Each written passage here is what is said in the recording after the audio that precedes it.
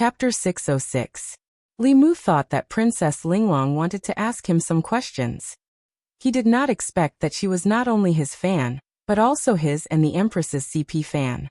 Looking at her expectant eyes, Li Mu nodded and said, "Yes. That's great, I knew it."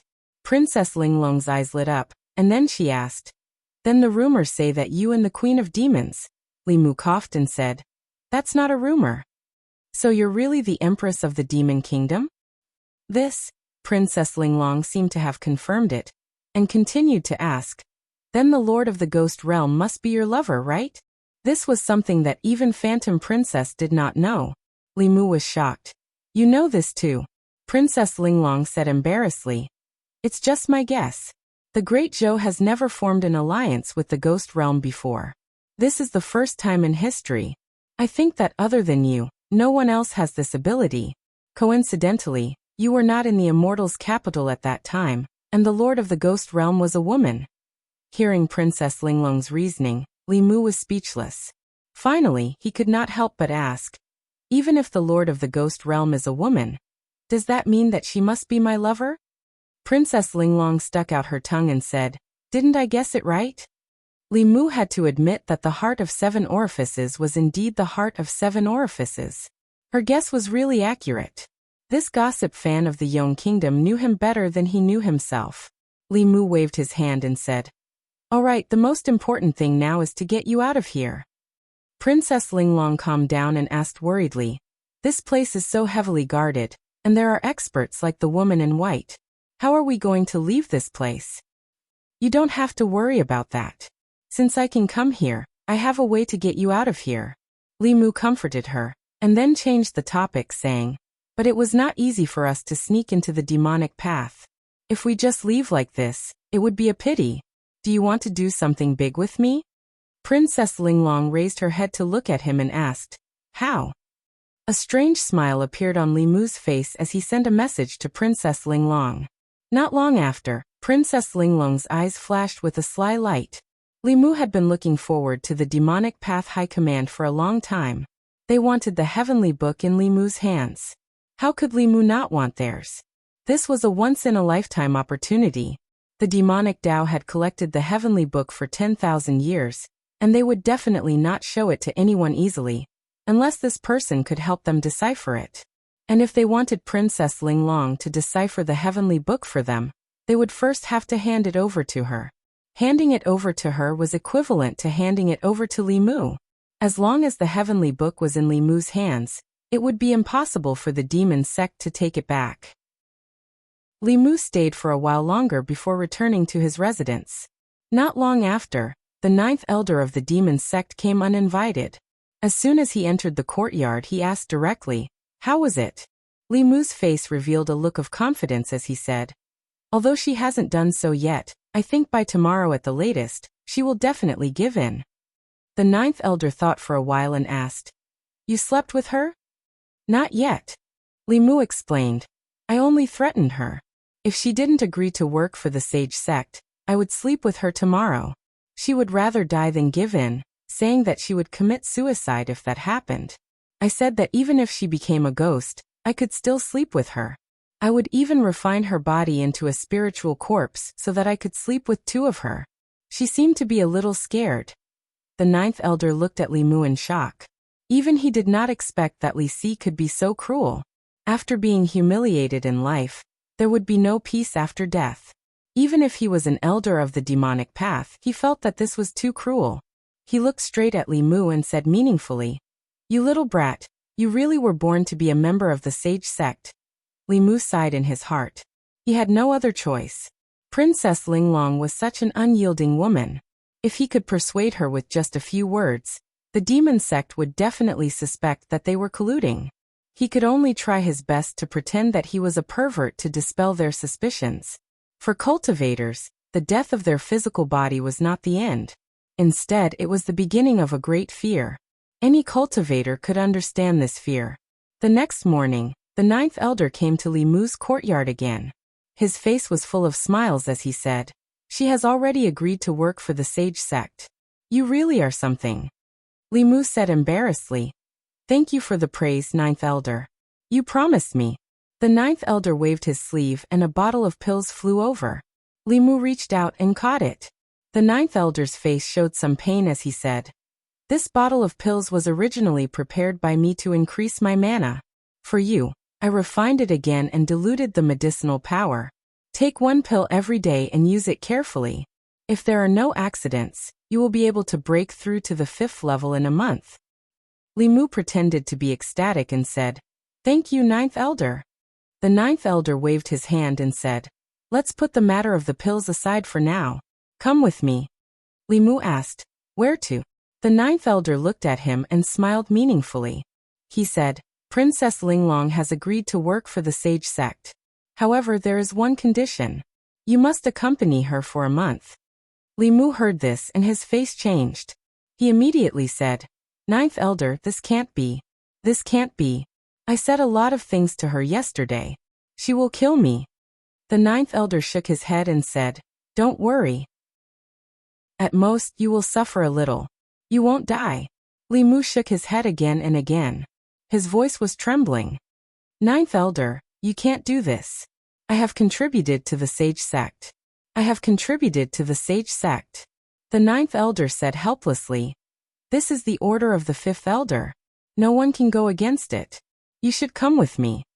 After saying this, he put his hand on Li Mu's shoulder. The two of them disappeared and reappeared in the square outside. In the square, Princess Linglong was already standing there. She held a long whip in her hand and stared at Li Mu. Her eyes were burning with humiliation. The ninth elder looked at Li Mu with pity and said, "You may suffer a little. Bear with it, and it will be over. The sage sect will compensate you in the future." After saying that, he gently raised his hand and Li Mu flew towards Princess Linglong involuntarily. Whoosh! The long whip in Princess Linglong's hand was swung over without hesitation. A whip mark appeared on Li Mu's clothes. After that, she shook her hand slightly and the sky was filled with whip shadows. They all landed on Li Mu. On the Earth Peak, many of the demon sect's geniuses saw this scene and could not help but shiver. What's going on? Fighting is forbidden on the island. Why doesn't the ninth elder do anything? Where did this girl come from? How can she not follow the sect's rules? This girl is not to be trifled with. I must stay away from her in the future. Seeing that the new genius was being beaten up by this girl alone, none of the elders stepped forward. The rest of the people felt a chill in their hearts. They had already listed her as an existence not to be trifled with. Only a few elders knew the inside story. This kid looked handsome and elegant, but his thoughts were cruel and perverted. However, if he had not angered this girl, she would not have agreed to work for the sage sect so quickly. It had to be said that this pure young body was even more demonic than the demonic path. He was born to be a disciple of the sage sect. Not long after, the young man was lying on the ground like a pile of mud. Princess Linglong's chest rose and fell for a long time before she gradually calmed down. The hatred in her eyes disappeared a little. She said to the girl in white floating in the air, "Give me the heavenly book." The girl in white waved her hand and a page of the heavenly book flew over slowly and landed in her palm.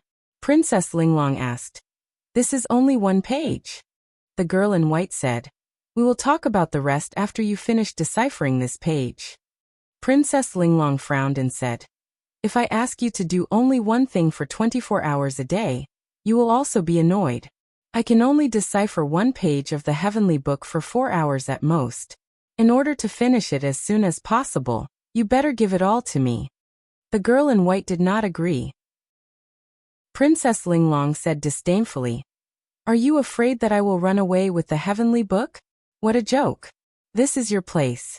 With you a few 7th level cultivators, and an 8th level cultivator, if I had the ability to escape from here, would I still be caught by you?" The girl in white still did not say anything. Instead, 2 rays of light flew over from the tower in the center of the island. When the rays of light flew close, they turned into 2 pages and landed in Princess Linglong's palm. Since the 3rd Grandmaster had already decided, the girl in white did not say anything. She only looked at Princess Linglong and said, "During the period of deciphering the heavenly book, if you have any requests, you can ask at any time." Princess Linglong said, "I don't have any requests. Just don't bother me. If I am annoyed, I will not be able to decipher the heavenly book. The girl in white said. From now on, no one will disturb you. However, every 3 days you have to engrave the contents of the heavenly book into a jade scroll, and send it out. Princess Linglong nodded and did not say anything else. She bent down and grabbed Li Mu by the collar and dragged him into the palace, leaving a clear trail of blood along the way. Seeing this, the group of demonic cultivators could not help but speak. So pitiful. If someone marries such a woman, he will spend the rest of his life in a nightmare. Fortunately, I did not offend her. Boom! When the stone door of the palace closed, everyone's heart tightened. Elder Jiao could not bear it and said to the girl in white, "Fifth Grandmaster, isn't this unfair to Li Si?" Xian Ming's expression was cold as he said, "The heavenly book is important. We will compensate him in the future." Chapter 607. The stone door of Princess Linglong's cultivation palace slowly closed.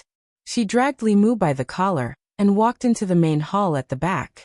Then the two figures disappeared on the spot. On the ghost island on the high tower, Xian Ming looked at the third ancestor and said, "She entered the flask space." The third ancestor said slowly, "It's absolutely quiet there. It's good for her to comprehend the heavenly book. Let her be. She can't escape from our hands."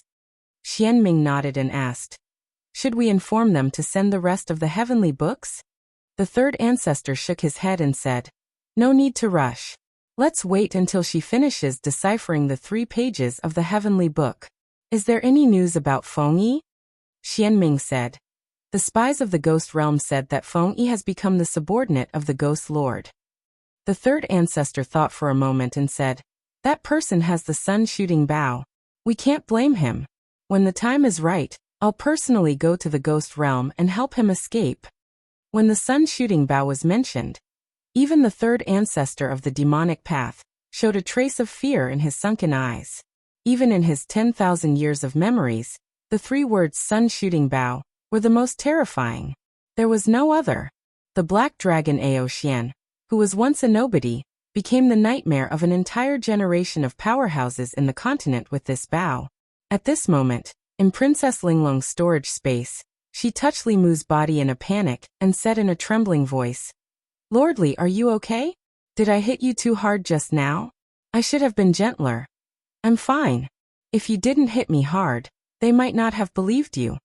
There was a price to be paid for being a spy. Li Mu knew this better than anyone else. It was easier said than done to dispel the suspicions of these old monsters of the demonic path.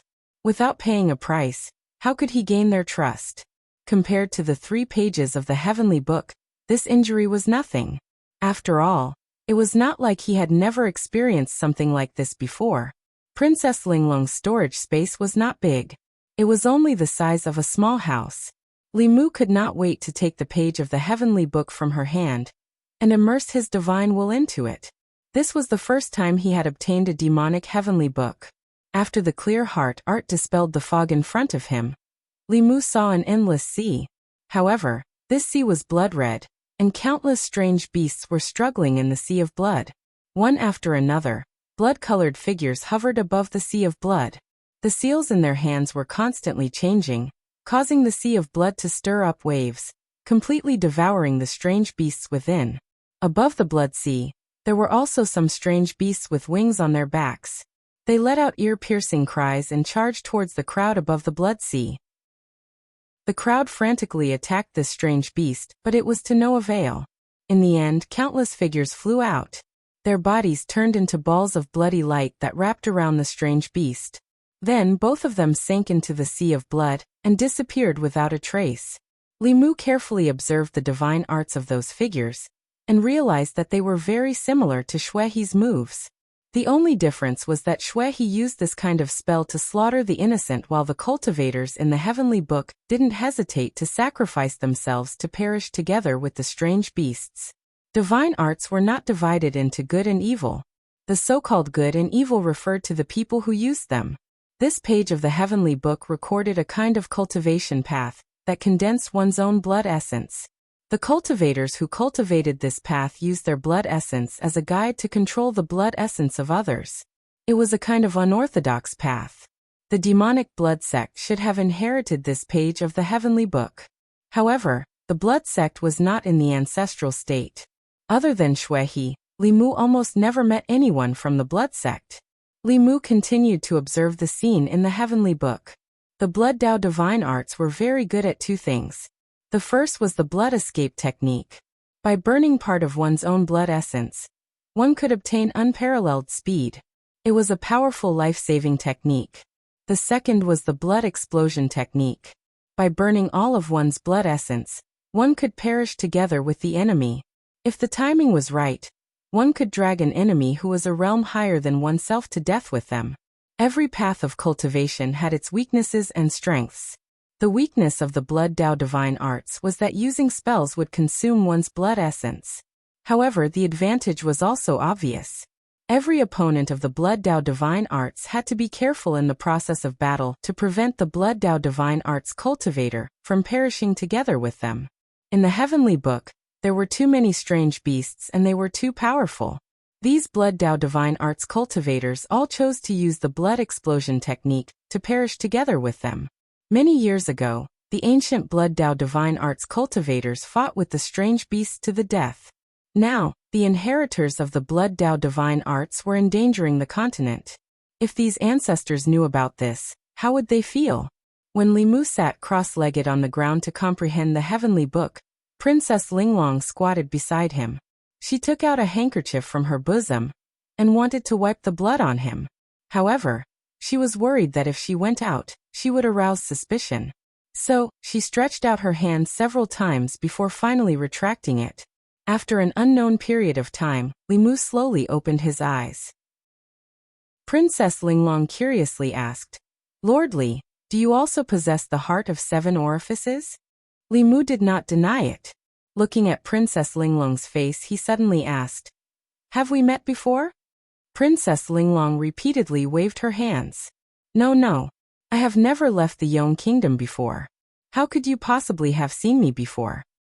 Li Mu did not ask any further. Waving his hand, he said, "You are a princess. There is no need to address me so respectfully." A princess of the Yong Kingdom was still a princess. Li Mu was a subject of the Great Zhou.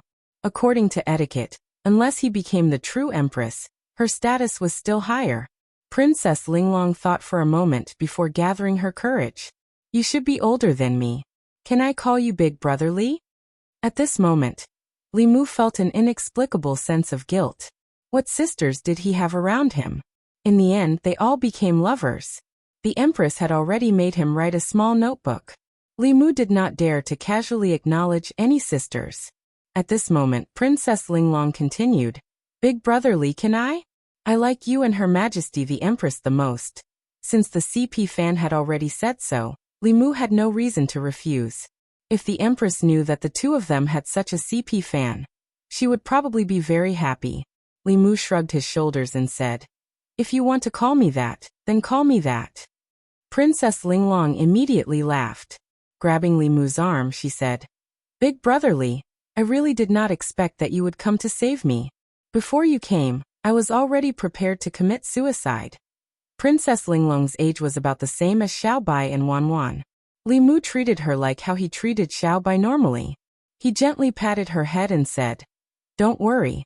Wait for another month and I will bring you away." Li Mu handed the Blood Dao Heavenly Book to her and said, "This page of the Heavenly Book.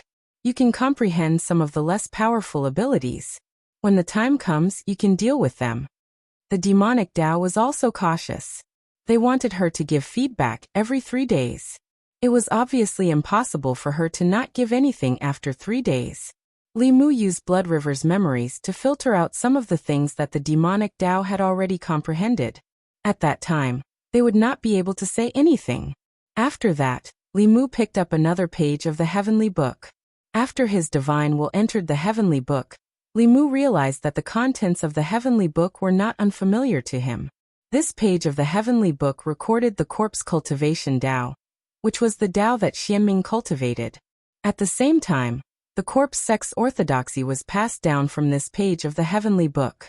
In ancient times, as long as it was in existence with self-awareness, it had its own Dao of cultivation. The corpse Dao was on par with the ghost Dao, the demonic Tao, and the human Tao. It was a supreme great Tao that could nurture a ninth realm expert. This page of the heavenly book was no less useful to the cultivation world than the demonic Tao. The Ghost Tao heavenly book was even more valuable than the heavenly books of the 6 sections. For thousands of years, these heavenly books were controlled by the demonic Tao. As a result, most of the corpse cultivators and blood cultivators came from the demonic Tao. This caused the originally undifferentiated Tao to become the demonic Tao in people's hearts. The contents of the Corpse Tao heavenly book were not much different from the rest of the heavenly books. Through the contents of the heavenly book, Li Mu already knew that during the era of the giant beasts, there was no distinction between the demonic Tao and the righteous Tao. Whether it was the Corpse Tao, the Ghost Tao, the demonic Tao, or the human Tao experts, they were all fighting hard against the mutated beasts. After the extinction of the mutated beasts, the living beings on the continent began to fight amongst themselves. The human Tao gradually evolved into the Buddhist Tao, the Taoist Tao, and the 100 schools of thought, which opposed the demonic Tao and the Ghost Tao. The Corpse Tao, the Blood Tao, and a portion of the Ghost Tao became the demonic Tao.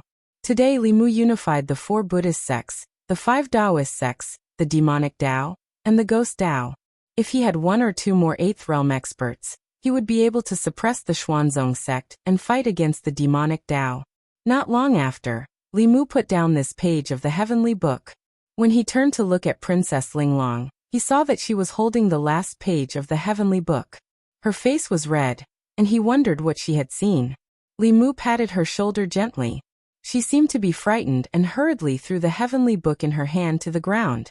Li Mu picked it up and immersed his consciousness into it. After a while, his old face was a little red, and he immediately withdrew his consciousness. Part of the content of this page of the heavenly book was about the Tao of dual cultivation between a man and a woman. The Hahuan sect of the demonic Tao probably originated from this. If the Tao of dual cultivation were to be shown in an image, the visual impact would be quite big. Ordinary innocent girls would find it hard to control themselves. Li Mu was different. Li Mu had experience in this kind of thing, so he could definitely read it with a learning attitude. Princess Linglong sat cross-legged in front of Li Mu. Her face was red, and her hands were clasped together as if she didn't know where to put them. Li Mu comforted her by saying, "You're still young. The content of this page of the heavenly book is not suitable for you to read. Let me do it." After saying that, Li Mu immersed his consciousness into the page again. The style of this page of the heavenly book was different from what Li Mu had seen before.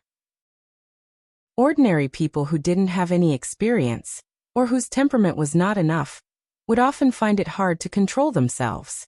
Li Mu looked at it with a learning attitude for a while, and soon discovered that this page of the heavenly book didn't only contain the Tao of dual cultivation. Other than that, it also contained part of the array, illusion, charm, and various other mystiques. Among them, there was a mysterious array that Li Mu had never seen before that caught his attention. A few key positions of this array were filled with huge supreme-grade spiritual jades. A few extremely old men, who looked like they could die at any time, sat cross-legged in the array. With the activation of the array, those supreme-grade spiritual jades instantly turned into dust. At the same time, above the array, a black whirlpool appeared. As the whirlpool continued to spin, the wrinkles on the foreheads of the few old men in the array began to reduce rapidly. The dark spots on their faces gradually disappeared, and their snow-white hair began to return to black from the roots. Chapter 608. Seeing this scene, Li Mu's eyes suddenly narrowed. This was a lifespan extension method. The appearance of these old men was very similar to the Tianjizi that Li Mu had seen before. This was a sign that their lifespan was nearing its end, and they were about to die. But through this formation, they seemed to have regained some of their lost lifespan. This was the lifespan extension method that Li Mu had been longing for a long time. The lifespan extension method of the demonic path was hidden in this page of the heavenly book. Li Mu carefully observed this formation, and gradually more information poured into his mind. This formation was called the sky-stealing formation, which meant to steal the lost lifespan from the heavenly Tao. The formation was extremely complicated, and the resources consumed each time were immeasurable. But the function of the formation was also obvious. It could extend the lifespan of a cultivator, who was nearing the end of his lifespan by another 60 years. Most cultivators would be willing to pay any price for this. In addition, Li Mu also saw the memory inheritance method that the demonic path experts had been using. Obviously, unlike the lifespan extension method, the memory inheritance method had been widely spread on the continent. Many cultivators outside the demonic path, such as the White Emperor and Ghost Servants, were using this method to continue their inheritance. However, the White Emperor failed. The demon corpse had its own intelligence, and was tricked by Li Mu into giving up the White Emperor's memory. Now it was unknown where it was hiding to cultivate. There were not many combat abilities in this page of the Heavenly Book, but these unorthodox methods, such as dual cultivation, lifespan extension, memory inheritance, and so on, were often more useful than combat abilities. Li Mu exhaled lightly, closed his eyes, and continued to comprehend. Ghost Island, Earth Peak. Several demonic path geniuses were sparring in the square. Asterisk rumble. Asterisk somewhere in the Dao Palace, a stone door suddenly opened, and a bloody hand stretched out from behind the stone door. A young man covered in blood slowly crawled out, but he only crawled out half of his body before he was dragged back by the people behind the door. In the square, someone's throat moved, and he could not help but swallow a mouthful of saliva. So miserable. You can't judge a book by its cover. That woman looks gentle and quiet, but I didn't expect her to be so perverse and violent. That pure young body, I'm afraid it bodes ill. It's none of our business. Continue. Days passed by just like that. The people of the Earth Peak were already used to some strange occurrences. That woman was obviously of great use to the sage sect. Therefore, even if she brought that pure young body genius in for torture every day, the elders would turn a blind eye to it. Within Li Mu's palace, he lay weakly on his bed and said to the ninth elder, "Ninth elder, I really can't hold on any longer." The ninth elder handed him a bottle of healing elixirs and said, "Hold on a little longer. After this period of time, your future will be bright. The sage sect will remember your contribution. When the time comes, you will receive a lot of benefits." Li Mu asked expectantly, "What benefits? I've suffered so much for Glory Sect and bled so much. Can Glory Sect help me enter the 6th level?" The ninth elder's eyes flashed. After getting along with him for nearly a month, he admired this junior very much. He was clever, talented, and could endure hardship. There weren't many people like him in the sage sect. The ninth elder even thought of taking him as a disciple. After a moment of silence, he said, "After entering the 5th level, your cultivation must slow down. It's best if you don't break through within 10 years. Li Mu was puzzled and asked, "Why?" The ninth elder shook his head and said, "There's no why. Just remember my words. I won't harm you." With that, he turned and left. Li Mu looked at his departing figure with a trace of surprise in his eyes. The demonic Dao geniuses outside didn't know that the demon sect gave them unlimited cultivation resources to raise them like pigs. The fattest pig that grew the fastest would be the first to be slaughtered. Similarly, the person who cultivated the fastest wouldn't be far from death. The ninth elder's warning was completely out of Li Mu's expectations. At this time, the ninth elder walked out of Li Mu's cultivation palace and saw a figure standing on the square with a jade slip in his hand. He immediately stepped forward and said respectfully, "Greetings, third forefather." Xianming looked back at him and said indifferently, "You've said too much. I'm guilty." The ninth elder knelt on one knee and said with a complicated expression, "But he has done too much for the sage sect. I can't bear to see him end up like that. Just this once." Xianming said lightly and flew to the tower. The ninth elder breathed a sigh of relief. When he came to his senses, he found that his back was wet with cold sweat. On the tower in the center of the ghost island, Xianming handed the jade slip to the third forefather. After a moment, the third forefather nodded and said, "Although most of them were comprehended by the predecessors, it also means that she didn't play any tricks. The heart of 7 orifices is hard to find in 10,000 years. Now there are 2. Is this a sign?" After a while, he shook his head and said, "It's a pity that I'm not Tianjizi. I can't see the future." Xianming said, Wait until we get Xuanzong's heavenly book and let her interpret it. If Tianjizi doesn't die, Xuanzong can't move. The third forefather closed his eyes and said, It's about time. I'm going to start avoiding the tribulation. I'll leave this to you. Just after noon, Li Mu stood in the courtyard and saw endless black fog gushing out of the tower in the center of the ghost island, completely enveloping the tower. Having finished reading that page of the heavenly book, Li Mu knew very well that cultivators who obtained lifespan extension through the great sky-stealing array would face a heavenly tribulation every month. They had to conceal their aura and deceive everyone to survive the heavenly tribulation. This tower was used to conceal one's aura and hide from the heavenly secrets. Seeing this, Li Mu walked out of the palace. In the square, several geniuses of the demonic path saw him and couldn't help but mock him. Yo, you still have the face to come out. Why is such a person still alive? If I were you, I'd rather die. In the past month, they had seen Li Mu being tortured every day. At first, they sympathized with him, but later they despised him. The existence of such a person was an insult to geniuses like them, and also an insult to men. In the face of everyone's mockery, the ninth elder's face darkened. He said, Shut up, all of you. Before he could finish his sentence, a figure suddenly flew out from the Dao Palace at the very front. It was Princess Linglong. The long whip in her hand lashed out at the three people who had mocked her just now.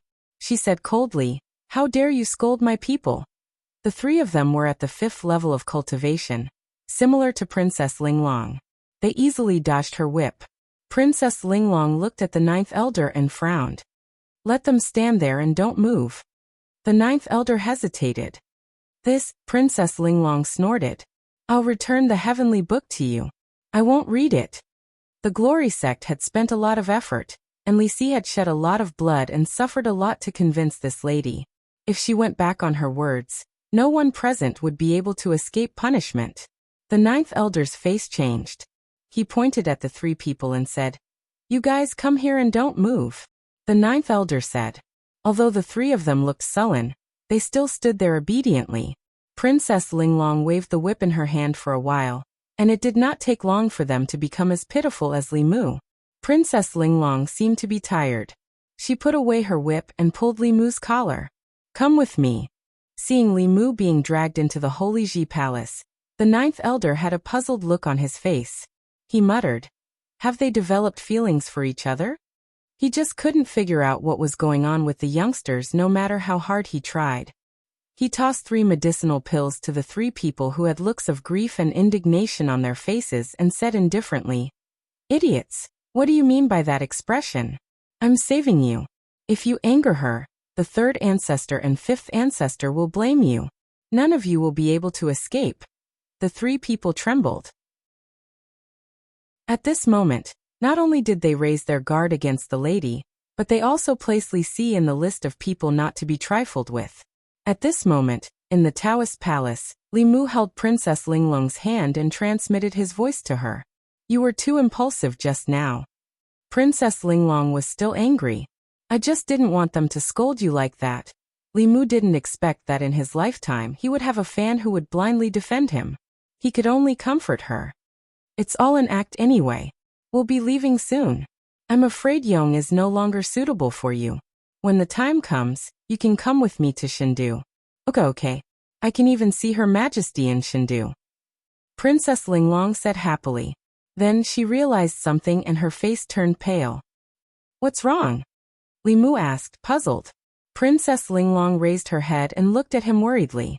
It's over. Big brotherly, I've been too harsh on you these days. If Her Majesty knows, she won't be angry, right?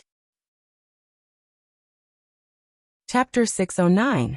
Li Mu thought for a while and said to Princess Linglong, It's better not to tell her about these things. It was nothing for a man to suffer a little outside. He was not afraid of the Empress being angry, but he did not want her to feel sorry for him. He looked at Princess Linglong again and asked, Are you ready? Princess Linglong nodded her head. Li Mu let go of her hand, and the sun-shooting bow appeared in his hand. At the same time, an illusory shadow appeared in the cave. This was a doppelganger that Li Mu had created in a month. This doppelganger contained his full power. The doppelganger walked into Li Mu's body, and Li Mu shot the bow into the sky. After a flash of light, the earth peak flashed, and a transparent shield collapsed. Li Mu held Princess Linglong's hand, and immediately used shrinking distance.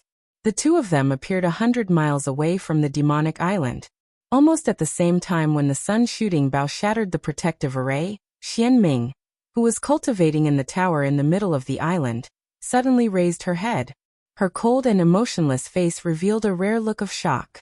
She blurted out, "This is the aura of the sun shooting bow." Then her body moved out of the tower. At the same time, she felt a spatial fluctuation coming from one of the palaces on the earth peak. Xianming scanned with her spiritual will, but she did not find Princess Linglong. The aura of the pure young body had also completely disappeared. Li Mu! She immediately realized something, and a shocking roar reverberated throughout the demonic island. Spots of white light emitted from Xianming's body, and in the next moment, she disappeared into thin air, leaving only a name reverberating on the demonic island. What happened? It sounded like the voice of the fifth forefather. Who angered the fifth forefather? Li Mu. Did this person do something again? Only after Xianming left did the experts on the demonic island react. They all flew into the sky with a confused look, not knowing what had happened. At this moment, 100 miles away from the demonic island, two figures appeared from the void. Princess Linglong's pretty face was filled with astonishment. Just a moment ago, they were still in the lair of diabolism. In the next moment, they were above the sea, and they could no longer see the ghostly island. This kind of long-distance teleportation was something that even transcendence experts couldn't master. Before she could come back to her senses, a white line suddenly appeared on the surface of the sea in the distance, and it was approaching them at an extremely fast speed. Princess Linglong asked curiously, "What is that white line?" Li Mu was alarmed and immediately said, "Leave quickly." That was not a white line. It was steam rising from the boiling sea. Xianming had caught up. As expected of the 5 ancestors of the demonic Tao, an old monster from 10,000 years ago. Even though Li Mu had taken the initiative, she could still catch up so quickly. Li Mu held Princess Linglong's hand and disappeared again. After 3 breaths, Xianming appeared at their previous location. Her face was cold as she continued to chase to the west. She said coldly, "Let's see how many times you can move." After teleporting out of the void once again, Li Mu's magic power had already been depleted by a small half. Although the shrinking ground was extremely fast, it also consumed a lot of spiritual power. Usually, he would recover his spiritual power as he hurried along. In this situation, he obviously didn't have the time to recover his spiritual power. As soon as the two of them appeared, the white line appeared on the surface of the sea again. Li Mu continued to move. This time, he and Princess Linglong appeared on a small island. Floating above the island, Li Mu didn't run away again. Instead, he quietly waited for Xianming's arrival. After a few breaths, the white line on the surface of the sea swept over, and the figure of a woman in white walked out. She was about 100 feet away from Li Mu. However, she didn't attack Li Mu. Instead, she looked down at the sea below and said coldly, "Come out." A shadow flew out from the sea and turned into an old man. He cupped his hands at Xianming and said, "Greetings, Lord Xianming." Looking at the old man in front of her, Xianming's expression became dignified. She said coldly, "Ghost servant, you dare to stop me?" When she was at her peak, even the ghost lord was afraid of her. She didn't care about a mere ghost servant. However, in this life, she hadn't cultivated to the peak. The ghost servant in front of her had the strength to fight with her. The ghost servant just looked at her calmly and said, "I have to obey the master's order. Lord Xianming, please don't blame me." "Then let's die together with them." Xianming's expression was cold. The sea below also froze instantly. Her cold voice seemed to come from the endless hell. As soon as Xianming's voice fell, Li Mu felt that the blood and primordial spirit in his body were about to break out. Princess Linglong's face was even paler. Her primordial spirit shadow appeared outside her body. Li Mu immediately sent her into the flask space. He also distanced himself from the battlefield. Both Xianming and the ghost servant had the strength of the peak of the transcendent realm. In the center of their battle, Within a radius of 10 miles, huge waves rolled up. The sea water boiled into fog for a moment, and then froze into ice for a moment. The sky also dimmed. The white clouds near the battlefield were scattered and disappeared. Li Mu was dozens of miles away. His hair and clothes fluttered because of the wind caused by the aftermath of the spell. The ghost servant's spiritual power was more profound, but Xianming's experience was obviously more abundant. The two of them couldn't determine the winner in a short time. However, if the battle dragged on for a long time, the experts of the demon sect from the Ghost Island would arrive. In Li Mu's hand, the sun shooting bow appeared again. He quickly locked onto Xianming and shot an arrow. This arrow took away one of Xianming's arms. Li Mu's spiritual power was also depleted. He quickly used the incantation to recover his spiritual power, and waited for the second arrow to be shot. There was no need to talk about martial ethics when dealing with the enemy. It would be best if he could kill her today. Even if he couldn't, he had to end the battle as soon as possible. After being hit by the sun-shooting bow, Xianming's strength was damaged. In the battle with the ghost servant, she immediately fell into a disadvantage. At this time the ghost servant suddenly said, "Ghost Empress, please lend me the sun-shooting bow." Li Mu didn't react at first. He was stunned for a moment before he realized what the ghost empress meant. At present, other than the Tao Te Ching that could injure the enemy 800 and himself 1,000, the sun-shooting bow was his biggest trump card. Li Mu naturally couldn't give it to others easily. This bow couldn't recognize an owner. Whoever had it could use it. If it was given to an evil person, wouldn't there be endless troubles? Li Mu was still hesitating, but Xianming's expression had changed greatly. She no longer fought with the ghost servant. Her body turned into a white light and disappeared into the sky in a flash. The ghost servant slowly flew back. He cupped his hands at Li Mu and said, "Please forgive this old servant for being rash. Otherwise, I wouldn't have been able to intimidate her." Li Mu hadn't seen the other abilities of the 5 ancestors of the demonic way, but her ability to escape was top-notch. Both times, she was decisive and straightforward, without any hesitation. No wonder her memory could be safely passed down for 10,000 years without any mistakes. Li Mu didn't delay. He and the ghost servant flew to the coast of the South Sea. At this moment, the crisis had been resolved. However, 3 days later, when the third ancestor woke up, they would have to bear the fury of an 8th realm expert. He had to make thorough arrangements early. When Li Mu brought Princess Linglong back to Yong, Xianming, who had lost an arm, also returned to Ghost Island. He and the third ancestor didn't expect that Li Si was actually Li Mu. His purpose in coming to Ghost Island was to rescue Princess Linglong and steal the Heavenly Book. He actually succeeded. Although the Sage sect had obtained a page of the Heavenly Book from Yong, 3 pages had been snatched away by Li Mu. It was a disastrous loss. What was even more infuriating was that everyone, including her and the third ancestor, had been fooled by Li Mu. For 10,000 years, no one had ever done such a thing. The Sage sect had never lost the Heavenly Book they had obtained.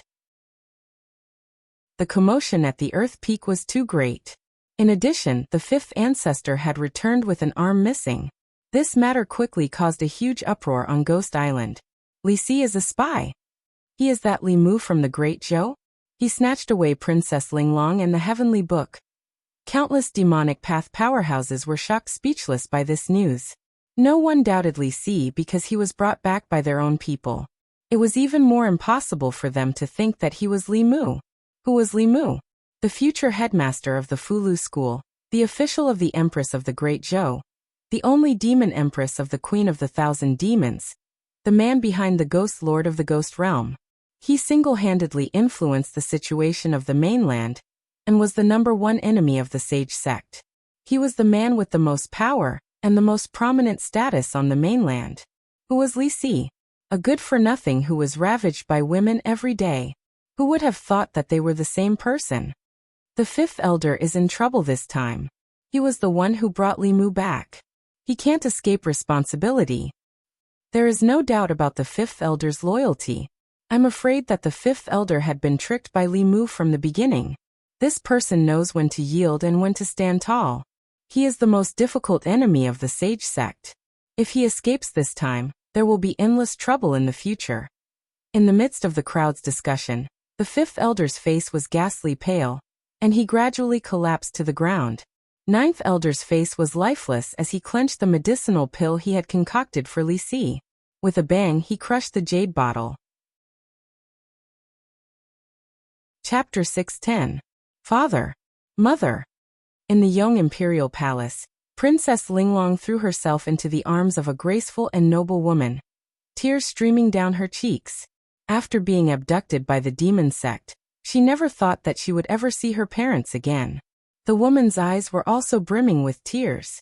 Holding her daughter's face, she asked with concern, "My poor daughter, you must have suffered a lot." Princess Linglong gazed at Li Mu. She hadn't suffered at all. The one who had truly endured humiliation and suffering was Li Mu. Wiping her tears, she looked at the woman and said, "Mother, don't worry. With Big Brother Li here, they didn't do anything to me." The young emperor and empress respectfully bowed to Li Mu, gratefully saying, "Many thanks, Lord Li. If it weren't for Lord Li, my daughter would likely have met with misfortune." Li Mu waved his hand and said, "You're welcome. This is what the Great Zhou should do." The Yong Empire paid so much protection money to the Great Zhou every year. This was the purpose of the protection money. Soon after, Li Mu said, "Although I've already brought Linglong back, the danger from the demon sect has yet to be resolved. In 3 days, one of the demon sect's 3 patriarchs, an 8th-level expert, will awaken from his slumber. It's very likely that he will take revenge on the Yong Empire. We need to prepare early." When everyone heard this, their faces were filled with worry. The Yong Empire was already unable to resist the 7th-level demon sect's 5 patriarchs. If an 8th-level demon sect's 5 patriarchs came, the Yong Empire would be in danger of annihilation. Seeing their worry, Li Mu said, "Don't worry. I've already made arrangements. Even if the demon sect's 3 patriarchs really descend upon the Yong Empire, there is no need to fear them." Who was Li Mu? He was the continent's legend. He had pacified the Great Zhou, allied with the Yao nation, and allied with the Ghost Realm. Everything he had done was worthy of being recorded in the annals of history. Not long ago, he had charged into the demon sect's lair alone and rescued Linglong from the hands of the world's top experts. The people of the Yong Empire had long since regarded him as their backbone. The Yong Emperor solemnly said, "If Lord Li has any instructions, the Yong Empire will definitely do them." Li Mu nodded and said, "I need some high-grade spiritual jades and some top-grade materials for setting up arrays." The Yong Emperor immediately replied, "We will have someone make the arrangements." Li Mu had only felt the tip of the iceberg from Tianjizi. That mountain-like pressure was still fresh in his memory. There was an insurmountable gap between the 7th realm and the 8th realm. Even if several 7th realm cultivators joined forces, they were still no match for an 8th realm cultivator. However, if several of them were not enough, what about 10 of them? The state of Yong currently had 3 transcendents. The southern states had the 5 Taoist sects, the Ghost Realm, the Yao Nation, the 4 Buddhist sects, and the Great Zhou. Li Mu hadn't calculated in detail before, but after doing so, he realized that he could mobilize so many transcendents just by relying on his reputation and the subordinates he controlled. If he could integrate this force, even the 3 ancestors of the demon sect wouldn't be able to return alive. The only problem was that the 4 Taoist sects were still fine. They were originally in the south and could support the state of Yong in a short period of time. However, the Great Zhou, the Fulu School, the Yao Nation, and the Ghost Realm were too far away from the state of Yong and couldn't provide timely assistance, unless he could gather them together in an extremely short period of time. Coincidentally, the heavenly tomes of the Spirit Array sect recorded an ultra-long-distance teleportation array. This kind of teleportation array could easily teleport people tens of thousands of li, or even tens of thousands of li away in an instant. It could be said that it utilized the power of space to the limit. The only drawback was that it consumed too many resources. Every teleportation required a large amount of high-grade spiritual jades as the energy source. Once or twice was fine, but if used too many times, even a large sect like the Fulu School would use up all of its spiritual jades. If that weren't the case, Li Mu would have already constructed countless of these teleportation arrays. One was in the divine capital, one was in the Yao nation, one was in the ghost realm, and one was in Mount Baiyun. How much time could they save? As one of the wealthiest people on the continent, Li Mu still hadn't chosen to construct this kind of teleportation array. This was enough to show just how expensive it was. In the current situation, he had no choice but to do so. If the three ancestors of the demonic Tao personally descended, the state of Yong would undoubtedly be destroyed. It could be said that apart from the Xuanzong, the demon sect could destroy any of the various powers on the continent. If he constructed long-distance teleportation arrays in every region, he would be able to provide reinforcements when one side was in trouble. The cost of teleportation arrays was too great, so he wouldn't normally use them. He would only activate them when the various powers were facing a great crisis. On the way back, Li Mu had already sent a message to the various powers, ordering them to immediately prepare the materials. In the following 3 days and 2 nights, he wouldn't be able to rest for even a moment. After personally helping the state of Yong construct the teleportation array and teaching them how to use it, Li Mu immediately headed for the spirit array sect. It would take too long for him to set up the teleportation array by himself. He needed to find some helpers from the spirit array sect.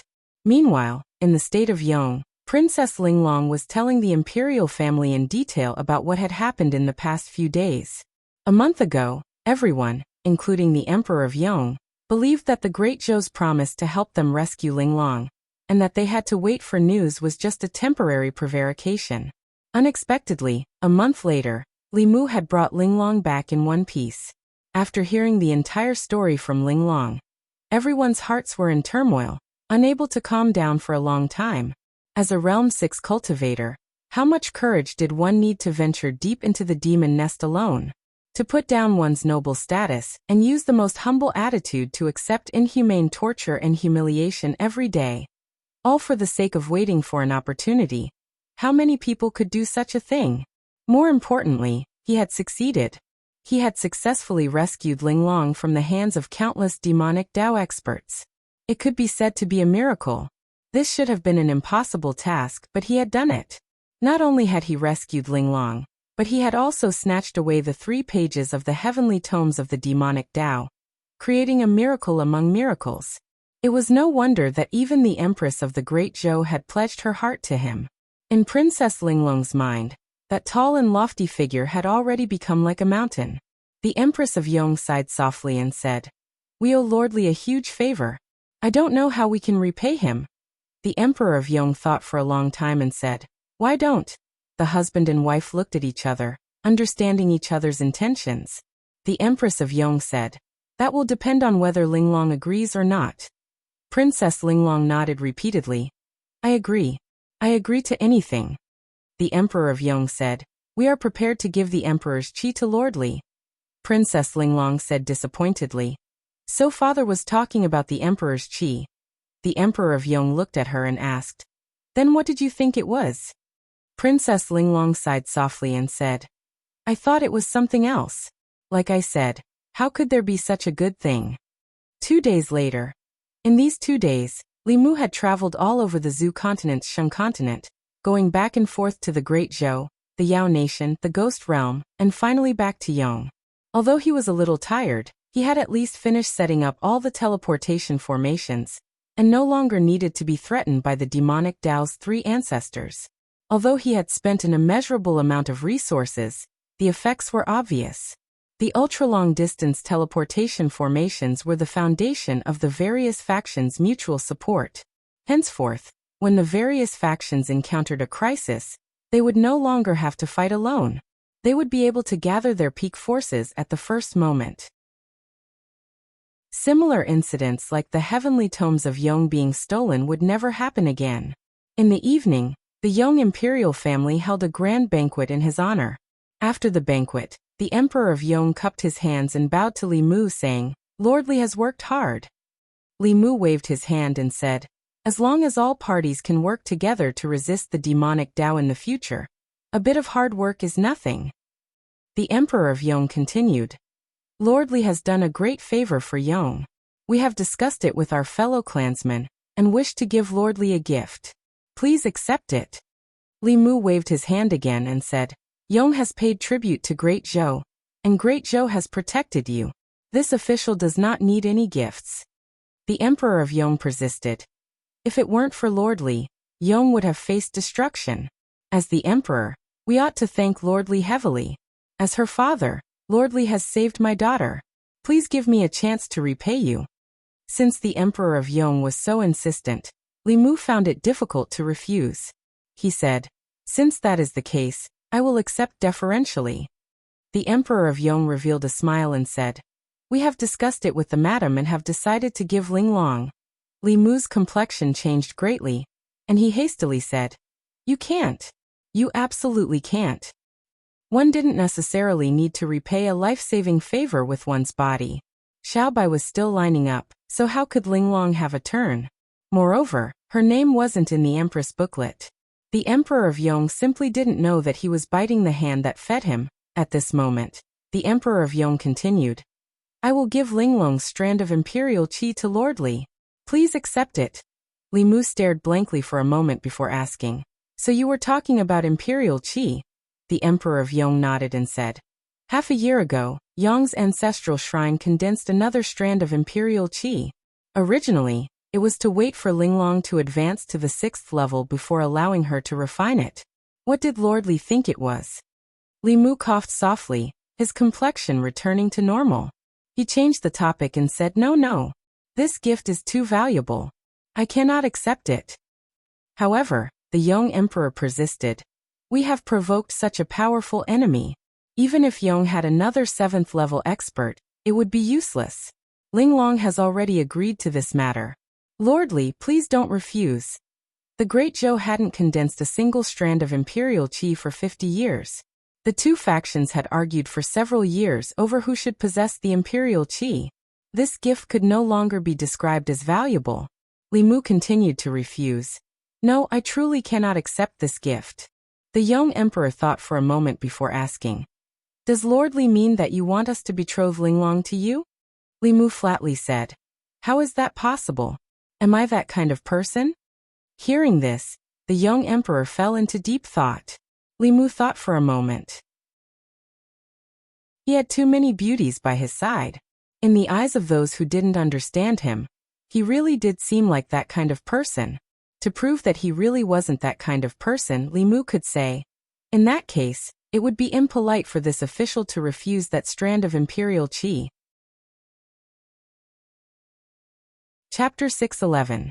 In the Yong ancestral shrine, a golden dragon made of telekinesis coiled around a huge stone pillar. Compared to the golden dragon that Li Mu saw in the Great Zhou ancestral shrine, this dragon was slightly larger, but not by much. It probably wouldn't be long before the Great Zhou's imperial aura matured. It had to be said that the Yong kingdom's ability to rule a country, and win the hearts of the people, was unique. Its territory was only 1/10 of the Great Zhou's, and its population was far less than the Great Zhou's. However, the speed at which it condensed imperial aura far surpassed the Great Zhou's. Li Mu couldn't help but be curious about the strategy recorded in the Yong kingdom's heavenly tome. Unfortunately, the heavenly tome was still in the hands of the demon sect. Knowing that Linglong had already comprehended the heavenly tome, Xianming didn't give it to her. Therefore, it was a 1-for-3 exchange. The demon sect had stolen 1 page of the heavenly tome from Yong, while Li Mu had stolen 3 pages from the demon sect. No matter how one looked at it, Li Mu didn't lose out. This time, the demon sect had been bullied by Li Mu. If they had 10 pages of the heavenly tome, they could only obtain 1 page every 1,000 years. Li Mu had wasted 3,000 years of effort in a single month. When the 3 ancestors woke up from their tribulations and learned of this news, who knew how they would feel? From today onwards, all the factions related to Li Mu were on high alert. As soon as the transmission formation lit up, they would teleport to Yong without hesitation. Li Mu waited in the palace that the Yong imperial clan had arranged for him. Princess Linglong walked in from outside and said, Big brother Li, aren't you bored staying here? Why don't I take you to the palace? After all, this was his first time facing the might of an 8th realm expert. In order to wait for the arrival of the demon sect's 3 ancestors, Li Mu's nerves had been stretched taut. Hearing this, he didn't refuse and strolled around the young imperial palace with Princess Linglong. The two strolled around the imperial gardens before arriving at the front hall of the imperial palace. Coincidentally, it was noon at the moment. The officials of the various yamen left the yamen and headed to the food and beverage department for lunch. When they saw the two of them, they all stopped in their tracks and bowed. "Greetings, Princess Linglong." Princess Linglong smiled and said, "Thank you all for your hard work. Please go and have your meal." The officials cupped their hands and took their leave. One of them walked a few steps and looked back at Li Mu. After a moment of confusion, he suddenly exclaimed, "Could this be Lord Li Mu?" As soon as he said this, all the officials turned their heads and immediately caused a commotion. "What? Lord Li? Where is Lord Li?" "I've heard that Lord Li rescued the princess from the demon sect and is currently in our Yong. Could this person be?" Facing the excited young officials, Li Mu cupped his fists and said, "Nice to meet you, nice to meet you." As soon as Li Mu's voice fell, the atmosphere in the field immediately boiled. "I've long heard of Lord Li's great name. Today, I finally have the fortune to meet you. Lord Li, can you tell us in detail how you allied with the Demon Kingdom and the Ghost Realm? For thousands of years, only you have accomplished such a magnificent feat for the human race. I'm more interested in how Lord Li rescued Princess Linglong. This is like pulling a tooth from the tiger's mouth. It can be called a miracle." Li Mu was escorted to the food and beverage department by the enthusiastic young officials and had lunch with them. The imperial kitchen of Yong was not solely responsible for cooking for the imperial family. It was also responsible for the 3 meals a day for the officials. The Yong court had even established a food and beverage department for this purpose. The food and beverage department had famous chefs from all over the country who specialized in the local cuisines of each region. This allowed the officials, regardless of where they came from, to eat their own local cuisine in the palace. With regards to this point, Li Mu planned to imitate the Yong court when he returned.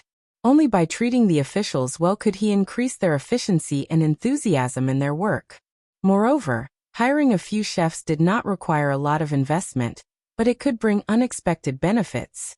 "Lord Li, I've heard that the Empress of the Great Zhou, the Queen of the Myriad Demons, and the Ghost Lord of the Ghost Realm are all your lovers. Lord Li is truly worthy of being our role model. Whenever Lord Li plans to attack Xuanzong, we will support you in seeking justice. Lord Li, tell us, how did you escape from the clutches of so many demonic Dao experts?" Li Mu had never imagined that his largest fan club would be in the Yong court. Many officials in the Great Zhou feared him and avoided him like the plague. When the Yong court officials, especially the younger ones, saw him, they were like fans meeting their idol. Among them, Linglong was the head fan club. As a qualified fan club leader, Linglong took the initiative to lead Li Mu away from the imperial palace when she saw that he was unable to bear the harassment of the younger officials. Walking on the streets of the Yong court, Li Mu felt as if he was taking a stroll in the divine capital. The citizens of the Yong kingdom were full of vigor, unlike the people Li Mu saw when he first came to Chengdu. Most of them were lifeless, like walking corpses. The citizens of the Yong kingdom naturally had a lot of telekinesis. On the streets of the Yong court, children played with each other, cheerful laughter filling the air. As the elderly walked through the streets, people took the initiative to support them. Li Mu even saw nursing homes and orphanages. Linglong told him that the court would take care of the elderly and children who had lost their families. The money and resources needed to settle them would come from the national treasury. Coupled with donations from the outside world, there would not be a situation where the elderly and children were left without a home. In addition, the court would allocate funds every year for the impoverished commoners who found it difficult to continue living, providing them with the bare minimum of living expenses. In the Yong court, if the commoners fell ill, they would not have to spend too much. The court would cover the majority of their medical expenses. Li Mu's various experiences in the state of Yong made him realize that he and the Empress had done many important things over the years, but they had neglected these trivial matters. These were the matters closest to the lives of the common people, and were also the matters that the common people were most concerned about. It was no wonder that the people of the Yong court were so united. People did not only care about their relatives, but also their children. The elderly had their parents, the strong had their uses, and the young had their strengths. The poor, widowed, lonely, alone, disabled, and ill were all taken care of. While most of the countries on the continent were still in the feudal era, the Yong court was already moving towards a harmonious society. After thinking it over, Li Mu asked, "Therefore the trade between the Yong court and the Great Zhou court is actually for the sake of the commoners. Is this the way of governing a country described in the Heavenly Book?" Linglong nodded. 100 years ago, the old ancestor obtained a page of the Heavenly Book by chance and slowly comprehended these ways of governing a country. Only then did the Yong court its current state.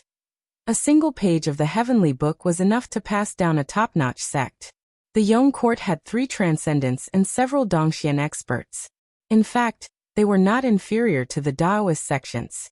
It was not an exaggeration to view them as a sect disguised as a government. If the news of the Heavenly Book had not been leaked, the Yong court would have relied on the willpower of tens of millions of citizens to grow into one of the top powers on the continent in a few decades or 100 years. After all, in terms of willpower, the Great Zhou could not compare to the Yong court. Accompanied by Linglong, Li Mu toured the Yong court for a day. Many insights emerged in his mind. Aside from the dark clouds of the demonic Tao that still shrouded the continent, the Great Zhou's internal and external troubles had basically been quelled. It was time to consider improving the welfare of the commoners and better gather the willpower of the people. The Great Zhou's commoners outnumbered the Yong court by more than 10 times. If their average willpower was at the Yong court's level, wouldn't they be able to condense a strand of imperial aura every year? Of course, the difficulty of governing such a large country was incomparable to that of the Yong court. However, if some changes were made to the commoners, the speed at which imperial aura was condensed would increase several-fold. When night fell, Li Mu and Linglong returned to the imperial palace. The various regions of the Yong court were still peaceful. Li Mu was somewhat puzzled. The demonic Tao's 3 ancestors had already finished their tribulations. When they learned that the 3 pages of the Heavenly Book had been stolen, they would definitely be furious. However, regardless of whether it was the Yong court or the Great Zhou, there was no news of them. The demonic Tao had only accumulated a few pages of the Heavenly Book for several thousand years. Now that Li Mu had stolen 3 pages, it was unlikely that they would suffer such a loss. However, it was fine if he did not come. As long as the 3 ancestors did not take action, the world would be peaceful and stable. The pressure in Li Mu's heart was swept away. Deep into the night, the Yong court was quiet. At the same time, in the depths of the southern sea, endless roars could be heard from the towering waves. "Divine Predictor, you have repeatedly obstructed me. One day I will flatten your Xuanzong." Chapter 6:12. Li Mu originally thought that after the demon sect's 3 ancestors woke up, they would immediately take revenge on him and Yong and snatch back the heavenly tomes. Unexpectedly, he had stayed in the Yong kingdom for half a month without seeing any signs of activity. Neither the demon sect's 3 ancestors nor Xianming had any intention of snatching back the heavenly tomes. Li Mu's numerous long-distance teleportation formations seemed to have been built in vain. At this moment, Li Mu suddenly recalled that Pei Yi had once said that the 3 ancestors could not easily set foot on the continent. Although Li Mu didn't know the reason behind this, since the Devil Sect didn't plan on attacking Yong, there was no need for Li Mu to remain here. The reason why he had stayed in Yong for so long was to learn how to govern Yong. The Great Zhou's internal problems had been resolved, and its external troubles had been quelled. What was needed now was peaceful development. In this aspect, he needed to learn from Yong. In the Yong Imperial Palace, Li Mu extended his hand to Linglong and said, "Let's go." This time, he wanted to bring Princess Linglong back to the divine capital. Firstly, her heart of 7 orifices was extremely attractive to the demonic Tao. If she remained in Yong, Yong would not be able to protect her. In addition, Linglong had taken the initiative to follow Li Mu to the divine capital. She felt deeply guilty for torturing Li Mu every day on the demonic island. Although it was an act, she had really done it. She had taken the initiative to follow Li Mu to atone for her sins. Li Mu had emphasized to her many times that it was only a temporary measure in times of danger. However, Princess Linglong seemed to have accepted this stubbornly. Since he was going to take her with him anyway, Li Mu let her be. Aside from protecting her, Li Mu actually had a small selfish motive. Although the heavenly tomes of Yong had been snatched away by the demonic Tao, Linglong was a walking heavenly tomes. If he brought her to the divine capital, and had her help the great Zhou implement a series of reforms, wouldn't he and the Empress be liberated? As the group watched the two disappear, the young emperor suddenly realized something and muttered, "Oh no, we fell into a trap." Great Zhou Shindu. According to past practice, whenever Lord Li Mu disappeared for a period of time, it meant that he was planning something big. The Great Zhou, the Yao Nation, and the Ghost Realm had formed an alliance during his absence. This time, news of Lord Li barging into the demon sect's lair alone and rescuing Princess Linglong from Yong under the noses of many demon sect experts spread from Yong to Shindu. Even if the people were already used to his actions, they still couldn't help but sigh in their hearts when they heard about this. Lord Li was forever a god. Ever since he stepped into the divine capital, all the things he did were things that others couldn't do, things that others didn't dare to do, and things that others didn't even dare to do. Even the people he chose to date were like this. In the entire Great Zhou, he was probably the only one who dared to flirt with the Empress. At this moment, in the Changle Palace, Li Mu was preparing to report to the Empress. Zhou Yi sensed that Li Mu had returned, and was originally overjoyed. However, in the next moment, he sensed the aura of an unfamiliar woman beside him. Seeing Li Mu and a young woman walk in, the Empress only shot him a glance and didn't say anything.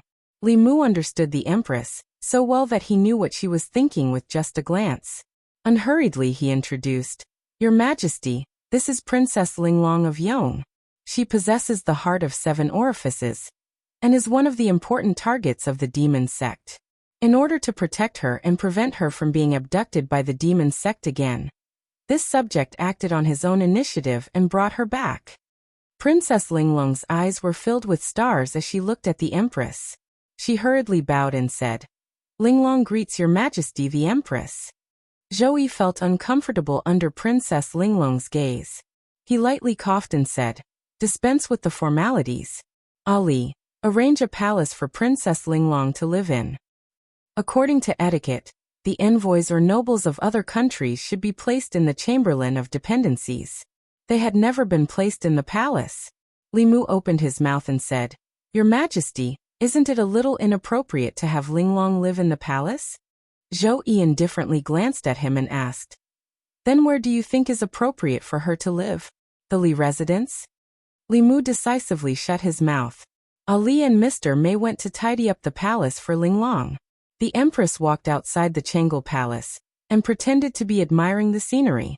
She indifferently said to Li Mu, "Her name wasn't on that paper."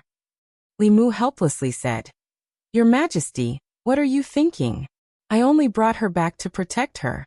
At the same time, I also want her to help the Great Zhou implement some reforms that affect the people's lives. Also, she is an admirer of Your Majesty." Zhou Yi was diverted by Li Mu's change of topic. He asked, "What does she admire about me?" Li Mu said, "Your Majesty is young, but you are already one of the most powerful people in the Zhu continent. You control the most powerful empire in the Zhu continent. You are the idol of countless women, including Linglong. She has told me more than once about her admiration for Your Majesty." At the entrance of another palace, Princess Linglong looked at Li Mu and the Empress standing side by side not far away. She was full of joy and said, "Big Brother Li and Your Majesty are a perfect match. Seeing them together makes me happy." Mr. Mei was puzzled and asked, "Your Majesty and Li Mu are together. What makes you happy?" Princess Linglong said, "I don't know. In any case, I'm just happy." Zhou Yi glanced at Linglong from the corner of her eyes and asked Li Mu, "What's there to be happy about?" Li Mu explained, "Your Majesty might not understand, but when she admires the two of us at the same time, she would very much want to see us together. Aren't the people of the divine capital like this? Your Majesty also knows the people's cries for us." Zhou Yi understood Li Mu's explanation. Countless people of the divine capital hoped that she would make Li Mu empress. She didn't expect that there would also be such a person in the distant Yong kingdom. At this moment, Zhou Qiong suddenly didn't care so much about the fact that Li Mu had brought back a beautiful woman. She glanced at Li Mu and said, "Follow me." Li Mu followed behind the Empress and soon arrived in front of the ancestral shrine.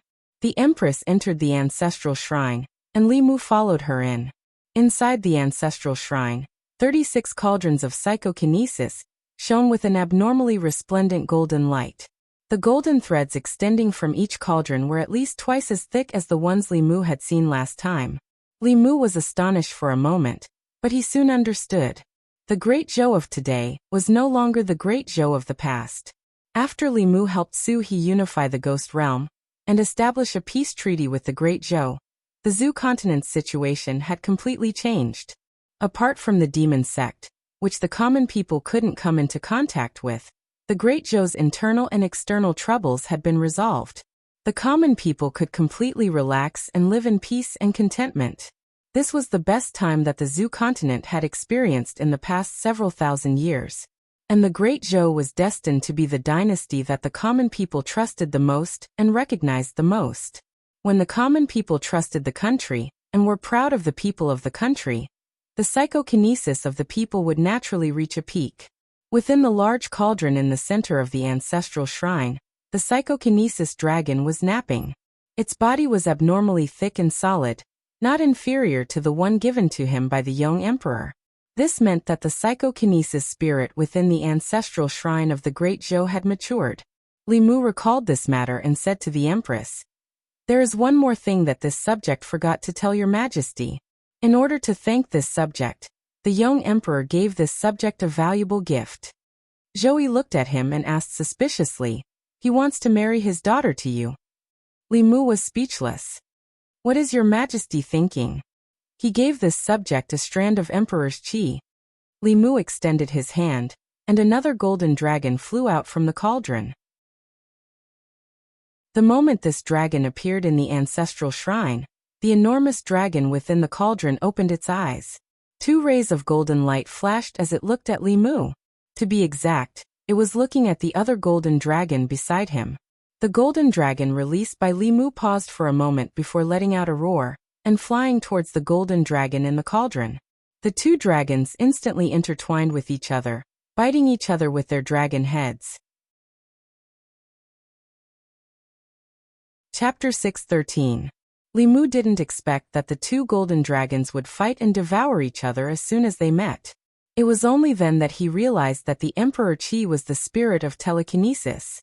They were formed from telekinesis. Whenever 2 spirits of Emperor Qi met, they would devour each other to strengthen themselves. This was an instinct of telekinesis spirits. Li Mu and the Empress wanted to stop them, but it was too late.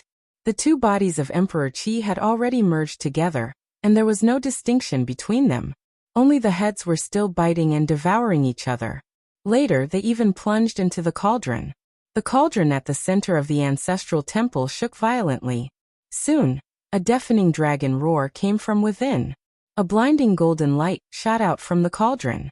It passed through the roof of the ancestral temple and tried to escape into the depths of the clouds. The Empress reached out and clenched her hand. An invisible hand seemed to appear in the void and captured the golden light. In the next moment, the telekinesis spirit in the ancestral temple showed its original form again. The golden light on its body was even more dazzling. Its body was also thicker than before. However, only one of the original 2 golden dragons was left. It was obvious that one of them had been devoured by the other. Li Mu and the Empress had already discussed who the Emperor Qi belonged to. The Empress had already refined a strand of Emperor Qi, so a new one was useless to her. Li Mu had his own telekinesis cultivation, so he didn't need the Emperor Qi to break through to the next level. The first strand of Emperor Qi in the ancestral temple was originally prepared for Lu Hanyan. A few years later, the second strand of Emperor Qi was left for Li Qing. After Linglong's father gave Li Mu a strand of Emperor's Qi, there was no need for them to split it evenly. Now that one strand of Emperor's Qi had been devoured, there was only one left. Who should he give it to? Moreover, after the 2 strands of Emperor Qi merged, a new telekinesis spirit was born. It was twice as strong as before. With their current cultivation, They couldn't bear the impact of such a huge telekinesis. The Empress saw this and said, "It seems that only you can refine this strand of Emperor Qi." Li Mu thought for a while and nodded. In the past, he did not consider refining it himself because he would reach the 7th realm sooner or later. He did not want to waste a strand of Emperor's Qi. The sooner the people around him reached the Transcendence realm, the sooner he could rest assured. However, his experiences during this period of time made Li Mu gradually realize that his cultivation was still not enough. Now that he was at the 6th realm, his previous enemies were no longer a threat to him. However, new enemies were constantly appearing. Not to mention the 3 ancestors of the demonic Dao in Tianjizi. Even a peak transcendent expert like Xianming could only run away if he saw them. He needed to at least reach the 7th level transcendent realm in order to have the confidence to stand on this continent. The time it would take to refine the Emperor Qi was uncertain. It could take months or years. This strand of Emperor Qi was far more powerful than ordinary mature Emperor Qi, so it could take even longer. Before he went into seclusion to refine the Emperor Qi, he had to arrange everything around him. Li Mu left the palace. When he returned home, the people of the divine capital were still discussing the dragon roar that came from the palace, as well as the golden light that shot into the sky.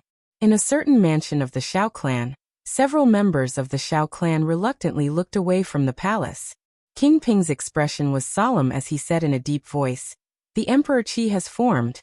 It had only been a few years since the last strand of Emperor Qi was formed.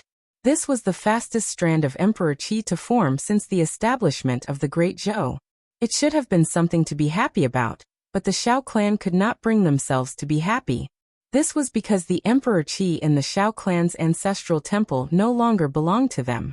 As they gradually moved away from the center of power in the Great Zhou, they had long lost their former glory. At the same time, a few sighs came from the Zhou mansion. 3 days later, at Mount Baiyun, in the ancestral court of Fu Lu School, Xianjizi looked at Li Mu with some doubt and asked, "Junior brother, what's the matter that requires you to invite all the Grand Supreme Elders of our 5 sects to the sect?" Li Mu was about to go into seclusion to refine the Emperor Qi. He did not know how long it would take for him to come out of seclusion. Before he went into seclusion, there was still an important matter to take care of. The 2 Grand Supreme Elders of Fu Lu School were nearing the end of their lifespans. The Grand Supreme Elders of the other 4 sects were not much better off than them. Before he went into seclusion, Li Mu planned to use the Great Sky Stealing Formation to extend their lifespans. Although they might not be able to reach the 8th level, as long as they were alive, there would be endless possibilities. Spirit Array Sect. The sect master of Spirit Array Sect had just received a voice transmission from Xianjizi. He asked, "What's the matter that requires the Grand Supreme Elders to go to Mount Baiyun? Can it be a few days later? The Grand Supreme Elder just went into seclusion yesterday." In the voice transmission artifact, Xianjizi said faintly, "Junior brother Ling Jizi obtained a lifespan extension technique from the demonic Dao. It can extend the Grand Supreme Elder's lifespans by 60 years. Since Martial Uncle is in seclusion, let's do it next time." The sect master of Spirit Array Sect was stunned for a moment, then immediately said, "No need, no need. When will he go into seclusion again? I'll go call him now." A heavenly fate talisman that could extend the lifespan of a transcendent expert by 3 to 5 years was a priceless treasure. What was the concept of extending one's lifespan by one 60-year cycle? It wasn't extending one's lifespan, but rather an opportunity and a possibility. Even if the Prime Elder was in secluded meditation, the headmaster would still call him out. Not long after, 2 streams of light flew out of the ancestral court of Spirit Array Sect and headed north. The speed of the light was unbelievably fast. Some of the elders of Spirit Array Sect looked at the sky with shock in their eyes. They muttered, "This speed, the Grand Supreme Elder's cultivation has improved again." In a quarter of an hour, 2 streams of light each from Spirit Array Sect, Pill Cauldron Sect, and South Sect and North Sect flew towards Mount Baiyun at the maximum speed of the 7th realm. A day later, on the plaza of the main peak of Mount Baiyun, a huge formation had been set up. Apart from Xuanzong, 10 Grand Supreme Elders of the 6 Daoist sects sat cross-legged in the formation. Their eyes were filled with excitement and anticipation. Each formation could extend the lifespan of 10 people at most, which was the number of Grand Supreme Elders of the 5 sects. Li Mu originally wanted his nominal master, Fu Daozi, to come along. However, he was in seclusion to comprehend the Fulu Great Tao. If he forcefully broke through, all his previous efforts would be wasted. If he did not come out before the end of his life, Li Mu would have no choice but to forcefully wake him up. Under everyone's gaze, Li Mu struck a spell into the formation. The entire formation flickered with white light. The spiritual energy of several mountains of supreme-grade spiritual jades that were set up at the key positions of the formation was instantly depleted and turned into dust. Li Mu's attention was completely focused on the formation. The supreme-grade spiritual jades required for this formation had almost emptied the 5 sects' assets. If it failed, they would not be able to set it up again in a short period of time. Fortunately, the next scene did not disappoint Li Mu. Above their heads, a dense whirlpool gradually appeared. Strands of unknown energy were attracted from the other side of the whirlpool and drilled into the bodies of the people in the formation. In the next moment, a magical scene appeared. The Grand Supreme Elder's white hair gradually turned black. The frowns on their faces lessened, and the spots disappeared. The lethargy and death aura on their bodies also gradually disappeared. Outside the formation, everyone's breathing began to become heavy. How could any cultivator resist the temptation of having an extra 60 years of lifespan? Everyone's attention was on the Grand Supreme Elders. Only Li Mu's gaze was fixed on the slowly disappearing spatial vortex in the void. The energy that allowed the Grand Supreme Elders to reverse time was something he had never seen in the real world. It was like spiritual energy, but much purer than spiritual energy.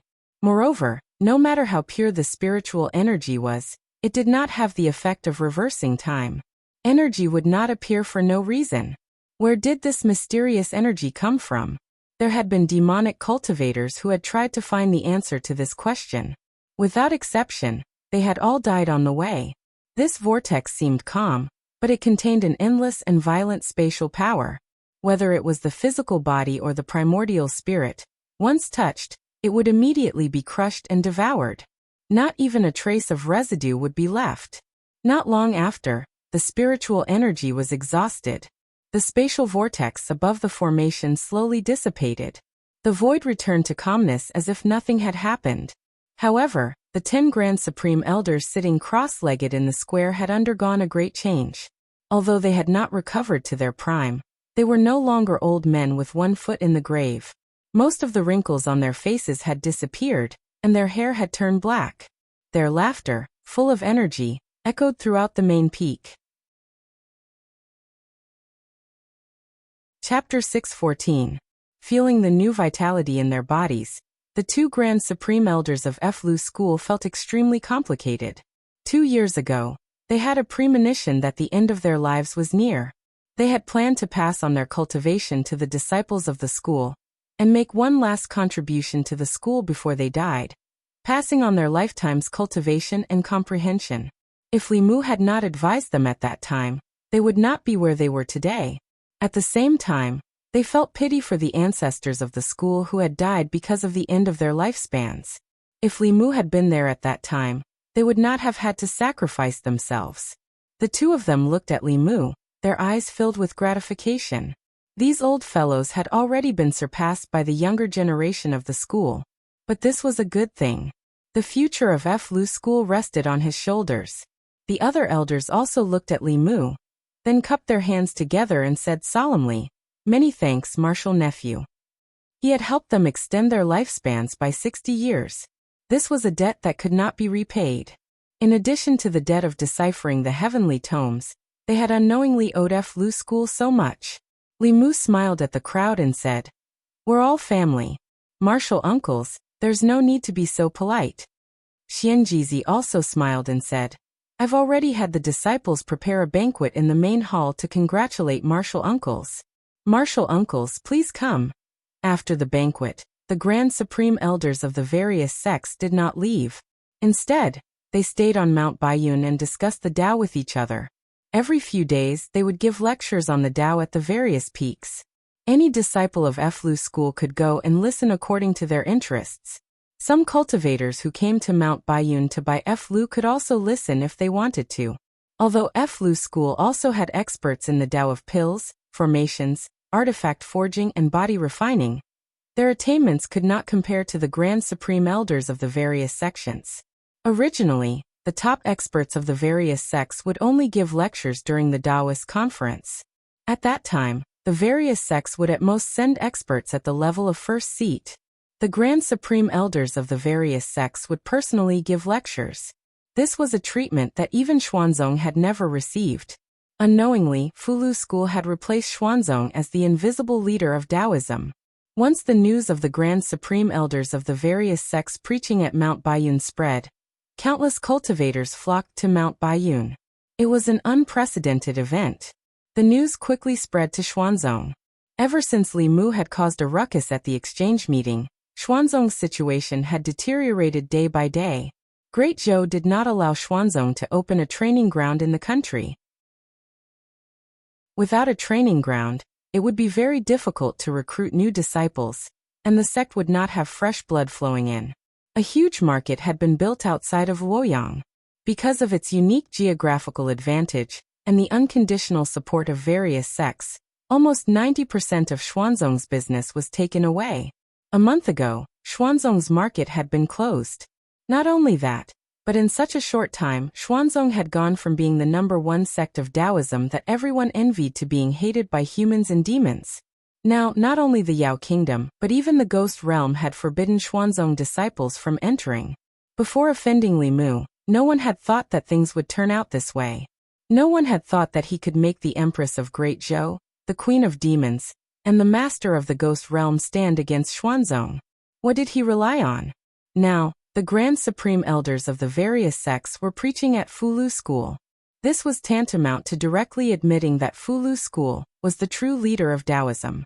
For the disciples of Xuanzong, this was something that was difficult to accept. In the past few days, many different voices had appeared within Xuanzong. More and more people were dissatisfied with Grand Supreme Elder Dao Qingzi's actions, and demanded that Qing Qingzi be handed over to redeem Xuanzong's reputation. However, Grand Supreme Elder stubbornly insisted on having his own way. After severely punishing several elders who had opposed him, no one dared to bring up the matter again. On the surface, Mount Penglai appeared to be peaceful, but everyone knew that Xuanzong was no longer the Xuanzong of the past. In a Dao palace floating on the highest mountain peak, Dao Qingzi sat on the sect master's chair. Half of his hair was black and the other half was white. His entire person gave off an evil aura. The white-haired half of his face hesitated and said, "Let's hand over Qing Qingzi. This was our fault in the first place." The black-haired half of his face snorted coldly and said in a cold voice, "As long as Uncle Master is here, Xuanzong will still be the #1 sect in the world. Even if the 5 sects join forces. When we step into the Dao integration stage, we will destroy the demon Dao and unite Taoism. That's not what I want." You never fight for what you want. Otherwise, the sect master's position would have been yours long ago. Listen to me from now on. Only I can lead Xuanzong to greatness again. In the main hall, the same voice alternated with different tones, making the atmosphere of the main hall particularly gloomy. On Baiyun Peak of Fulu School, Li Mu was enjoying his last moments of comfort before going into seclusion. He had already told Lu Hanyan and Li Qing that he was about to go into seclusion to refine the Emperor Qi. The 2 strands of Emperor Qi that he had prepared for them had swallowed each other and become one. It was no longer something that they could withstand. After receiving Ao Qing's inheritance, Li Mu's body was comparable to that of a dragon. Other than the Empress, he was the only one who could withstand this strengthened version of Emperor Qi. With the Empress's current cultivation, unless she had more than 10 strands of Emperor's Qi, her cultivation would not improve much if she only refined 1 or 2 strands. In comparison, Li Mu needed it more. Li Mu didn't choose Baiyun Peak as the location for his seclusion. Instead, he chose Shindu. He had been running around these days and didn't have time to improve his relationship with the Empress. Now he had to go into seclusion for a long time. In that case, it was best to go into seclusion near the Empress. If he made her unhappy, Li Mu would suffer, bringing Lu Hanyan, Li Qing Wanwan, and Xiaobai back to Chengdu. Li Mu accompanied them for a few more days. Then he was about to go into seclusion. On the last night before he went into seclusion, he once again enjoyed the blessings of having multiple partners. In the morning, both sides were filled with warmth and fragrance. Lu Hanyan gently drew circles on his chest and asked, "How long will it take this time?" Li Mu thought for a moment and said, "Within a year." When the Empress refined the Emperor Qi, she took half a year. Phantom Princess had also been in seclusion for several months. They had only refined a normal strand of Emperor Qi. Li Mu's strengthened version of Emperor Qi should take longer to refine. In the Li residence, when the sun rose to the middle of the sky, Li Mu walked out of his room. He walked into the courtyard and touched Wanwan and Xiaobai's heads. He said, "Cultivate well and wait for me at home." After hugging them gently, Li Mu left the house and walked into the palace. The Empress was already waiting for him in Changel Palace. Li Mu gave the Dao Bell and Sun Shooting Bow to the Empress and said, "Just in case, take these 2 magic treasures." Although her cultivation hadn't reached the 8th realm, she had the strongest defense and attack magic treasures. Even if the 3 patriarchs of the demonic way came, they couldn't do anything to her. He would be in seclusion in the underground palace behind Changel Palace. That was where the Empress usually cultivated. Li Mu looked at the Empress and said, "I'll go now." Zhou nodded and said, "Go." Li Mu turned around. Zhou suddenly said, "Wait." Li Mu turned around and asked, "Is there anything else, Your Majesty?" Zhou tiptoed and kissed him gently on the lips. She said, "Come out soon." At the entrance of Changel Palace, Linglong saw this scene and suddenly blushed. Mr. Mei glanced at her and asked, "Why are you blushing?" Princess Linglong clasped her hands together and said excitedly, "I don't know, but I'm just happy." Ridiculous. Lord Mei no longer paid any attention to her. When he looked at Shangguanli, he was stunned and said in surprise, "Ali, why are you blushing too?" Chapter 615. Great Zhou Imperial Palace, Underground Palace. Li Mu sat cross-legged on the ground, watching the heavy stone door slowly close. The Empress, Ali, Exquisite, and the others also disappeared through the door. Beside him was a mountain of spiritual jade. With a thought, Li Mu summoned the image of a golden dragon. As soon as the dragon appeared, it tried to escape, but the underground palace was sealed off by an array. It could only scurry around in this space before it was bounced back by the array on the wall. After a series of collisions, it roared and charged into Li Mu's body. As the telekinesis spirit entered his body, Li Mu's body radiated golden light, as dazzling as the sun. This energy was extremely violent, completely different from the gentle telekinesis he had absorbed in the past. Boundless telekinesis rampaged through his body, as if it wanted to destroy everything. Fortunately, Li Mu's body was comparable to that of the dragon race. After the baptism of the dragon marrow, this pain was nothing to him. Not long after, a golden cocoon formed on the outside of his body. The golden cocoon emitted a faint fluorescent light.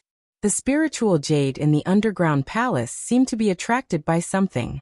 The spiritual qi within slowly dissipated and was absorbed into the golden cocoon. The underground palace fell into a long silence. 1 month, 2 months, 3 months. Half a year passed in the blink of an eye. In this half a year, the Zhou continent was peaceful. The people of the Great Zhou lived in peace and contentment. In the ancestral temple of the Imperial Palace, the new Imperial Qi had already taken shape. In the past, the Imperial Court would have needed more than 10 years to condense telekinesis. Now it only took the Imperial Court half a year. In this half a year, the Imperial Court issued many policies. The Imperial Court opened medical centers in the various counties and counties, reducing the majority of the people's medical expenses. At the same time, welfare homes and shelters were established in the various counties to support the elderly and orphans abandoned by their parents. Some people who lived in poverty and found it difficult to survive were also helped by the Imperial Court. The introduction of a series of policies benefiting the people made them trust the Imperial Court more and more. The unity of the people's hearts reached a peak since the founding of the Great Zhou. When the empress had just ascended the throne, there was a saying among the people that if a woman became empress, yin and yang would be reversed, and heaven and earth would be in rebellion. Now the common people could no longer hear such voices. The wise and mighty Her Majesty the Empress and official Li, who wholeheartedly served the people, were in perfect harmony. It was because of this that the people of the Great Zhou's 36 counties could live such good lives today. If anyone dared to criticize this, they would be drowned in the mouths of the people even without the imperial court taking action. Great Zhou Shendu. The citizens of Shendu had not heard from Lord Li for half a year. After disappearing for half a year, the people did not forget about him. Everyone knew that they were living and working in peace now, because there were countless people like Lord Li who were silently working for them in the dark. They did not know the names of these people, nor did they know their identities, but they definitely existed. They used their backbone to prop up the Great Zhou. On the streets of Fairy's capital, Wanwan and Xiaobai each held a stick of candied hawthorn as they followed behind Lu Hanyan and Li Qing. Wanwan licked the icing on the surface and muttered, "Young master has been in seclusion for half a year. When will he come out?" Xiaobai gently took a bite of the hawthorn and said, "Benefactor said that he will only come out in about a year." Wanwan sighed and said, "Then Miss will have to think about him for another half a year." Lu Hanyan turned her head and glanced at her, saying, "I didn't. It was clearly you who was thinking about him." Wanwan said, "Then who was the one who called out young master's name in her dream last night, and even touched and kissed me?" Lu Hanyan glanced at Li Qing beside her and blushed. She quickly covered Wanwan's mouth and transmitted her voice, "That was your dream." Wanwan's mouth was covered by Lu Hanyan. Xiaobai hurriedly continued to eat her candied hawthorn. In her heart, she felt that it was nothing to dream about Benefactor. She also dreamed about Benefactor many times. Sometimes when she slept with Wanwan, she would also think of Wanwan as him. However, she would at most hug and not touch and kiss. Walking on the streets of Shendu, the girls suddenly lost the mood to shop and looked in the direction of the Imperial Palace at the same time. At this time in Changle Palace, Zhongling was running around barefooted and playing with Chung Xian.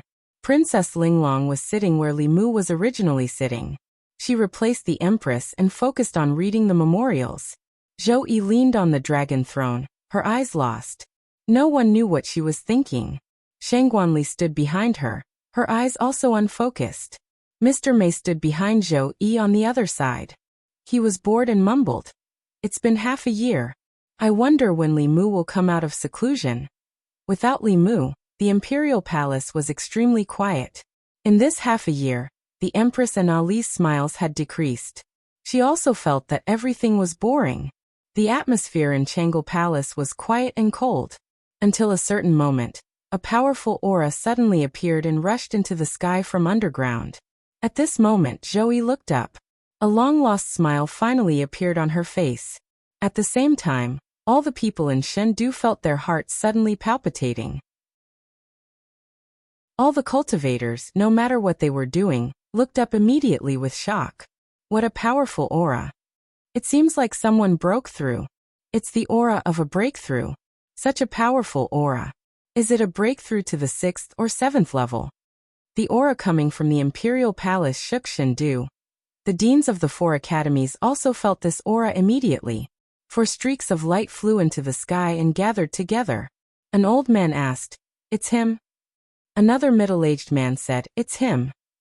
A middle-aged scholar said, "Other than him, who else could it be?" The 4 of them were familiar with this aura. When the Empress refined the Emperor aura and broke through, they had already seen it once.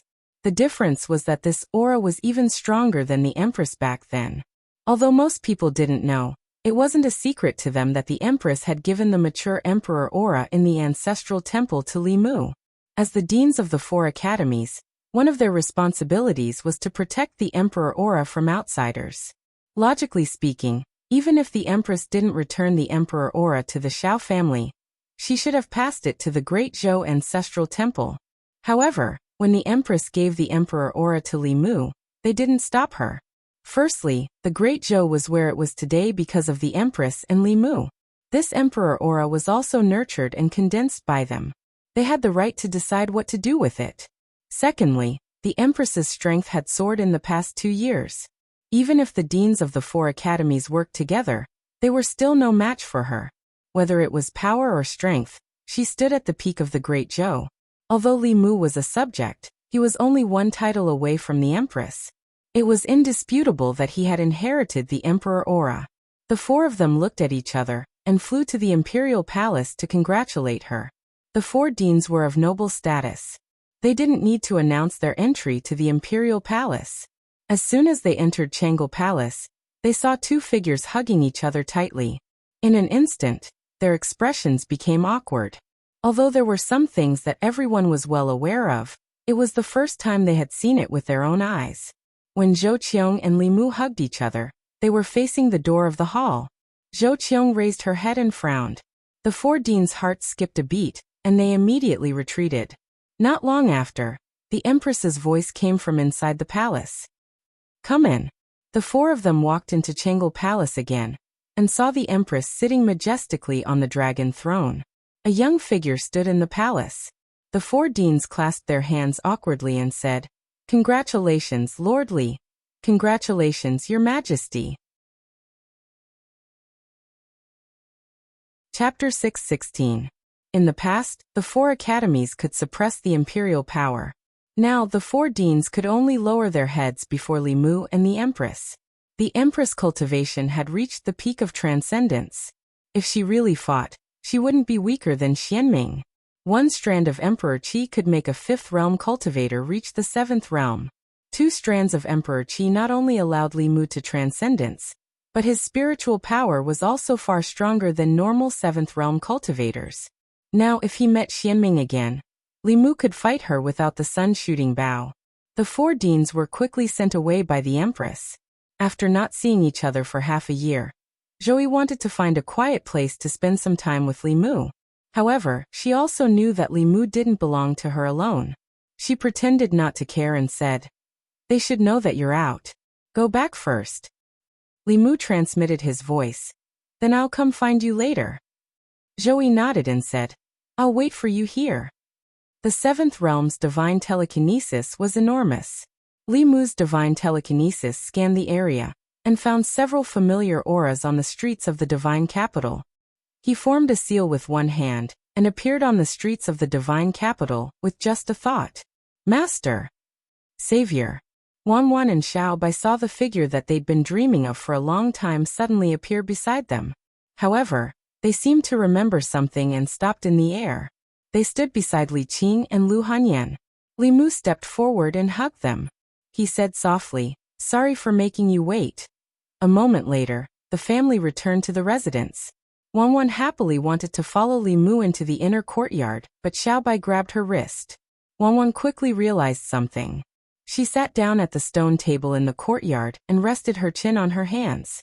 She mumbled, "Xiaobai, when do you think Master will realize that we've grown up?"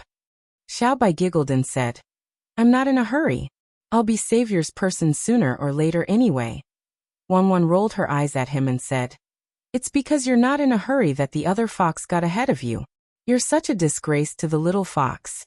You should be more careful in the future." After the wedding, this was the first time Li Mu had been separated from them for so long. Absence makes the heart grow fonder. What happened next was naturally something that Wanwan and Xiaobai had to avoid for the time being. Li Mu had obtained the dual cultivation technique from Ao Qing and the Demonic Path's Heavenly Book. It came in handy this time. His cultivation had already surpassed Lu Hanyan and Li Qing by a lot. The process of dual cultivation did not improve Li Mu's cultivation much, but it was greatly beneficial to them. Dual cultivation was essentially a fusion of yin and yang. If one was stronger and the other was weaker, it would be beneficial to the weaker party. If their strength was similar, both parties would benefit greatly from it. When he and the Empress reached that stage, perhaps the opportunity for them to reach the 8th level would lie in dual cultivation. Although the 8th level was not the end of cultivation, it was far too difficult to reach the 8th level in today's world where spirit qi was so scarce. The path of advancement through normal cultivation had almost been blocked, and there were no shortcuts like Emperor Qi to take. It could be considered the ceiling of all cultivators. Dual cultivation was different from the matter between men and women. They had to guide yin and yang qi to circulate in their bodies at all times, which was extremely taxing on their divine senses. In less than 4 hours, the two women's divine senses were exhausted, and they fell into a deep sleep. Li Mu's divine sense was much stronger than theirs, so he did not feel much fatigue. No wonder Ao Qing had been merciful all those years ago. He majored in dual cultivation. 2 companions could not satisfy him at all, nor could they support his cultivation. After covering them with blankets, Li Mu's figure appeared in Changle Palace not long after. Mr. Mei, Ali Qing Xian, Ling Long, and even Zhongling were not here. Only the Empress sat on the dragon throne, absent-mindedly reading a book. The moment Li Mu appeared in the palace, a smile appeared at the corner of her mouth. Li Mu took a step, and was already by her side. Holding her slender waist, he bent down and kissed her. This was his first forceful kiss to the Empress. Before Li Mu went into seclusion, other than the Empress taking the initiative to kiss him, Li Mu almost never had the chance to kiss her. The main reason was that she was too strong. Li Mu could be forcefully kissed, but it was impossible for him to forcefully kiss her. Now Li Mu was finally at the same level as her. The situation of women being stronger than men was finally going to change.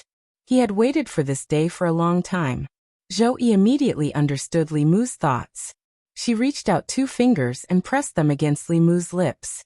Snorting, she said, "You think you can suppress me just because you're at the 7th level?"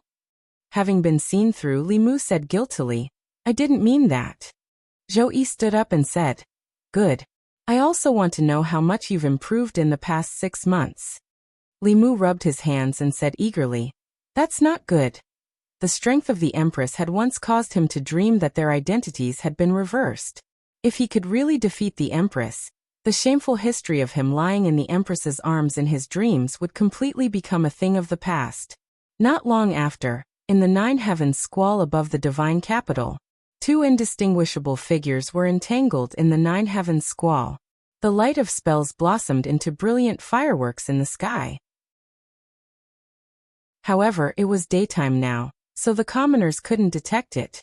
The cultivators with high cultivation in the divine capital could feel the waves of mana coming from above. Some people flew up to investigate curiously, but when they got close to the 9 heavens squall, they flew back down dejectedly. The 9 heavens squall above could not only destroy the physical body, but also injure the primordial spirit. It was a forbidden area for cultivators. Those who could fight in the 9 heavens squall were all elites among elites. Just the aftershocks of a battle of that level could destroy their bodies and souls. First, there was a mysterious elite breaking through. And then there was a battle between top elites in the 9 heavens squall. This aroused endless suspicion in the hearts of the cultivators in the divine capital. At this moment, above the divine capital, on a white cloud, Li Mu was pinned down by the Empress. All his mana was sealed. He could only beg for mercy. "Your Majesty, I admit defeat. I admit defeat." Reality proved that after breaking through to the 7th realm, Li Mu was still overconfident. Relying on his many Taoist techniques and rich battle experience, he even dared to fight the 5 patriarchs of the demonic way. Then he was taught a lesson by the Empress. There was no distinction between him and the Empress. Apart from not telling her his background, the Empress also knew the remarkable Taoist techniques that he knew. Fighting with the Empress, Li Mu could not gain any advantage at all. While his transcendence energy far exceeded that of a newly ascended 7th level cultivator, there was still a considerable gap between him and the Empress. From the very beginning, he had been firmly suppressed by the Empress. Now even his body was being pressed beneath her. Facing the Empress, he could not take out the sun-shooting bow, so he could only admit defeat. Zhou Yi looked down at him and said indifferently, "If you want to suppress me, wait until your cultivation surpasses mine." With that, she leaned down and kissed him domineeringly. Walking on the streets of the divine capital, Li Mu sighed softly. That dream of his would probably last for a while longer. The Empress was different from others. She was a woman and also an Empress. She was unwilling to be under anyone at any time, even if that person was Li Mu. If there was a forced kiss between them, then the one who had the strength to take the initiative would definitely be her. On the way back to the Li residence, Li Mu passed by a street corner. Suddenly he felt something and looked ahead. There was a flag erected at the corner of the street with the words, "Divine Strategy and Wondrous Calculation," written on it. A sloppy Taoist priest sat behind the flag, leaning against the wall and looking listlessly at the pedestrians on the street. Compared to when he first met the sloppy Taoist priest, the current him was filled with a thick aura of lethargy. More of his hair was white, and brown spots appeared on his face. This was a sign that his lifespan was reaching its end. Looking at the sloppy Taoist priest, Li Mu could not help but sigh in his heart. When he first met the sloppy Taoist priest, he was only a mortal. If it were not for his reminder, Li Mu would probably have died from the scattering of his 7 souls. Later, Li Mu recruited him into the department of worship, and gave him a talisman of divine secrets, which allowed him to temporarily extend his lifespan.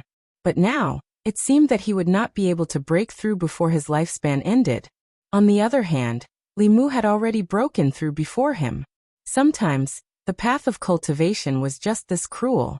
At the corner of the wall, the scruffy old Taoist priest sensed something and looked ahead, catching sight of a familiar figure. Seeing Li Mu again, he subconsciously wanted to check his cultivation. But when he used his spying ability, all he could see was a cloud of fog. Shocked, he even jumped up from the ground and said with a trembling voice, You. Chapter 6:17. On the street corner of the divine capital, the slovenly Taoist priest stared at Li Mu as if he had seen a ghost. The first time he met Li Mu, he was just a mortal who had lost his 7 souls. At that time, he was already at the peak of the 6th realm, and was seeking an opportunity to transcend. He kindly reminded him. The second time they met, Li Mu had already stepped onto the path of cultivation. After that, every time he met Li Mu, his cultivation would become stronger. Until this time, even he could not see through Li Mu's cultivation. There were generally 2 reasons for such a situation. First, Li Mu had a magic treasure that could hide his aura and cultivation. Second, Li Mu's cultivation had already surpassed his. He subconsciously thought that it was the former. However, the feeling that Li Mu gave him was not the former. At this moment, when he faced Li Mu, he even felt like he was facing the Empress of the Great Zhou. The slovenly Taoist priest stared at Li Mu and said in shock, You have already transcended. Li Mu did not know how to answer this question. The main reason was that reality was too cruel for the slovenly Taoist priest. If it was Li Mu, a mortal that he would not even look at a few years ago, had already surpassed him in cultivation, he would feel somewhat disappointed. Li Mu could say, It's just luck. So the person who broke through in the imperial palace was you. The slovenly Taoist priest had a complicated expression on his face. After a long silence, he slowly said, You don't need to comfort me. I have lived for more than 2 decades. I have lived enough. I can't wait to be free. Li Mu looked at him and gently shook his head. He said, I obtained a life-extending technique from the demon sect. It can extend a person's life for another 60 years. Before he could finish, the Taoist priest looked at him in shock and asked, There's such a heaven-defying Tao technique? Li Mu nodded and said, Since we are fated to meet again today, I originally wanted to repay Senior's kindness in the past, but I didn't expect that Senior had already seen through life and death and wanted to be free as soon as possible. Since that is the case, then forget it. The slovenly Taoist priest hurriedly stepped forward and said, Don't, I'm just saying. Who doesn't want to live a few more years? Don't forget, I saved your life. Li Mu did not forget about this. Even though he had used a heavenly fortune talisman to settle the debt between them, the debt of saving his life was immeasurable. The grand elders of the various sects had already extended their lives once. Next up would be people like the slovenly Taoist priest, who were nearing the end of their lives but were still stuck at the peak of Dongxian, unable to reach the 7th realm. Compared to the grand elders of the 7th realm, the grand elders were only at the 6th realm, so they used less energy to open the formation. It didn't matter if the slovenly Taoist priest was there or not. Li Mu chuckled. He looked at the slovenly Taoist priest and said, Go to Mount Baiyun and wait for me there. Watching Li Mu leave, the slovenly Taoist priest stroked his snow-white beard. Several years ago, When he was comprehending the great Tao on the streets of Yangqiu County, he had never imagined that his impulsive reminder would be rewarded so richly today. In the past, he had helped Li Mu. Today, Li Mu had helped him. The cycle of karma was wondrous. Half a month later, Li Mu temporarily bid farewell to the Empress. He brought Lu Hanyan and Li Qing back to Mount Baiyun. At this time, the slovenly Taoist priest had already become a guest elder of the Fulu school. According to Xianjizi, he had asked for it. The slovenly Taoist priest's strength was only below the 7th realm of the sect. Xianjizi did not refuse such a person who was willing to join the Fulu school. And because of his relationship with Li Mu. Within the Talisman Puppet sect, Violet Cloud Peak's Yuquanzi only had 10 years of lifespan left. Li Mu asked Xianjizi to inform the other 4 sects, asking them to choose 2 first seats with the shortest lifespan. Once again, they set up a grand formation to help them extend their lifespan by 60 years. In this way, the grand elders of the 5 Taoist sects would not be affected by their lifespans for the next few decades. On the main peak of Mount Baiyun, Xianjizi looked at Li Mu and stroked the short beard on his chin. He said, "Since junior brother has successfully transcended, it is time for senior brother to give up the position of head teacher." Li Mu waved his hand and said, "Senior brother, you should sit on the position of head teacher for now. I am used to being free and undisciplined. I am temporarily unable to bear the heavy responsibility of being head teacher." Although he shouldered the heavy responsibility of revitalizing the sect, and had been in charge of all matters of the Fulu school, in reality, he was no different from the head teacher. However, on the surface, the Fulu school still needed Xianjizi to act as the face. After all, Xianjizi's image was that of an immortal Taoist senior. He was not like Li Mu, who had no other good points other than his good looks. Although Xianjizi was helpless, he did not raise any objections. On the surface, he was still the head teacher of the Fulu school, but in reality, Li Mu was the one in charge. As a disciple of the Fulu school, he could only obey Li Mu's arrangements. After arranging the matters of Mount Baiyun, Li Mu went to the Yao Nation. A month before he came out of seclusion, Phantom Princess had already come out. Now, she was a 7-tailed fox and was the true queen of the demons. The 4 great tribes of the Yao Nation had already completed the incorporation of the demon clans. Since the White Emperor, the Yao Nation, which had been in chaos for 3,000 years, was once again unified. For some reason, both Phantom Princess and the Empress wanted to conquer Li Mu in terms of strength. After half a year, this was the first time he met Phantom Princess. The two of them did not linger and reminisce about old times. Instead, they engaged in a battle under Phantom Princess's request. Although Li Mu was helpless, he could only agree. There was no doubt about the result. They both advanced to the 7th level. Phantom Princess only refined 1 spirit of telekinesis, while Li Mu refined 2. The difference between her and Li Mu in terms of spiritual power was like the difference between Li Mu and the Empress. However, Li Mu's attitude towards Phantom Princess was different from the Empress. In terms of strength, Li Mu had never conquered the Empress. All along he had been the one being conquered. Therefore, he was very eager to conquer the Empress once. Whether it was strength, intelligence, or other aspects, he had already conquered Phantom Princess countless times. He did not have any desire to win against her. In order to take care of her emotions, Li Mu tied with her. Phantom Princess said with some dissatisfaction, "I thought I could finally win against you this time. Why did you advance so quickly?" Li Mu held her hand and asked, "If I don't increase my cultivation, how can I protect you in the future?" Phantom Princess only acted coquettishly in front of Li Mu. Then she asked expectantly, "Tell me, between me and Zhou Yi, who is stronger?" She did not have a clear understanding of how strong the Empress was. That was why she asked such a question. Li Mu revealed an awkward but polite smile and said, "She is she, you are you. You both have your strengths. Don't compare everything." Chapter 6:18. Li Mu had only stayed in the Yao Nation for 3 days. Although the Queen of Demons was fragrant, the Master of the Ghost Realm was not to be trifled with. If Su He knew that Li Mu had come out of seclusion but had not gone to find her, and was instead fooling around with Phantom Princess in the Yao Nation, things would get serious. The more beauties around him, the more Li Mu wanted to be impartial. He could not let anyone feel that he was neglected. The ghost realm was shrouded in that strange fog, and could not send messages directly. Unlike Phantom Princess and the Empress, who could contact Li Mu at any time, she still did not know that Li Mu had come out of seclusion. After leaving the Yao Nation, Li Mu headed southwest. Fengdu City, which originally belonged to the Rakshasa king, was now the ghost capital of the ghost realm. It was the closest to the Great Zhou, and the space there was the most stable. The teleportation formation of the ghost realm was built 200 miles outside of Fengdu City.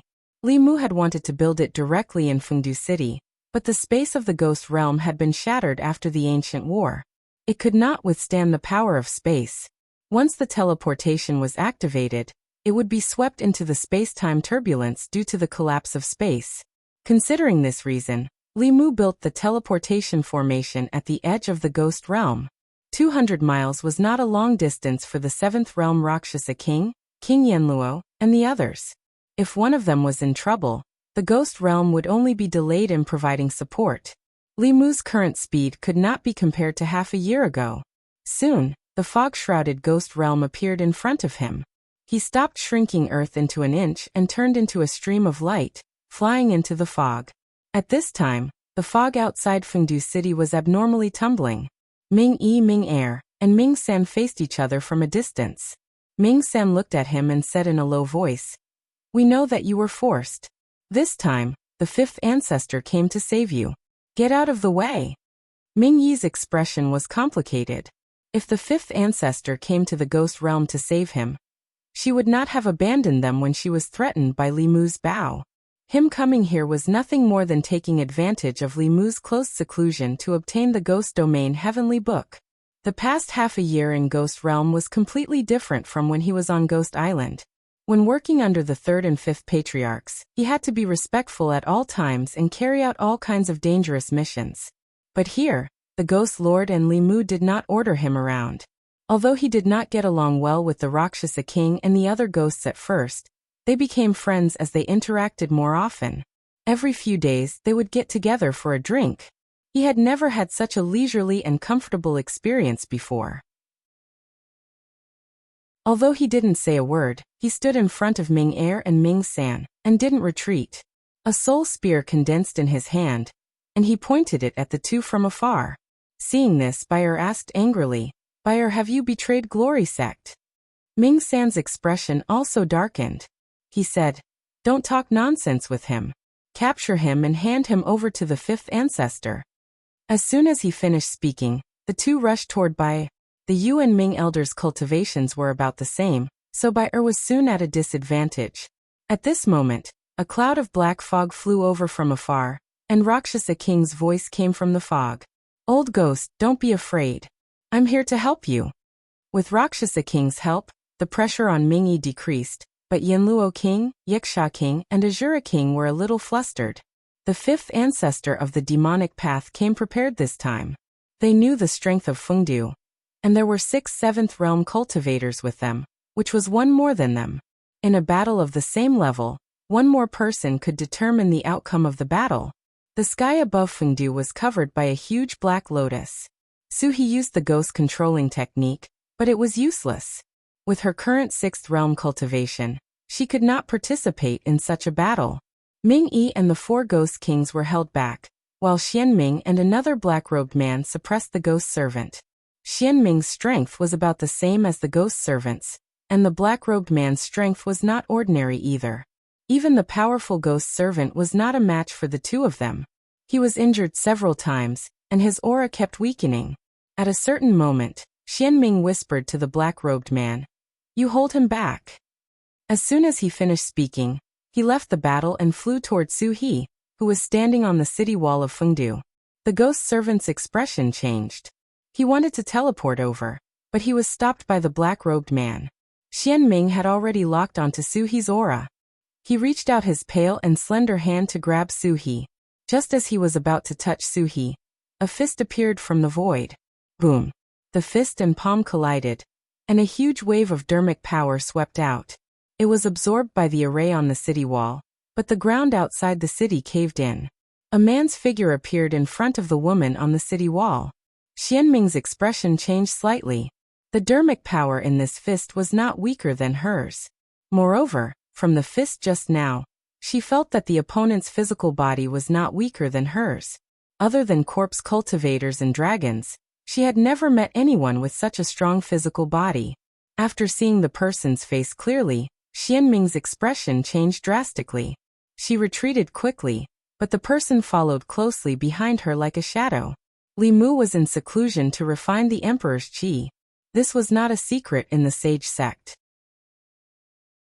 However, Xianming did not expect that he would succeed so quickly. With a level 7 cultivation and that terrifying sun-shooting bow, she was no longer Li Mu's opponent. Facing Li Mu's close approach, her fingernails grew rapidly. Like 10 sharp swords, they stabbed toward Li Mu. For corpse cultivators, the most powerful thing was always their bodies. Xianming wanted to fight hand-to-hand, but Li Mu did not use any supernatural powers. Golden light flashed on his body. Golden light radiated from his arm and met Xianming's fingernails. Then a string of fire burst out in the void. Both of them retreated hundreds of feet. This attack was evenly matched. Li Mu let out a long breath.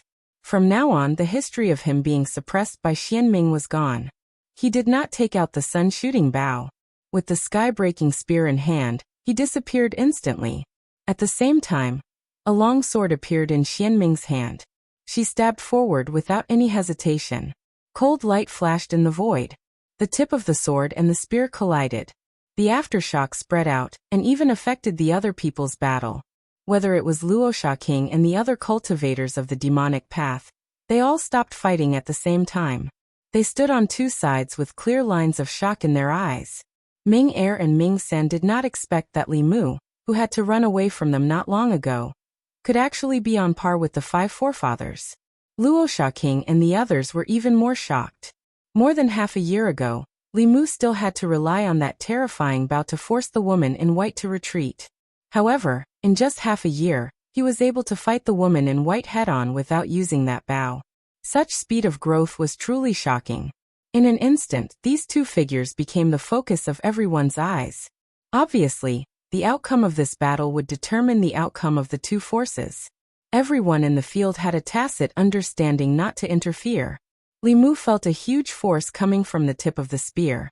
His body was bounced back again. The sword in her hand was obviously a magic treasure that was not inferior to the sky-breaking spear. Even Ao Xian would have to avoid a peak Xianming cultivation. Li Mu did not underestimate his opponent. He used the demon-slaying protection incantation, and summoning wind and rain at the same time. In an instant, the space where Xianming was filled with wind and lightning. The rain was mixed with wind and lightning, and it swept towards her. The power of a past magic power executed by a level 7 cultivator was naturally extraordinary. Ming Er, Luosha King, and the others looked at the area from afar and shuddered. This was a magic power that could seriously injure, or even kill a level 7 cultivator. In the face of this magic power that even a level 7 cultivator would find difficult to resist, a wave of heat surged out of Xuanming's body. The wave of heat swept over, and the rain that fell on her evaporated instantly. The dark clouds above were also affected and dispersed. The wind that blew on her body could only make her hair flutter. Wherever the wave of heat passed, the wandering souls in the surroundings also disappeared instantly. The Azura King and the others who were watching the battle from afar were forced back into Fengdu City.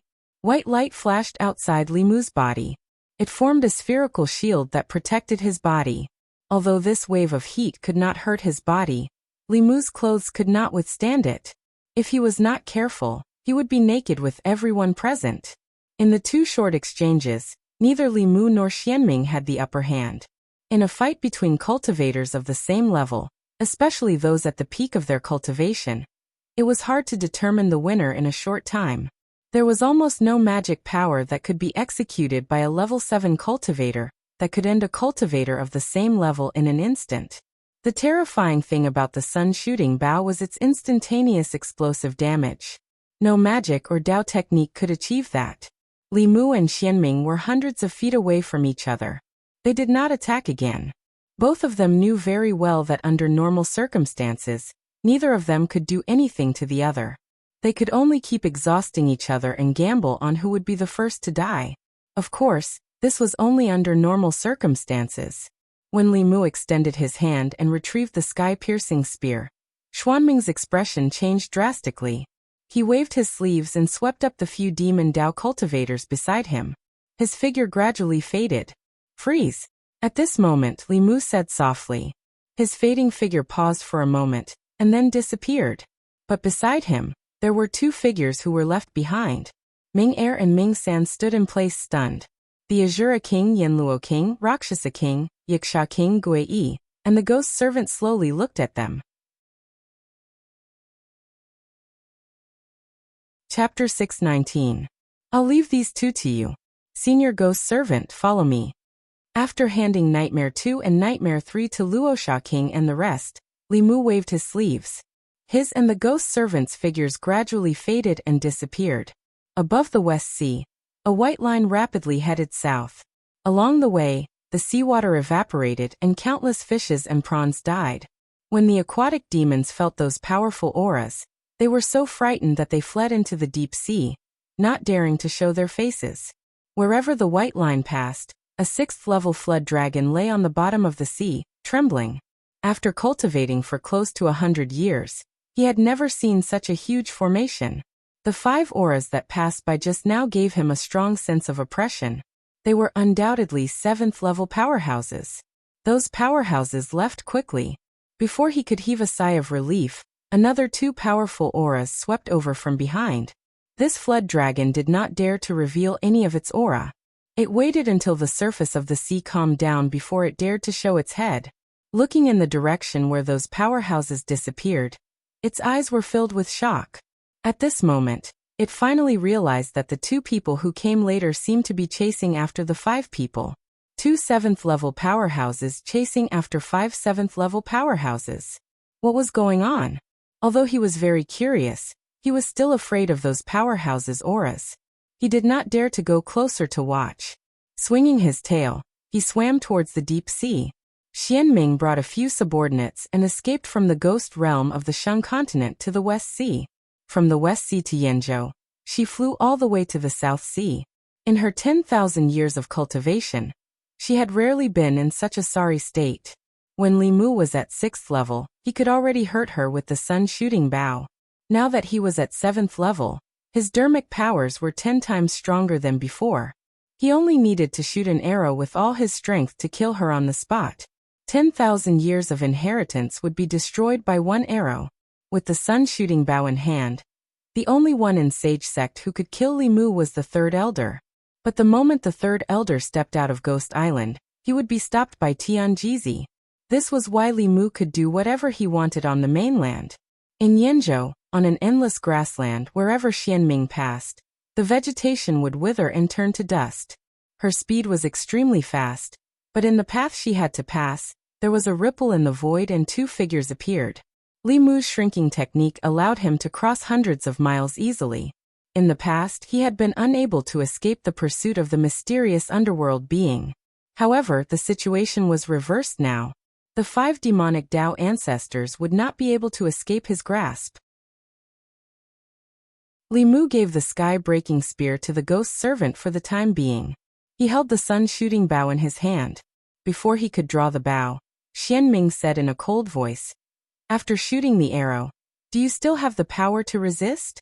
She wasn't exaggerating. Li Mu was sure that if he shot an arrow with all his strength, even if Xianming didn't die, he would be like Blood River and lose all his fighting power. However, at that time, Li Mu would not have a single drop of magic power left.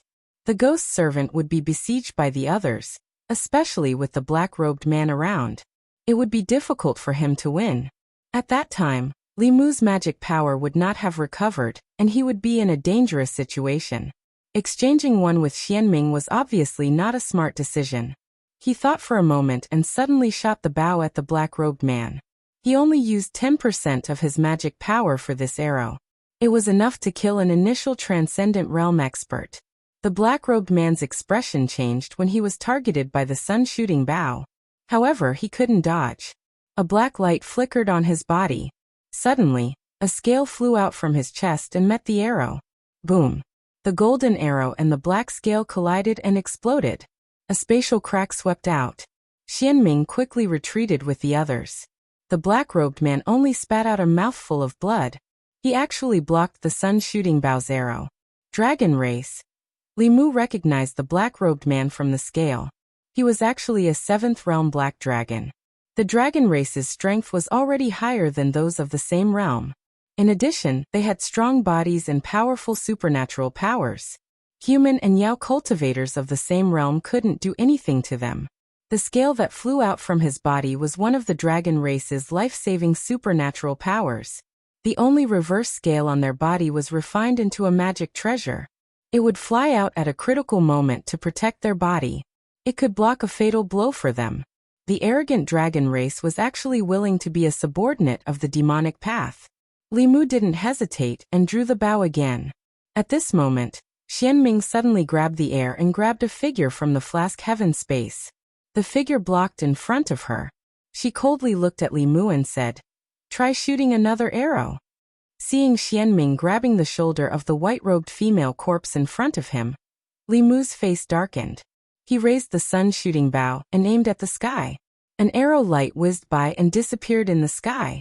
The female corpse that Xianming used as a threat had the same face as Su He. It was Su He's body under the altar in the Bay of Clearwater. After she risked her life to save Su He, she disappeared alone. Li Mu and Su He never saw her again. Although she was an independent body, she still had an inseparable relationship with Su He.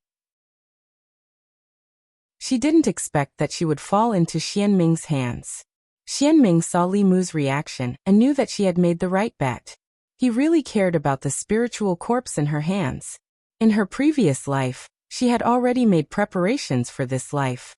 She had set up altars in countless places to cultivate spirit corpses that would accept her memory inheritance. Although she had only chosen one in the end, those altars had all been left behind. To cultivate the spiritual corpses that were compatible with her, she had sealed a drop of her essence blood in each altar. When Li Mu had forced her out of the ghost domain, she had felt the aura of her essence blood at the border of the ghost domain. Following this aura, she had easily found the spiritual corpse. At first glance, Xianming had guessed the connection between this spiritual corpse and the female ghost by Li Mu's side. She had conveniently taken her away to deal with today's situation. Li Mu held the sun-shooting bow. He could shoot Xianming to death. However, before that, she would destroy the spiritual corpse that Su He had turned into. Xianming looked at Li Mu and said, "Give me all the heavenly scriptures. Otherwise I will kill her." Li Mu looked at her as if she was an idiot and asked, "Do you think it's possible?" Xianming frowned and said, "Give me back the heavenly scriptures you stole from the holy sect." Li Mu shook his head and said, "You can't threaten me." Xianming's sharp fingernails scratched Su He's spiritual corpse's neck, leaving some shallow marks. She said, "Then you should collect her corpse." Li Mu wasn't moved. With an indifferent face he said, "You can do whatever you want. You kill her, and I will kill you. It's revenge for her." Xianming frowned. "You don't want to save her?" Li Mu asked back, "Why should I save her?" Xianming said, "She's the one you like. She and that woman have the same origin. They look exactly the same." Li Mu looked at her and said indifferently, "Shallow. The appearance is only the appearance. The inner beauty is the real beauty. If you really like someone, you shouldn't just like her appearance. Besides, I already have one with such an appearance. What's the point of having another one? Is she worth exchanging the heavenly scriptures for?" Although Xianming had cultivated for 10,000 years, and had rich experience in fights of magical powers, she knew nothing about the relationship between men and women. The bodies that she inherited the memories from were all adult women. Their memories were erased. After receiving her inheritance, only battles and expansion accompanied them. She thought that the reason why Li Mu would yield was because of the memories about Ao Qing from thousands of years ago. Ao Qing had many companions. Not only were there sisters who looked similar, but there were also female cultivators who had the same origin as Ao Qing. Li Mu's temperament was very similar to Ao Qing's to a large extent. She thought that Li Mu would yield because of this, but she realized that she was wrong. At this moment, Li Mu looked at Xianming and said, "Or you can choose to let her go. I will let you go." There was only Li Mu and the ghost servant. It was not realistic to keep Xianming and these people. It was better to exchange for Su He's spiritual corpse, which could solve one of her worries. Li Mu's words made Xianming sink into contemplation. Apparently, in Li Mu's heart, the heavenly book was more important than the woman's spiritual corpse. And this spiritual corpse was more important than her. If Li Mu didn't care about this spiritual corpse, one arrow could destroy her 10,000 years of effort. At that time, although Xianming's spiritual power would be exhausted, the ghost servant could protect him and retreat safely. Xianming pondered for a while and suddenly pushed Su He's spiritual corpse towards Li Mu. Then, he led the few people beside him and fled towards the south. Li Mu couldn't chase after Xianming, because Su He's spiritual corpse was unconscious. Her body was burning red. Before Xianming left, he had planted the corpse fire poison in her body. If Li Mu didn't care about her and went to chase after Xianming, she would be burned to ashes by the corpse fire poison from the inside out. She was worthy of being one of the few old monsters who had lived for 10,000 years. She only used this trick to delay Li Mu. Li Mu held the spiritual corpse. Her eyebrows and hair were covered with white frost. Her body was gradually frozen. However, the ice layer close to her body quickly melted into water, and then condensed again. Li Mu kept dispersing the corpse fire in her body and said to the ghost servant, "Let's go back first." He held the spiritual corpse and disappeared in a flash. At this time, Xianming's face was as cold as ice among the figures who were rushing to the South Sea. Because of Li Mu's appearance, the operation led by her had failed again. Every time she met Li Mu, he would become stronger. Now, in terms of spiritual power, he wasn't weaker than her. With the sun shooting bow, even she had to run away. Unknowingly, Li Mu's threat to the sage sect had surpassed Xuanzong. He had become their biggest enemy. After returning to the Ghost Island, she went straight to the high tower in the center. Not long after, on the high tower of the Ghost Island, the third forefather heard Xianming's words and slowly opened her closed eyes. She said, "Whether it's Xuanzong or Li Mu, don't worry about them. The two senior brothers are about to come out. You should also immediately go into seclusion to increase your cultivation. The curtain is about to open." Xianming's face was filled with joy. "Senior brothers have finally come out." The third forefather nodded. Then, she looked at the horizon and said in a low voice, "We have waited for 10,000 years for this day. Tianjizi, let's see how you will stop them when the time comes." Soon, Xianming flew out of the high tower. She looked at the man in black and said, "Ao Xian's sun shooting bow is in Li Mu's hands. You know what to do, right?"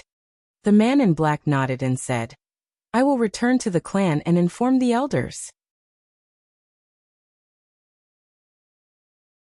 Chapter 620. Ghost Domain Fingdu. In a quiet room, Li Mu placed his palms on the back of the spirit corpse. The cold air from his palms continuously flowed into her body. Around the two of them were countless fulu. The fulu produced endless cold air, and the entire room was covered in a layer of ice. The poison of Xianming's corpse fire was extremely overbearing. Li Mu spent several hours to help her get rid of it. When the last trace of fire poison was removed, the spirit corpse's eyes suddenly opened. Feeling that there was someone behind her, she seemed to have recalled something. Her face quickly became alert. Her body suddenly turned, and the two sharp teeth at the corner of her mouth shone with cold light. She bit towards Li Mu's neck. Li Mu reached out and pinched her mouth in time, saying, "Don't bite, it's me." When she saw Li Mu, the spirit corpse's expression froze. Her alert expression gradually disappeared. Her rapidly growing nails also retracted.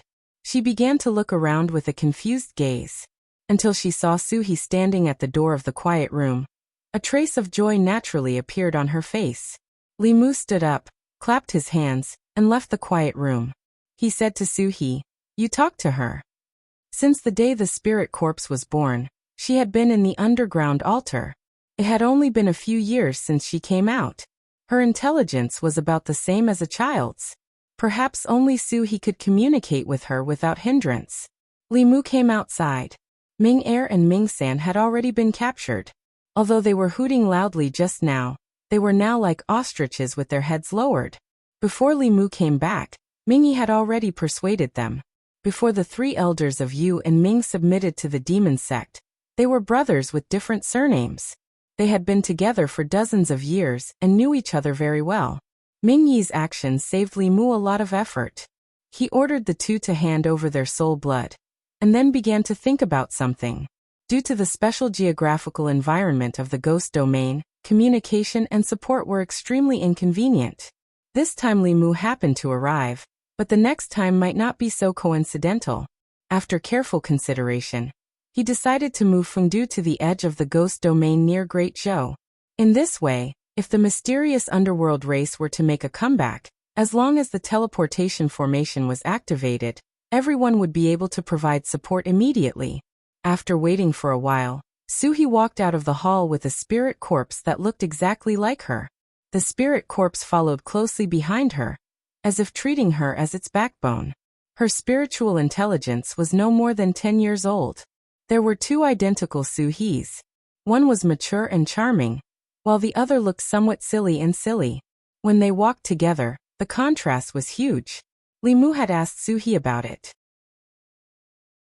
After they parted, the spirit corpse had instinctively come to the ghost realm, found a place rich in yin qi, and began to cultivate. After that, she was captured by Xian Ming and locked in a narrow space. When she appeared again, she was already a hostage. At first, Li Mu couldn't figure out how Xian Ming could find her so accurately. Later, he thought that the altar under the Bay of Clear Water was too strange. It must have been the work of the demon sect. Thinking about the content recorded in the heavenly book, Li Mu was almost certain that this was the altar that Xian Ming had prepared to refine the host. By a freak combination of factors, it became the spirit corpse that Suhi's body. He looked at the spirit corpse that was standing closely behind Suhi and said to Suhi, "Since she's following you now, you should give her a convenient name. You're Suhi, how about calling her Su Miao?" Suhi rolled her eyes and said, "What kind of name is that?" Li Mu said, "You're he, she's Miao. You two are originally one. I think it's quite suitable." Before Suhi could respond, the spirit corpse behind her murmured, "Su Miao my name?" Under Li Mu's hasty decision, Su Miao became her name. She had a natural closeness to Suhi, like she was her younger sister. Li Mu thought that he had a twin sister-in-law that wasn't very smart. Thinking about what happened just now, he said to Suhi, "There's something I need to discuss with you. I want to move Fengdu to the edge of the ghost domain. This way, it'll be easier to send messages and support in the future." The enclosed environment of the ghost domain was indeed a big drawback. Suhi nodded and said, "You decide." 3 days later, the gates of Fengdu were tightly shut. All the ghost citizens were urgently summoned back to the city. They stayed in their own residences, and were not allowed to go out. According to the guards of the Ghost Lord's mansion, Fengdu was going to be moved. They couldn't figure out how to move such a big Fengdu. Just as they were wondering, the ground under their feet suddenly shook at noon. Even though the ghosts in the city were extremely curious, they had already received orders and couldn't go out to investigate. Fengdu was shaking nonstop. If one looked from outside the city, the entire Fengdu had been uprooted from the ground and was floating 1,000 feet high.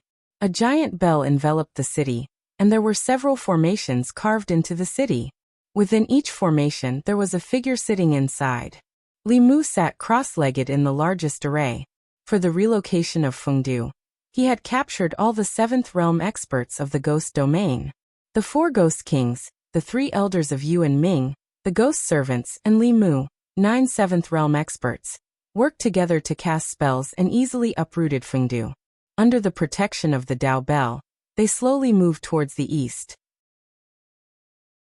The space of the ghost domain wasn't stable, so Fengdu couldn't move too quickly. The 9 people used 7 days to move Fengdu to the new location. Li Mu had already ordered the 6th realm ghost cultivators under Su He to empty the mountains there and create a plane to place Fengdu. Then he also moved the transportation array over. Now even if the 3 patriarchs of the demon sect came personally, the ghost domain would be safe. After everything was settled, Li Mu summoned the 3 elders of Yu and Ming. "Greetings, Lord. After being persuaded by Ming-Yi for a few days, Ming-Er and Ming-San were much more well-behaved. After entering the hall, they respectfully bowed to Li Mu. After all, their lives were in his hands, so they had to be respectful. Li Mu crossed his arms and looked down at Ming-Er and Ming-San. He said, "Tell me everything you know about the demon sect."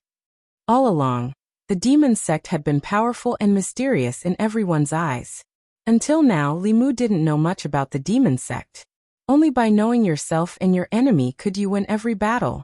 The enmity between him, Xianming, and the demon sect couldn't be resolved. The more information he knew, the more advantageous it would be for him. Ming-Er looked up at Li Mu and said, "The sage sect." Ahem. Ming-Yi coughed loudly. Ming-Er immediately changed his words. "The demon sect's influence is spread across the 10 continents. What I know is only the Zhu continent." At Li Mu's request, Ming-Er and Ming-San told him everything they knew. During this time, the third elder had entrusted them with important tasks, so they knew more than Ming-Yi. After hearing everything, Li Mu's heart sank. The demon sect had 3 headquarters on the mainland.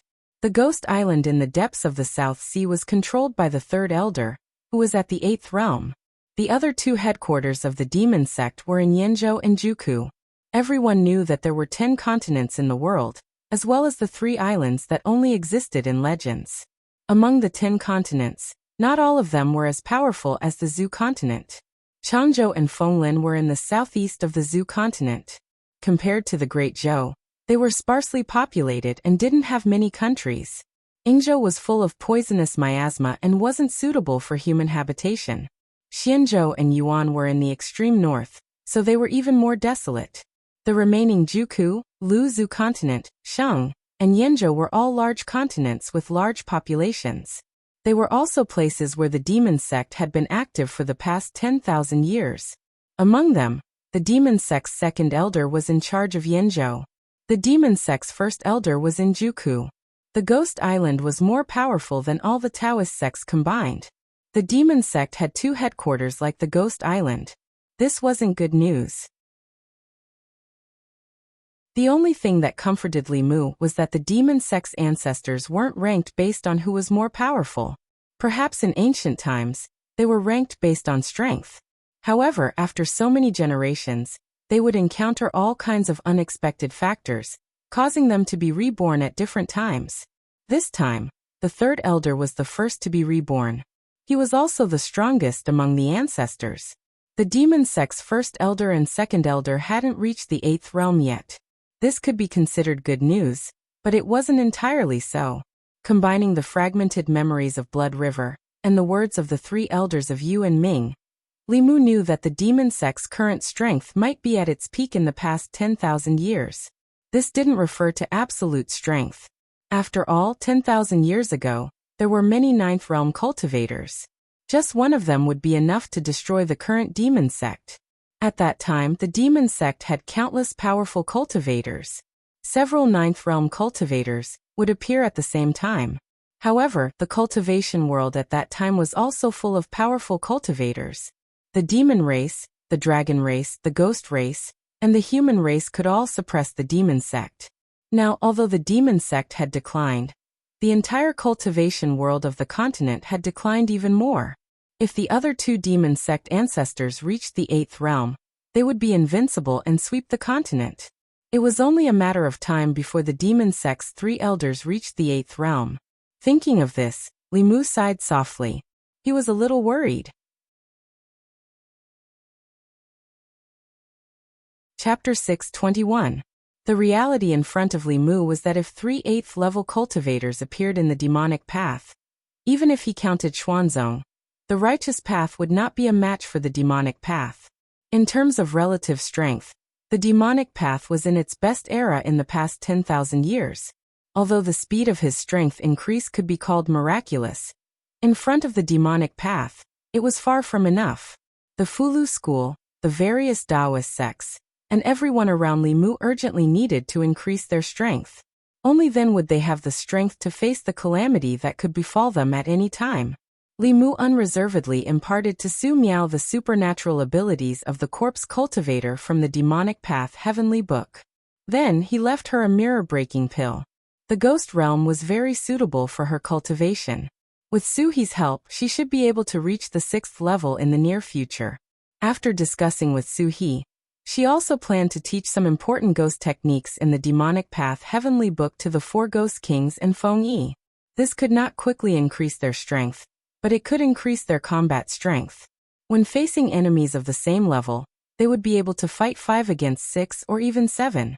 At the same time, under the arrangement of the ghost servant, Suhi also prepared to go into seclusion to break through.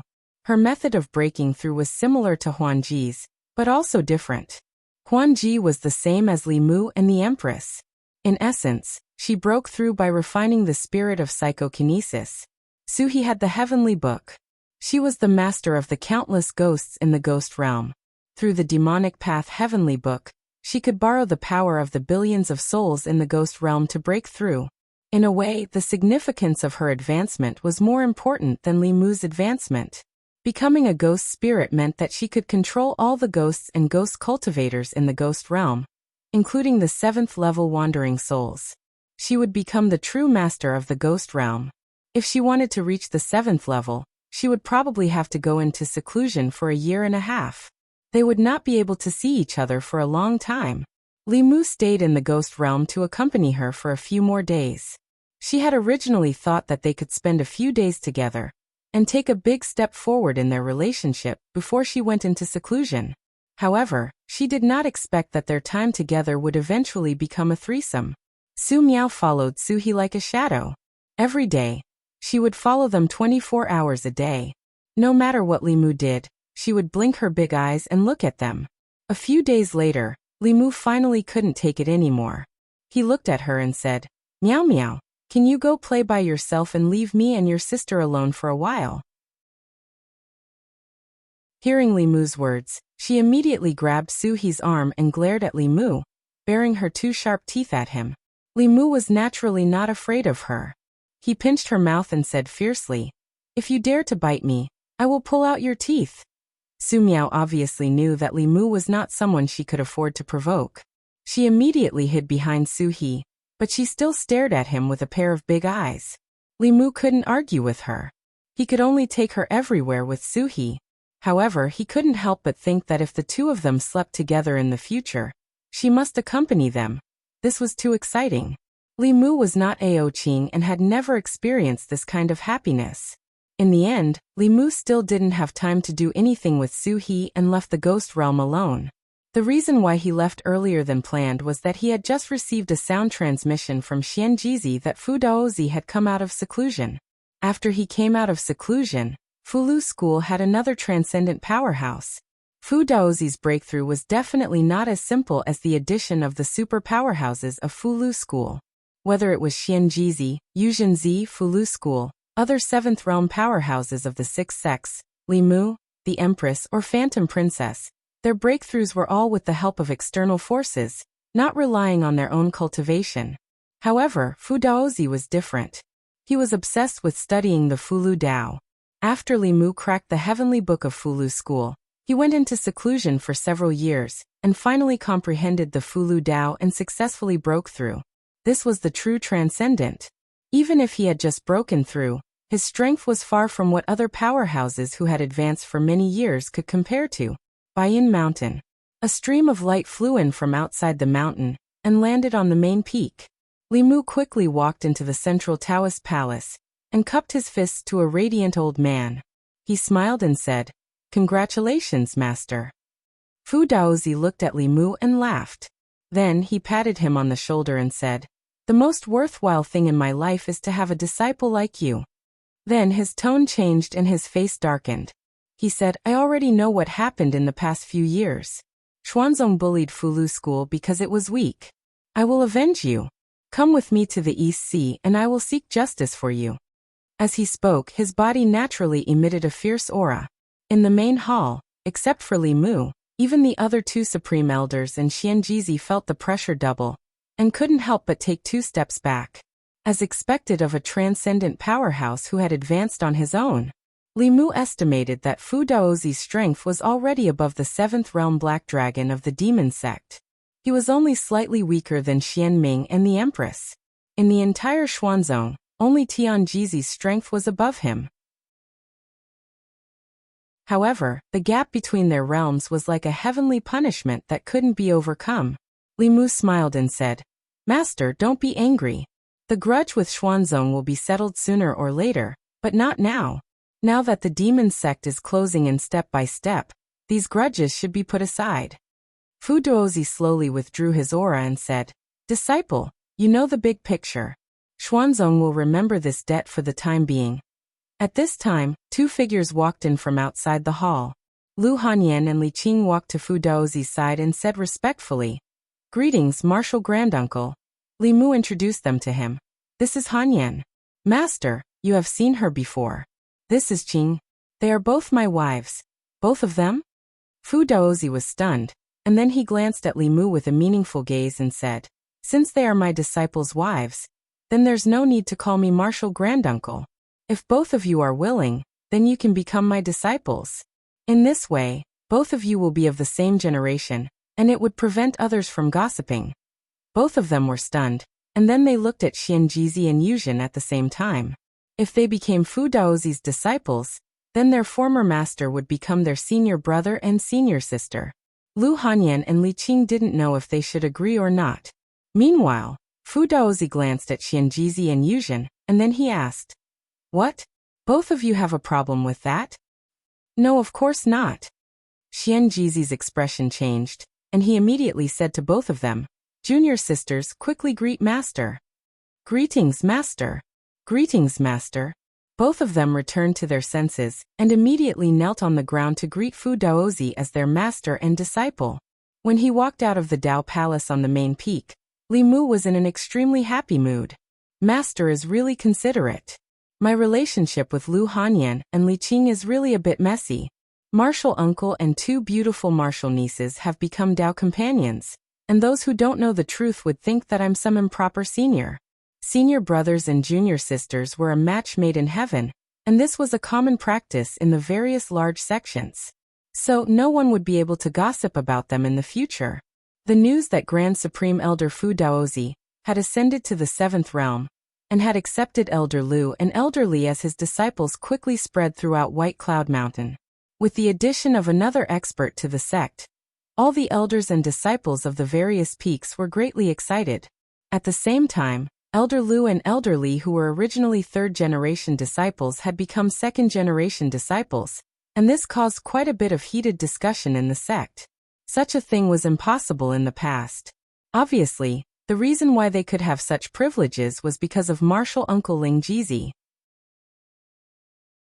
The resources that the 2nd-generation disciples could enjoy and their status in the sect were far from what the 3rd and 4th-generation disciples could compare to.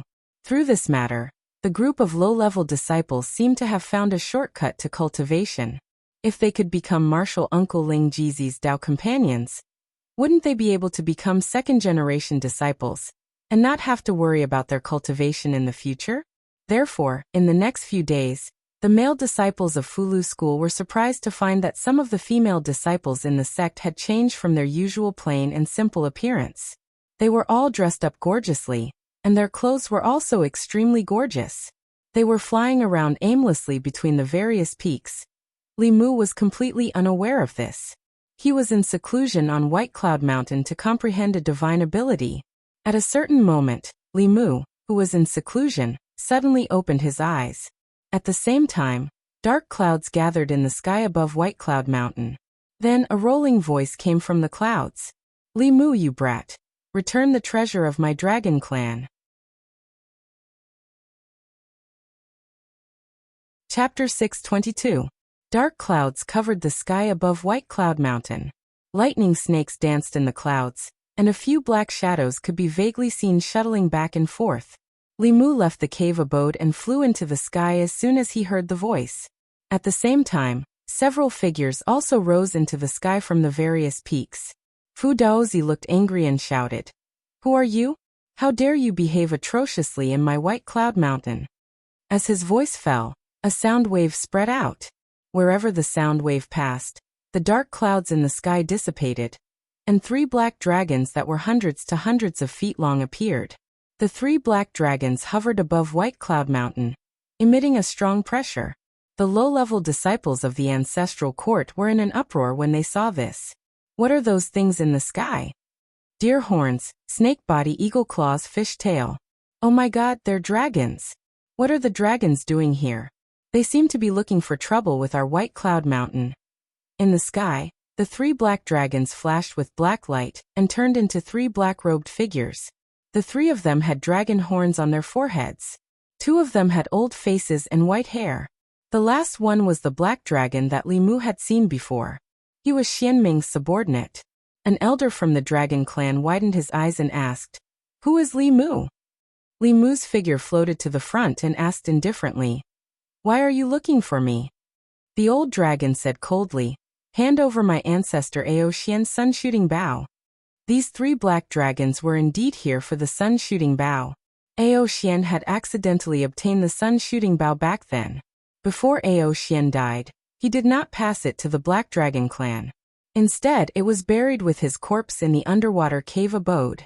From this point of view, it seemed reasonable for the Black Dragon clan to come and ask for the sun-shooting bow. However, the truth was that the sun-shooting bow was not created by Ao Xian. He had also obtained it by chance. It was like a heavenly book that could only be obtained by those with strength and opportunity. There was no reason for these dragons to come and ask for it today. Moreover, how could Li Mu hand over such a powerful treasure to others? If this treasure fell into the hands of the demon sect, they would be able to unify the 10 continents with the help of the sun-shooting bow before the other 2 ancestors of the demon sect could ascend.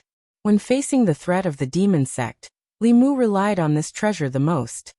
He glanced at the old dragon and said, "Don't think I don't know that the sun-shooting bow doesn't belong to you dragons." Ao Feng breathed out 2 streams of hot air from his nostrils. The dragon clan had always snatched the treasures they wanted. This time, someone else had snatched the treasures that used to belong to the dragon clan. He couldn't stand it anymore. He looked at Li Mu and asked coldly, "You mean you don't want to return it?" As soon as he finished speaking, he gritted his teeth and said, "Ao, you take him back." A black light flashed in front of Li Mu, and the figure of another dragon clan elder suddenly appeared. He stretched out a dragon claw and grabbed Li Mu's neck. The dragon clan was the strongest clan in the world. Even a newborn dragon had the strength of a human at the 4th realm. With the dragon clan's strong physical body and special abilities, they could often suppress human or demon experts of the same level. This old dragon was extremely fast. When he appeared beside Li Mu, no one could react in time. If he could capture Li Mu in one move, and bring him back to the Dragon Palace to interrogate him slowly, with the speed of the Dragon Clan, no one present would be able to stop him. However, just as his dragon claw was about to touch Li Mu's neck, a white fist met it. Seeing that Li Mu had overestimated himself, a cold smile appeared on Aoyu's lips. The Dragon Clan was most proud of their bodies. Not to mention the human race, even the demon race and corpse cultivators, who were also known for their bodies, were far from being comparable to the Dragon Clan. Using a fist to meet his dragon claw was no different from hitting a rock with an egg. Boom! The fist and claw collided, and Aoyu's body flew backward. Li Mu also retreated several meters. The man and dragon shook their numb hands at the same time. Aoyu's dragon eyes were wide open as he looked at Li Mu, who was unscathed in disbelief. The moment the fist and claw collided, he even had the misconception that he was facing a 7th Realm Dragon Clan member. These 3 black dragons had just arrived at White Cloud Mountain, and were already flaunting their strength. They even attacked at the slightest disagreement. Fu Daozi's face suddenly darkened, and he shouted angrily, "Four-legged snakes, you're courting death." He quickly formed a seal with his hands. In an instant, a golden rune appeared in the void and landed on Aoyu's body. When the rune entered his body, the Dragon Clan elder let out a painful roar. He rolled in the void, and actually revealed his original form. Countless runes flickered on his black dragon body. He let out another dragon roar and spat out a dragon's breath that covered his entire body. Only then did the rune gradually disappear. At this moment, Fu Daozi had already closed in. He condensed a rune in the void again. This time, the rune turned into a blue ice dragon and bit the black dragon's body. Aoyu had lived for more than 100 years, but it was the first time she had seen such a divine ability. For a moment, she didn't know how to deal with it. When the other Dragon Clan elder saw this, he wanted to step forward to help, but a green light suddenly appeared in his eyes. He stretched out his arms that were covered in black scales and blocked in a panic. He was pushed back 300 meters. When he saw the green light clearly, his expression changed drastically again. He said in shock, "Sky-splitting spear, damn it, you even stole the Dragon King's weapon." After he recovered from his shock, 2 enormous hammers appeared in his hands, and he smashed them fiercely at Li Mu. Li Mu raised his spear to block, but both of them were blasted flying. The strength of these 2 old dragons was extraordinary, and they were obviously stronger than most of the 7th-level experts that Li Mu had seen. If it wasn't for Fu Daozi's advancement, then besides him, no one in Fu School would be a match for them. Li Mu and Ao Feng were locked in battle. On the other side, Fu Daozi and Ao Yu were in a stalemate as well. At this moment, the 2 old dragons were slightly regretful in their hearts. The 3 of them were able to fight 2 human cultivators at the same time. They originally thought that victory was in the bag, but they never expected that just 2 random people from Fu School would be able to fight them to a draw. If they knew this would happen, they would have brought more clansmen over. Their current manpower was clearly insufficient. Retreat. When he noticed that he'd started to fall into a disadvantageous position in the battle against Li Mu, Ao Feng roared decisively, and then fled towards the horizon. When Ao Yu heard this, she broke free from Fu Daozi's grasp and fled quickly like a black bolt of lightning. As for the black dragon under Xian Ming, it had already fled as soon as Ao Feng's voice fell. The 3 dragons came quickly and left even faster. Only the disciples of Fu School on the mountain were left looking at each other in dismay. Are they really dragons? The dragons don't seem to be as powerful as the legends say. Dull and tasteless. After returning to the main peak, Fu Daozi said coldly, "The next time they dare to behave atrociously in my White Cloud Mountain, I'll pull out their dragon tendons, peel off their dragon skin, and use their dragon blood as talisman liquid." Li Mu didn't speak. It was very obvious that this was the demonic path's attempt to sow discord. Although the dragon race wasn't flourishing, there were many experts. Stirring up conflict between the dragon race and Li Mu was the most beneficial to the demonic path. The appearance of these black dragons reminded Li Mu that he could also find a strong ally in the fight against the demonic path. The Demon Nation, Ghost Realm, Buddhist sect, and Dao sect were almost united by Li Mu. Only the dragon race appeared and disappeared mysteriously. Apart from Cheng Xian, Li Mu couldn't even see the other dragons, let alone form an alliance. He didn't know if he could form an alliance with the South Sea dragon race through Cheng Xian, and then use the relationship between Cheng Xian and Cheng Xian to rope in the East Sea dragon race. But what should he do specifically? Li Mu thought carefully, trying to find some experience from his past experiences. When he formed an alliance with the Demon Nation, he and the Queen of 10,000 Demons were together. When he formed an alliance with the Ghost Realm, he and the Lord of the Ghost Realm were together. Li Mu thought carefully and felt that this matter should be considered at length.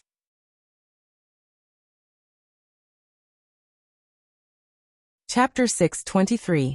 At the bottom of the North Sea, thousands of miles away from White Cloud Mountain, Ao Feng looked coldly at the black dragon and said angrily, "Ao Wu, that Li Mu's cultivation is no weaker than ours.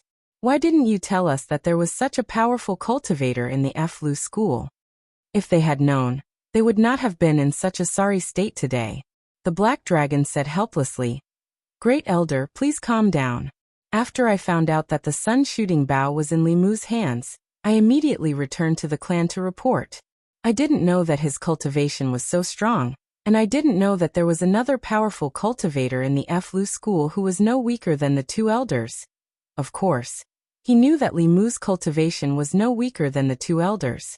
The reason he had deliberately concealed it was because of the 5th Patriarch's instructions.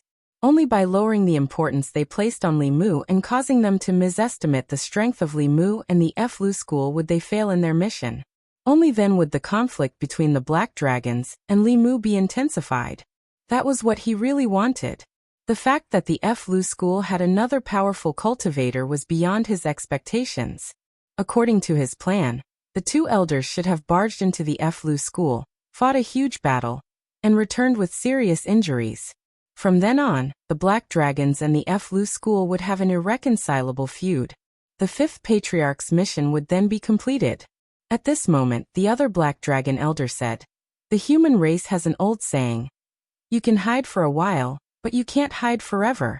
I don't believe that he will be hiding in the Fu school forever." Ever since Ao Xian's ancestor had fallen, the Black Dragons had never stopped searching for the sun-shooting bow. For tens of thousands of years, although the Black Dragons claimed to be the noblest and most powerful race on the mainland, apart from the era of Ao Qing Dragon King and Ao Xian, the Black Dragons had never truly dominated the mainland. Once the sun-shooting bow was taken back, the Dark Dragon clan would regain the glory of Ao Xian's ancestor. Ao Yu pondered the importance of this matter, and realized that he had been too careless in his actions this time. He had underestimated Li Mu's strength. He looked at the Black Dragon and said, "The sun-shooting bow is ours. I can't wait that long. Ao Wu, return to the West Sea and invite the other two elders, Aowen, and the other Tier 6 juniors. It's time to let them know the strength of the dragon race." "Yes." Ao Wu cupped his fists respectfully. The moment he turned around, his lips curled up slightly. Baiyun Mountain. Li Mu did not chase after the three Black Dragons. Based on his understanding of the dragon race and the fatal attraction of the sun-shooting bow, they would return sooner or later. In order to fight against the demonic Dao, the Dragon Clan was a force that must be won over, but that did not include the Black Dragon Clan. Because of the existence of the sun-shooting bow, the Black Dragon Clan and Li Mu were destined to be like fire and water. If he captured the three dragons now, it would inevitably alarm them, which would be detrimental to his plan of catching them all in one fell swoop. In the next few days, Baiyun Mountain was peaceful as usual. There were no unusual movements. Li Mu was also not in a hurry to enter seclusion. Instead, he went back and forth between Baiyun Mountain and Purple Cloud Peak, guiding the cultivation of the elders and preaching to the low-level disciples. In terms of cultivation knowledge, there was probably no one in the world who could compare to Li Mu. These young disciples represented the future of Fulu School. At the beginning of their cultivation, it was very necessary to guide them on the correct path of cultivation and prevent them from taking the wrong path. Li Mu did not just teach Fulu blindly. He talked about alchemy, artifact refinement, body refinement, mystical abilities, and the path of cultivation. Interest was equally important. He hoped that the disciples in the sect would be able to find the path of cultivation that they liked at the beginning of their cultivation. Every time he preached, there would be no empty seats in the training hall. Most of the disciples could only float in the air. The disciples of the other peaks could only envy Baiyun Mountain and Purple Cloud Peak. This was because the heads of these two peaks were Elder Lu and Elder Li. Uncle Master Ling Jizi often appeared here. Aside from the routine preaching, it was very convenient for them to ask Uncle Master Ling Jizi if they had any questions about their daily cultivation. In the crowd, two new female disciples looked at the figure sitting cross-legged in front of them. There was a faint excitement on their faces. The older girl whispered, "Junior sister Ying, we actually fought side by side with Uncle Master Ling Jizi. I even invited him to hunt wandering souls together." Speaking of that matter, the girl next to her stuck out her tongue and said, "If it weren't for Uncle Master Ling Jizi, we would have all died in the realm of ghosts." Wu Qian said, "I wonder if Uncle Master Ling Jizi still remembers us." After the two of them whispered a few words, they closed their mouths and listened intently to Li Mu's teachings. 2 hours later, the day's teachings ended. Li Mu's figure gradually faded away, but the disciples on the training ground remained where they were for a long time. They were still stuck in the enlightenment they had just experienced. Chen Yingying and Wu Qian had successfully entered the ancestral court not long ago. They were now fourth-generation disciples of Baiyun Mountain. When the two returned to their residence, they suddenly found a figure standing in the courtyard. Seeing that familiar figure, the two's delicate bodies trembled. They immediately went forward and respectfully said, "Greetings, Uncle Master Ling Jizi." Li Mu smiled and said, You two also came to the ancestral court. When he went to the realm of ghosts for the first time, he met the two by chance. At that time, Chen Yingying was still an outer sect disciple of Fulu school, and Wu Qian was a rogue cultivator. Now looking at their clothes, they were clearly fourth-generation disciples of Fulu school. Although the two were women, they were courageous and affectionate. Li Mu still had a deep impression of them. He stretched out his hand, and 2 bottles of pills appeared in his palm. Li Mu handed the pills to them and said, "Meeting again is fate. These 2 bottles of pills are for you. Go into seclusion and refine them. They should be able to help you break through as soon as possible." The 2 women respectfully accepted the pills and said, "Thank you, Uncle Master Ling Jizi." Li Mu looked at them as if he was looking at a junior and said, "Cultivate well. If you have any questions about cultivation, you can ask your Uncle Master Ling Jizi or me." Chen Yingying and Wu Qian nodded respectfully.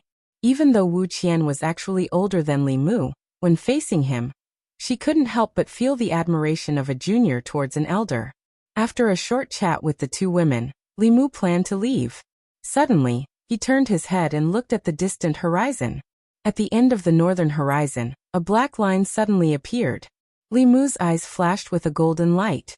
He saw that at the end of his line of sight, the originally clear and cloudless sky was now covered by dark clouds. The clouds covered the sky and the sun. Lightning flashed and thunder rumbled. Black dragons swam in the dark clouds. They were wrapped by the dark clouds and swept towards the direction of White Cloud Mountain. The dark clouds were extremely fast. From the time Li Mu saw the black line to the time when the dark clouds flew above White Cloud Mountain, it only took a dozen breaths. When the dark clouds enveloped White Cloud Mountain, it was followed by an extreme pressure. At this moment, everyone in the ancestral court of White Cloud Mountain, from the low-level disciples to the elders of the peaks, felt as if a huge rock was pressing down on their hearts. They couldn't breathe. More than 10 black dragons emerged from the dark clouds and circled above White Cloud Mountain. The scene was spectacular and oppressive.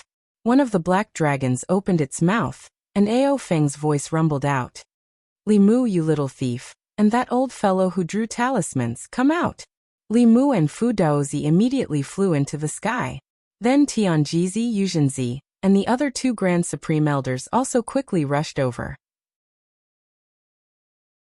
Apart from Jade Sunzi, who was far away in the Pill Cauldron sect, although the current Fulu school already had 6 7th realm cultivators, they couldn't compare to the dozen or so black dragons in the sky in terms of numbers or pressure. 6 of the dozen or so black dragons exuded 7th realm pressure. The other 6 also had 6th realm auras.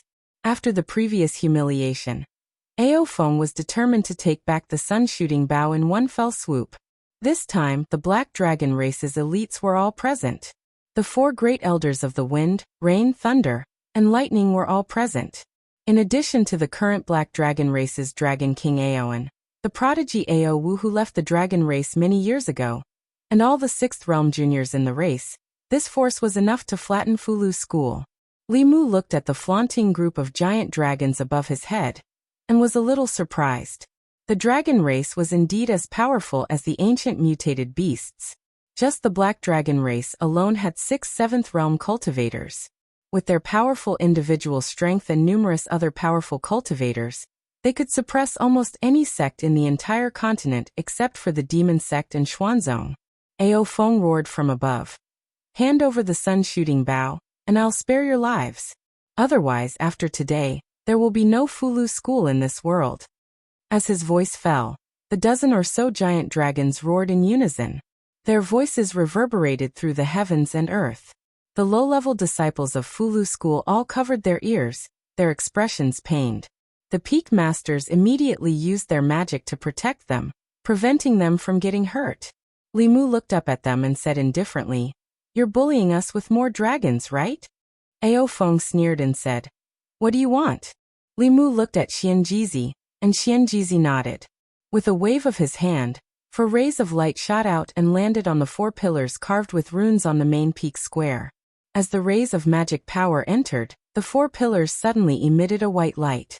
In the next moment, 4 whirlpools suddenly appeared in the 4 directions of the main peak. The Pill Cauldron sect's sect master, Wuchenzi, walked out from one of the whirlpools with Jade Sun and 2 Grand Supreme Elders. The Spirit Array Sect Master and 2 Grand Supreme Elders walked out from another whirlpool. The Southern Sect Master and 2 Grand Supreme Elders, and the Northern Sect Master and 2 Grand Supreme Elders appeared in the last 2 whirlpools. The 5 Taoist sects had a total of 19 7th Realm cultivators. They surrounded the dozen or so giant dragons in the middle. Finally, a giant bell descended from the sky. While it covered everyone, it also completely sealed off the entire area. Looking at the black dragon race that was completely stunned, Li Mu said indifferently, "Do you think that you're the only ones who know how to bully with numbers?"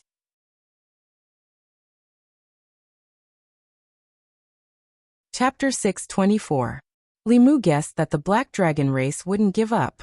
He had been waiting for this moment for a long time. White Cloud Mountain's long-distance teleportation array was originally built to guard against the Demon Dao. At this moment, it came in handy. They didn't even need to activate all of them. Just the 5 Taoist sects were enough to capture all of them. In a battle of this level, those 6th Realm black dragons were of no use. They could be ignored. The ones that were slightly more troublesome were the few level 7 black dragons. Among them, the 3 dragons that came to White Cloud Mountain last time were the strongest. The 3 extra dragons were only equivalent to the transcendent initial realm. Even if the dragon race had a natural advantage, the 5 sects experts were more than enough to deal with them. Without giving the black dragon race any time to react, the 5 sects supreme elders and sect masters attacked at the same time. In front of them, those 6th realm black dragons couldn't even withstand a single blow. 7 black dragons were immediately captured. Their cultivation was sealed, and they were casually thrown to the side of the mountain. The remaining 5 7th realm black dragons, and Xianming's black dragon, saw that the situation wasn't good. They all slammed their dragon heads against the Dao Bell. Even though the dragon clan was formidable, and was capable of suppressing humans of the same cultivation realm, they couldn't stop their numbers from bullying the dragon clan. There was utterly no hope of victory in this battle. How could Ao Feng have imagined that the Talisman sect would actually be able to gather so many experts in an instant? Even if the Dark Dragon clan utilized all their strength, they were unable to deal with so many experts at the same time. Dong! The 6 dragons' huge bodies slammed against the Dao Bell, creating a loud boom. If it was just Li Mu alone, he might not be able to trap them. However, more than 10 7th Realm experts from the 5 sects were currently inside the Dao Bell. Everyone's magic power was added to the Dao Bell. Even if the Demon Dao's 3 ancestors were trapped, they wouldn't be able to escape easily. Talisman Daozi's hands flickered with runes. He sneered. "You dare to come back?" As soon as he finished speaking, his figure disappeared. When he reappeared, he was already on Ao Feng. Talisman Daozi held the dragon horns with both hands. Talisman Daozi's palm surged into the dragon's body. Ao Feng's body rolled and couldn't break free. Li Mu was even more decisive. He took out the sun-shooting bow and shot an arrow. A black light flickered in front of Ao Feng's chest. The reverse scale that he had refined for many years blocked the fatal arrow. However, he also lost his only trump card. Li Mu used 20% of his dermic powers for this arrow. Whoosh, whoosh, whoosh, whoosh. Li Mu shot 5 arrows in a row, exhausting all the magic power in his body. Then he flew to the side and quietly recovered his magic power, leaving the battlefield to the others. The Dragon Clan was indeed the only ancient beast clan that had survived. Their innate abilities were extremely powerful, and their physical bodies were also incomparably powerful. In a situation where their magic power was about the same, it would take 2 human powerhouses of the same level to deal with them. However, even without Li Mu, there were still 18 7th Realm cultivators here. Fu Daozi alone could fight the Black Dragon race's Great Elder alone, while the rest of the cultivators could deal with 1 7th Realm cultivator with 3 people. In addition, Li Mu's 5 arrows had already depleted a lot of 7th Realm cultivators. The situation inside the Dao Bell was almost one-sided. Talisman Daozi's body was surrounded by golden runes, suppressing Ao Feng. He said loudly, "Four-legged snake, I still lack a mount. If you are willing to become my mount, I will spare your life today." How about it? Ao Feng said coldly. Don't even think about it. The dragon clan will never be slaves. He let out a long roar, and his 2 dragon horns flickered. A ball of lightning condensed between his dragon horns. This ball of lightning was black, and as the ball of lightning condensed, the black color on Ao Feng's body even became lighter. Almost instantly, the ball of lightning flashed in front of Fu Daozi. He wanted to teleport away, but he was entangled by Ao Feng's dragon tail, and couldn't move at all. At this moment he felt a strong sense of danger. At the critical moment, Fu Daozi's figure suddenly disappeared, and Ao Feng's dragon tail entangled Ao Lei, one of the 4 great elders of the Black Dragon clan. Fu Daozi's figure appeared in Ao Lei's position. Li Mu released the hand seal, and the little bit of spiritual power that he had just recovered was used up again. Li Mu knew the divine powers of the Dragon clan better than any of the dragons here. Ao Feng sacrificed part of his cultivation to this divine ability, and it was not something that Fu Daozi could resist. Although the ball of lightning couldn't destroy his soul, it could destroy his physical body and severely injure his primordial spirit. At this time, even if Aou only used the simplest summoning wind and rain, the severely injured Fu Daozi would be in danger of dying completely. With no other choice, Li Mu could only use Shadow Shift to switch his position with Ao Lei's, allowing him to dodge the attack. The ball of lightning landed on Ao Lei's body and exploded instantly. Ao Lei's body was flashing with lightning. Even though he had a strong body of the Dragon clan, his body was badly mutilated, and his scales peeled off. His aura was extremely weak, and he couldn't even stay in the air and fell heavily. Ao Lei. Ao Feng roared angrily when he saw that his fellow dragon had been severely injured. He quickly locked onto Li Mu and charged at him without caring about anything else. However, at this time, Fu Daozi's figure appeared in front of him again. Get lost. Ao Feng only wanted to tear Li Mu into pieces at this time, and charged at Fu Daozi fiercely.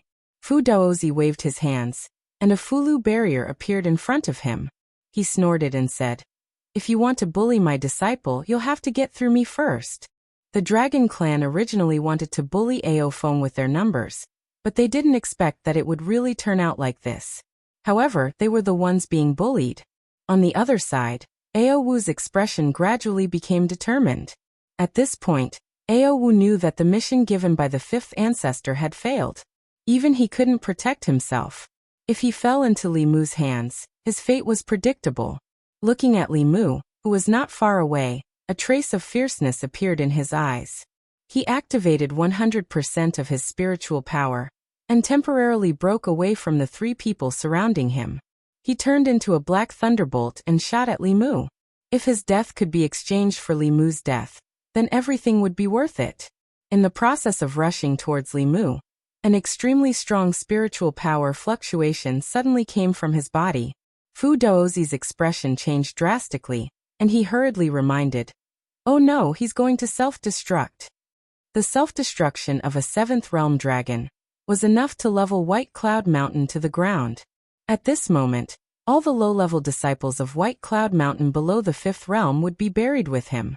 This dragon wanted to drag Li Mu down with him while destroying the ancestral court of Fulu School. Of course, Li Mu wouldn't let him do as he wished. With a thought, the Dao Bell flashed and then shrunk rapidly, trapping the dragon inside. Following a dazzling ray of light, the Dao Bell started to expand outwards and then shrunk again. A moment later, the Dao Bell returned to normal, but a black hole appeared in the space. As time passed, the black hole slowly closed. Everyone present, including Fu Daozi, felt a chill run down their spines. If they didn't stop this dragon from self-destructing, only 5 of the 6 Dao sects would be left. Not only were the Dao sect members shocked, but even the Black Dragon race didn't expect Ao Wu to be so unyielding. They were filled with grief and humiliation. At this moment, they actually wanted to emulate Ao Wu and defend the dragon race's dignity. At that moment, Li Mu suddenly reached out and grabbed a ball of light from the Dao Bell. He scanned the ball of light with his divine consciousness and instantly understood why Ao Wu would do such a thing. This dragon called Ao Wu was no longer the prodigy of the Black Dragon race from the very beginning. His memories had been forcefully erased, and he had received another person's memories. This person's identity was a trusted subordinate of Xianming from 10,000 years ago. Back then, not only did the demon Dao ancestors inherit their memories, but also their own trusted subordinates. He was under Xianming's orders to sow discord between the Black Dragon race and Li Mu. As the strongest dragon race in the Four Seas, becoming enemies with the Black Dragon race was almost equivalent to provoking another Xuanzong. However, even Xianming didn't know that the method Li Mu had originally prepared for them had coincidentally been used here. He waved his hand and threw that ball of light to Ao Feng. A bunch of stupid dragons. Take a look for yourselves. When he saw that ball of light, Ao Feng felt that something was amiss. At this moment, he scanned the ball of light with his divine consciousness. Scenes of Ao Wu's memories flashed before his eyes. These memories didn't belong to Black Dragon Ao Wu at all. They belonged to an old monster whose memories had been passed down for 10,000 years. He had taken over Ao Wu's body, and even instigated a war between the Black Dragon race and the Fulu school. He was the main culprit behind the current situation. After Ao Feng finished reading, he was shocked and furious. He immediately shouted, "Everyone stop!" As soon as he said that, the other 3 black dragons transformed into their human forms and flew to his side. The powerful cultivators of the 5 sects also stopped for the time being. There was no way they could get the sun shooting bow back. The most important thing now was how the Black Dragon race could save themselves. Although he was also in the wrong, Ao Feng could only push all the blame onto the dead Ao Wu. He looked at Li Mu awkwardly and said, "It's a misunderstanding.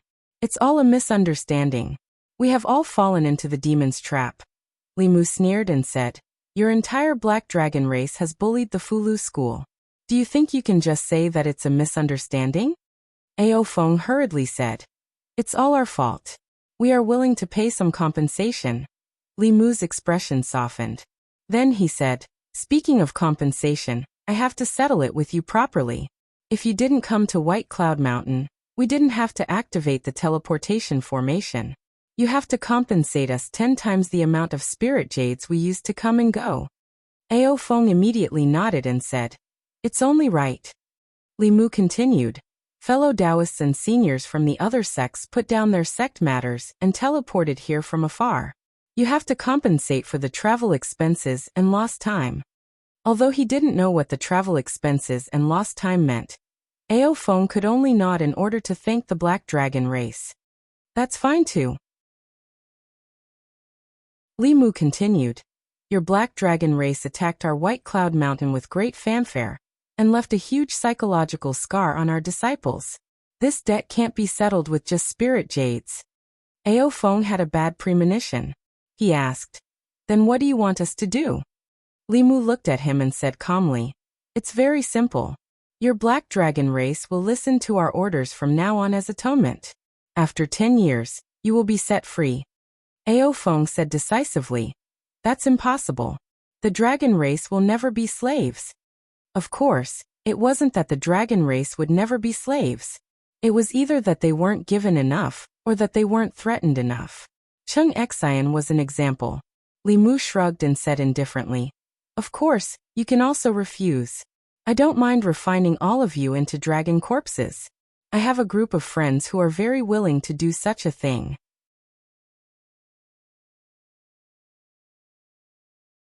Chapter 625. The Dragon Clan had always thought of themselves as the noblest clan in the world. Their clan's magical powers were incomparably powerful. Even a newborn dragon could fight with its breath, and its strength was comparable to a fourth realm demon. Whether it was humans, demons, or other plant spirits, they were all inferior creatures in their eyes.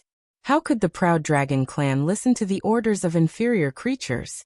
Any dragon would find it difficult to accept such humiliation. But if they did not accept it, the Black Dragon Clan would be exterminated today.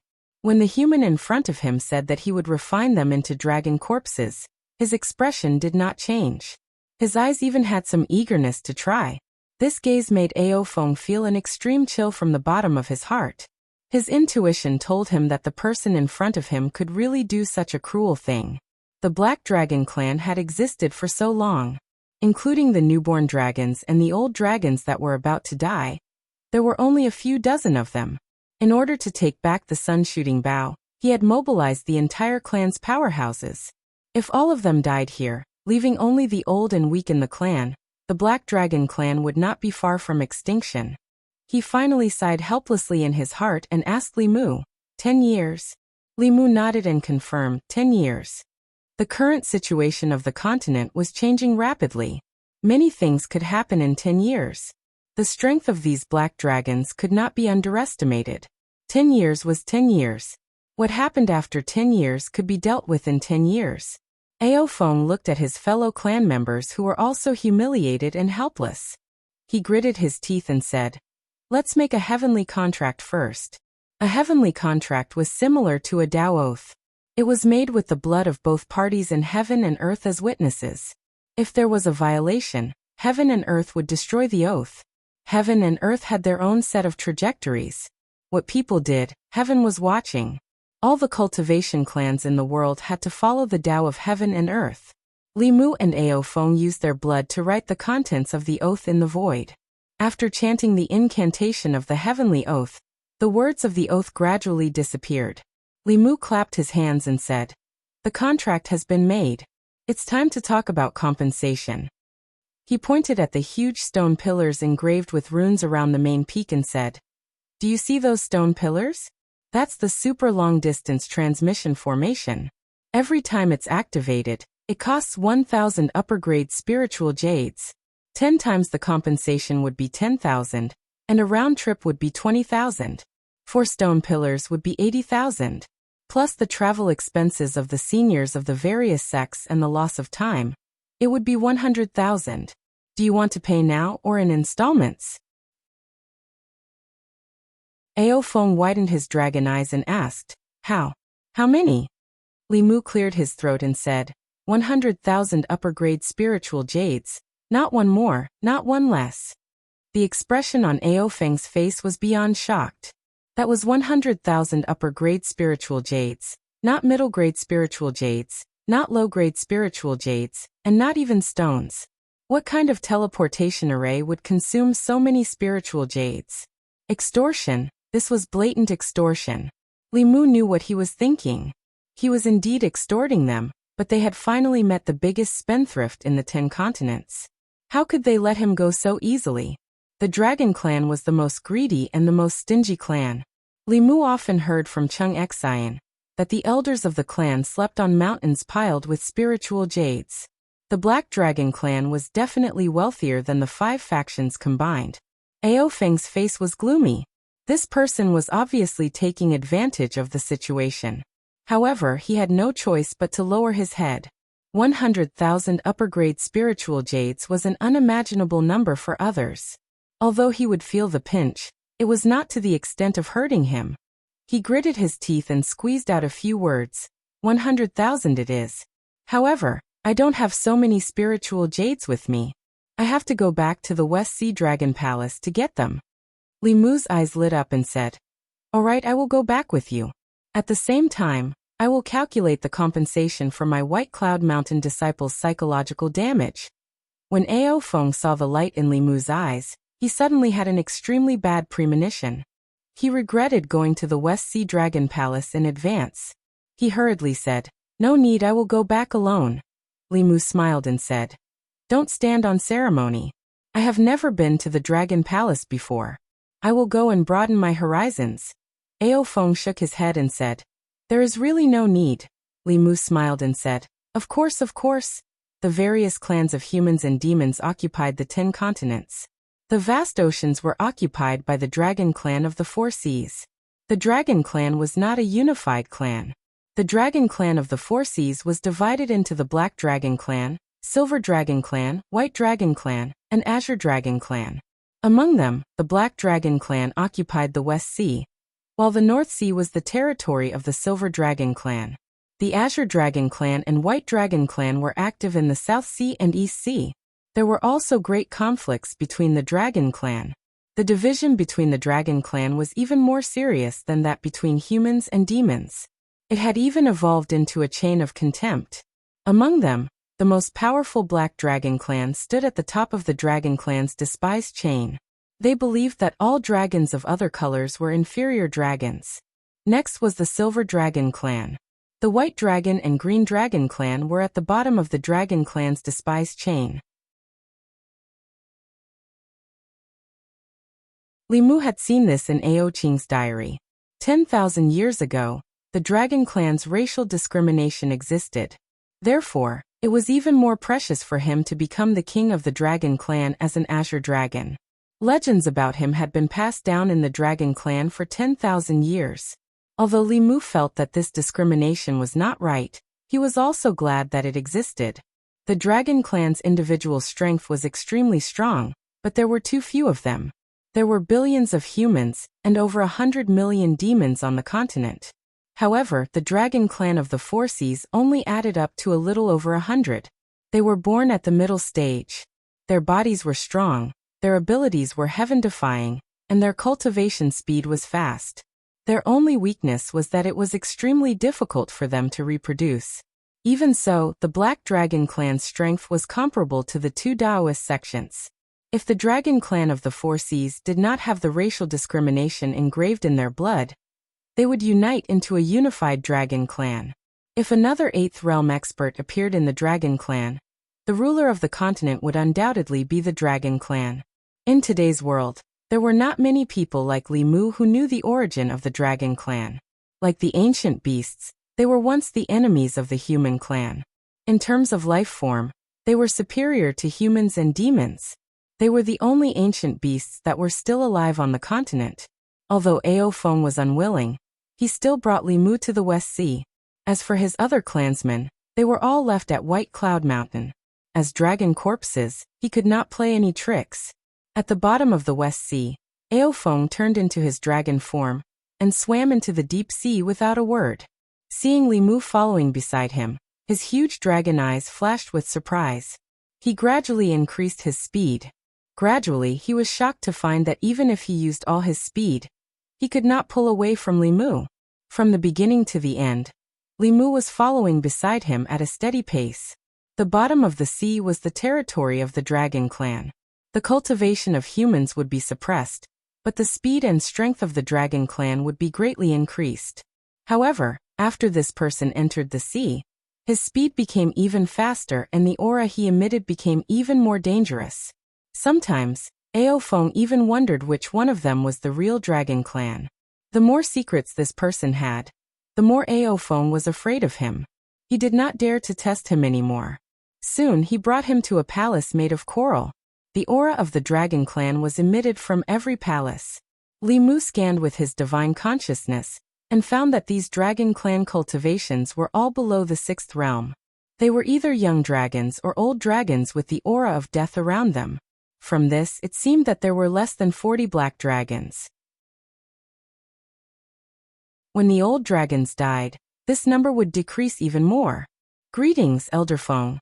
Sensing Ao Feng's aura, a few black dragons flew out of the dragon palace and bowed to Ao Feng. Ao Feng nodded and brought Li Mu to the largest dragon palace in the deepest part of the dragon palace. Mountains of spiritual jade were piled on top of a palace that stretched as far as the eye could see. At the foot of the mountain, all kinds of precious spiritual herbs, ores, and dharma artifacts were scattered around. Even Li Mu, who was used to seeing big scenes, was shocked speechless by this scene. Compared to the Black Dragon clan, the Fulu school was like a beggar. Standing in front of the undulating spiritual jade mountains, Li Mu's breathing became heavier. Ao Feng seemed to have sensed something and immediately reminded him. We agreed on 100,000 upper-grade spiritual jade. I know, Li Mu nodded, but his gaze continued to sweep across the spiritual jade mountains. He even had a thought in his mind. Why not refine the Black Dragon clan? That way, wouldn't all the spiritual jade here belong to him? Beside Li Mu, Ao Feng inexplicably shivered. As if realizing something, he immediately said, Don't forget the heavenly oath.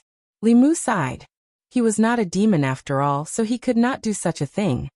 He looked at Ao Feng and said calmly, Your Black Dragon clan gathered all the powerful cultivators of your clan to barge into my White Cloud Mountain. This caused great psychological trauma and mental damage to the disciples of my sect. You messed up their Dao hearts and affected their future cultivation. thus affecting the future development of our sect. We should settle this score.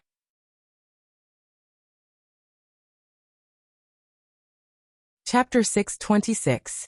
After discovering that after seeing these treasures, Li Mu started to become overbearing.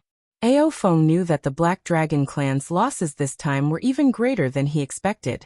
He pointed at a mountain made of spiritual jade and said, "These spiritual jades are my clan's apology to your disciple." Li Mu looked at the mountain of spiritual jade and hesitated for a long time. In the end he nodded. Ao Feng was still very generous.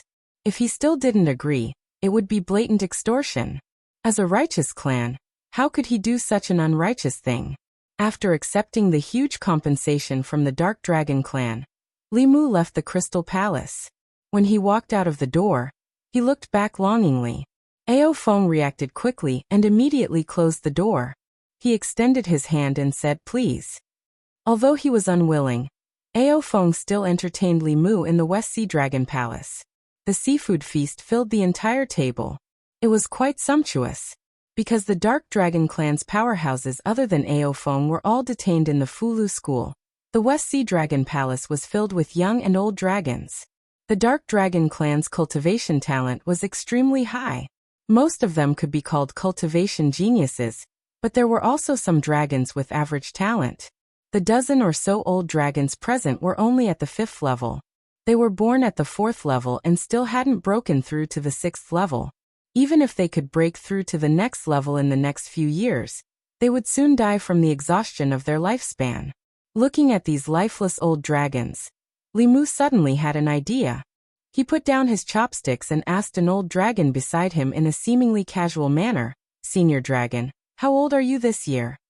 Elder Ao Feng didn't introduce this human, but to be able to be brought to the Dragon Palace personally and set up a banquet, he must be a friend of the Dark Dragon clan.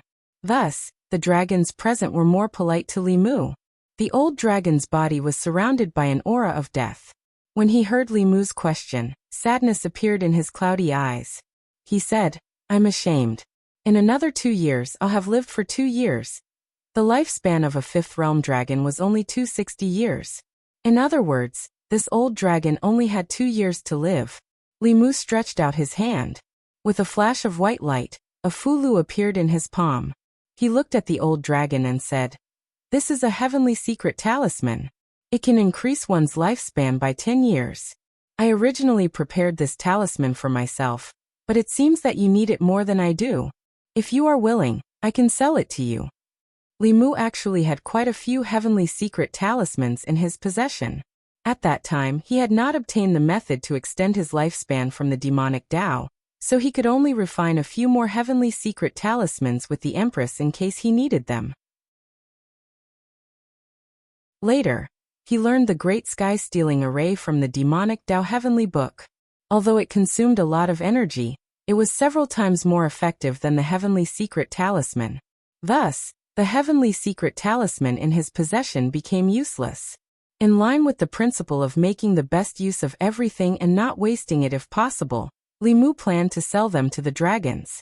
Although it was impossible for these dragons with no natural talent to break through from the 5th realm to the 7th realm, even if they had 10 more years of lifespan, who would refuse to live for 10 more years? As for why he did not use the Sky-Stealing Array to help them, firstly, Li Mu needed to deal with the heavenly secret talismans in his hands. Secondly, what kind of status did the dragons have? They were the descendants of ancient beasts. They were obviously a higher-level life form than humans and demonic beasts. Under normal circumstances, they were already on the verge of ruling the world. If they were given another 60 years of lifespan, perhaps after 60 years, even if the demonic Tao and the righteous Tao joined forces, they would still be suppressed by them. Hearing that this Fulu could increase their lifespan by 10 years, the old dragons present all looked at Li Mu at the same time. Their dragon eyes shone brightly. "How much is this Fulu? Do you have any more?" "I'll buy one." "I'll buy one too." After Li Mu took out the heavenly secret talisman, the surrounding atmosphere suddenly changed. The old dragons who were nearing the end of their lifespan surrounded Li Mu, looking at him as if they were looking at a peerless treasure. Then, they all looked at Ao Feng in unison. 10 years was not a short time. Even if it was not enough to break through, they could still enjoy 10 more years in this world. They did not care about the price of this fulu. Even if they had collected many treasures in their lifetime, they could not take them away after death. Wouldn't it be better to exchange it for 10 more years of lifespan? The savings of ordinary dragons were limited. The commonwealth of the Black Dragon clan was in the hands of the Council of Elders. Faced with the expectant gazes of his clansmen, Ao Feng could not refuse. The number of dragons was low to begin with. For thousands of years, the rate of reproduction of his clansmen could not keep up with the rate of death. Any one of his clansmen was very important to the Dragon clan. Even though he knew that Li Mu was after the treasures of the Dragon clan, he had no other choice. Spiritual jades were just numbers to him. They could not compare to the lives of his clansmen. Ao Feng looked at Li Mu and said, "How many heavenly secret talismans do you have? I want all of them." Li Mu looked at Ao Feng and smiled.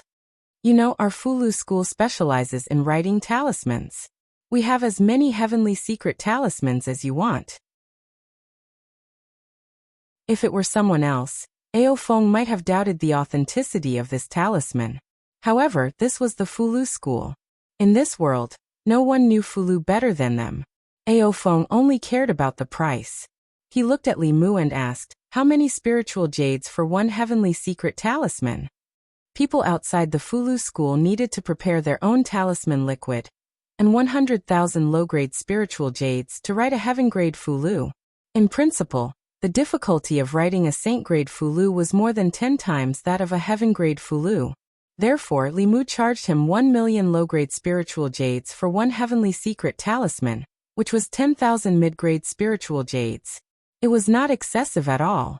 Li Mu looked at Ao Feng and said indifferently, 10,000. Ao Feng frowned. He knew that Li Mu was going to ask for an exorbitant price, but he did not expect his appetite to be so big. However, there was no market for saint-grade Fulu. Even if one had spiritual jades, they could not buy it. Only the Fulu school could make this item.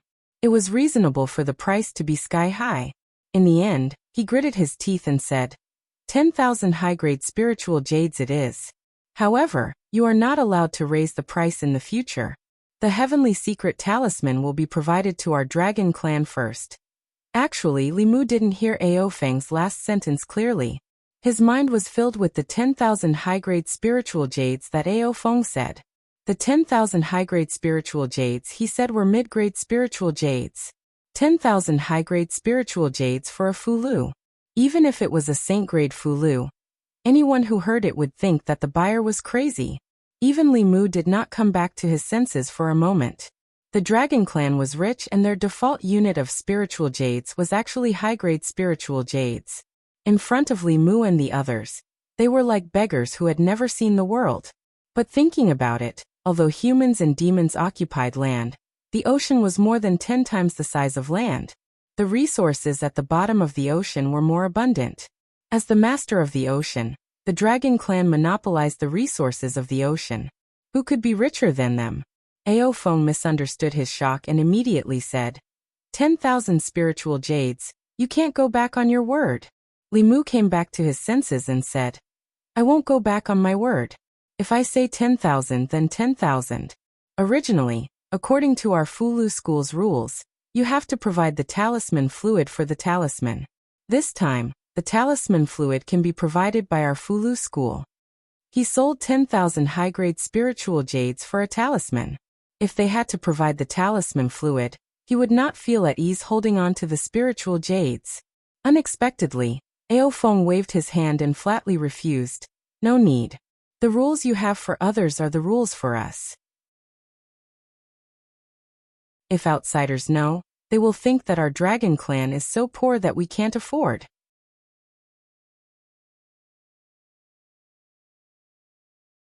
Chapter 627. Li Mu's conscience would be uneasy if he had to provide the talisman liquid after selling it for 10,000 high-grade spiritual jades each. However, Ao Feng was so determined to not give Li Mu any leeway. He had no choice but to sigh in his heart. The world of rich dragons was not something poor people like them could understand. The Dragon Clan was willing to pay 10,000 high-grade spiritual jades to extend the lifespan of their clansmen by 10 years. Who knew how many spiritual jades they were willing to pay to extend the lifespan of their clansmen by 60 years? Such a generous customer might not be found in the entire cultivation world. If he were to activate the sky-stealing array for Aofeng and those extremely talented experts of the Dragon Clan, Li Mu would think carefully and weigh the pros and cons. If the extra 60 years allowed them to advance to the 8th level, wouldn't he be causing trouble for himself? However, if the target was these old dragons who were still alive, Li Mu wouldn't even hesitate to kill them. Even if they were given another 60 years, they were destined to not have great achievements. Using a large amount of spiritual jades in exchange for 60 years of lifespan was naturally a waste of the Dragon Clan's resources. However, to an individual, living was more important than anything else. One of the most painful things in life was that when one died, one's money would still be there. It was the same for dragon life. There were countless mineral veins under the sea. To the Dragon Clan, spiritual jades were just stones that they could pick up anywhere. Who wouldn't be willing to exchange stones for lifespan? Li Mu initially thought that Aofeng was showing concern for the old dragons in the clan in the spirit of humanitarianism. However, when he left the West Sea, he realized that things weren't as simple as he thought. Aofeng, this old dragon, wasn't as stupid as Li Mu thought. In front of the Dragon Palace, Aofeng looked at the group of old dragons and said, "The clan spent countless resources to buy the divine secret talisman for you to extend your lifespan. I hope that you won't waste these 10 years. Before your lifespan ends, pass down another seed to the clan." Li Mu realized that Aofeng didn't give them the divine secret talisman because he wanted them to break through before they died. Instead, he wanted them to use their remaining energy to give birth to 1 or 2 young dragons to ensure the continuation of the clan. In this matter, Li Mu had to admit that he was too narrow-minded. After returning to White Cloud Mountain with Aofeng, Li Mu was faced with a problem. The powerhouses of the Black Dragon Clan were all left at Mount Baiyun to serve them for the next 10 years. How to restrain them was a problem that needed to be solved. It was impossible for the Black Dragon Clan to hand over their soul blood. The Dragon Clan had their pride and dignity. Not all dragons were as unprincipled as Xian. Similarly, it was impossible for them to become mounts. The pride of the dragon race did not allow them to become mounts for humans. In their deep-rooted view, it was more appropriate for humans to become mounts for the dragon race. Li Mu looked at Aofeng and said, "If you don't hand over your soul blood, what if you go back on your word and betray us?" When Aofeng heard this, it was as if he had been greatly insulted. He said angrily, "You are insulting our dragon clan. The Black Dragon Clan will definitely do what we promised you. We said 10 years, and it will be 10 years. Not a day more, not a day less." Li Mu knew the Dragon Clan very well. The Dragon Clan had always been arrogant. Naturally, they would not easily do anything that would affect the reputation of their clan. Moreover, the Dragon Clan would not give up on any of their clansmen. As long as there were Dragon Clan hostages at White Cloud Mountain, they would have to be obedient. If there was nothing to do, he would let them stay at White Cloud Mountain and wait for orders. If there was anything, he would send them. After temporarily settling the matter of the Black Dragon Clan, the next thing he had to deal with was the spiritual jades that he had traded with the Black Dragon Clan. At the main peak of the Fulu School, Xianjizi, Yuzhenzi, Fudaozi, and the 2 supreme elders were gathered by Li Mu. Xianjizi asked solemnly, "Junior brother, you called us here. Is there something important?" Li Mu did not say anything.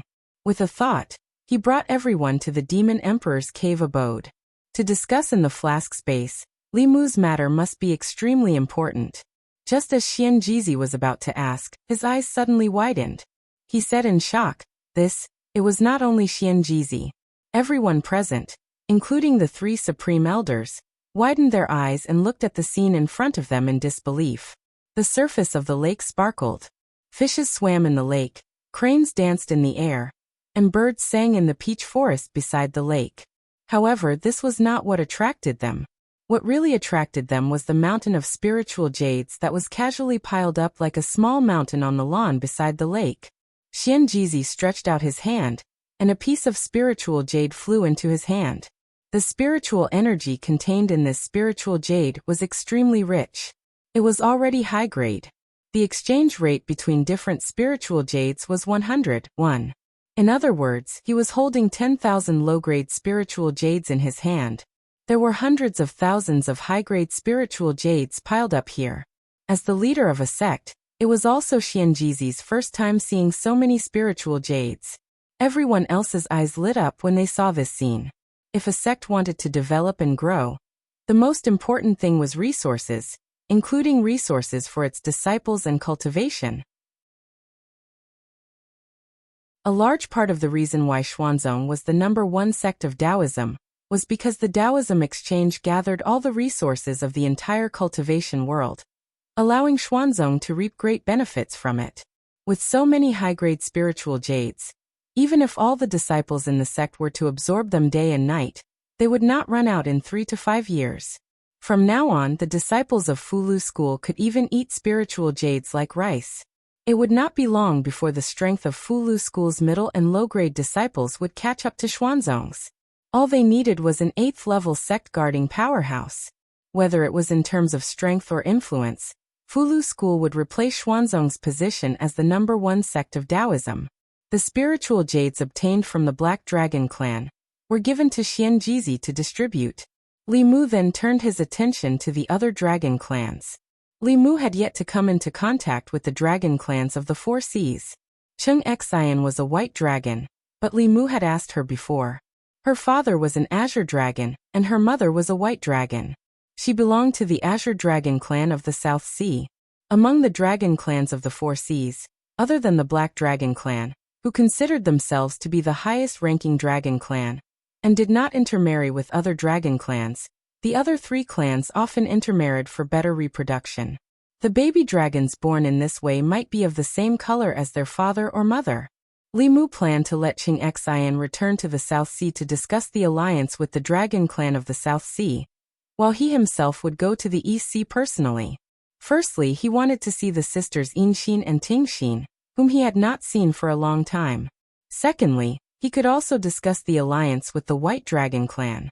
The strength and talent of the Dragon clan really made Li Mu envious. If he could completely turn a dragon clan into his own, perhaps it would not be long before a force that could contend with the ancestors of the demonic path would appear on his side. Li Mu first transmitted his voice to Cheng Xian. Unexpectedly, after Cheng Xian heard it, she did not hesitate at all and flatly rejected Li Mu. No, I escaped. If I go back, they will definitely force me to marry again. I won't go back, even if I die. There is food and drink here. Why should I go back? It was hard to imagine that a dragon's dream was to have food and drink. But since she was unwilling, Li Mu did not force her. For the dragon clan, the first priority was to reproduce and maintain the continuation of the clan. It was no wonder that Cheng Xian was forced to marry.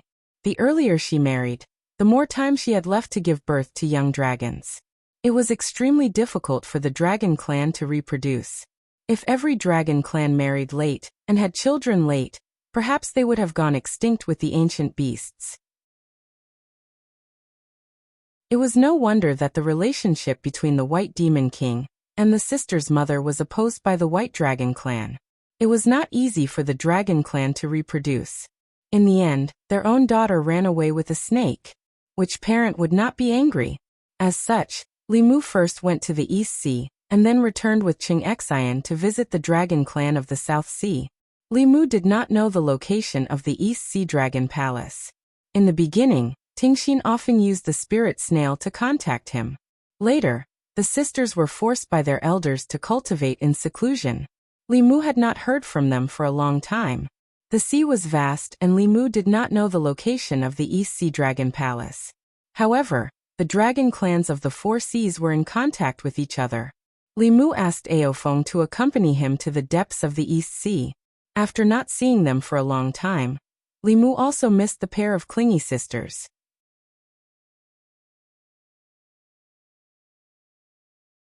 Chapter 628. Deep in the East Sea. There were no clouds in the sky, and the surface of the sea was rippling. This place was deserted, and there seemed to be no life. However, there was another world under the sea. Fish and prawns played on the shallow surface of the sea. Below the surface of the sea, there were aquatic creatures patrolling. Palaces made of crystal coral sat at the bottom of the sea. This was the dragon palace of the East Sea's white dragon race. At a certain moment, there was a subtle fluctuation in the sea above. Two figures slowly approached the dragon palace. Soon, they were discovered by the aquatic creatures patrolling around the dragon palace. Two prawn soldiers swam over with weapons and shouted, "Who are you? How dare you approach the dragon palace?" Limu stopped in front of the dragon palace and looked at the two prawn soldiers. He said, "I'm a friend of the White Demon King.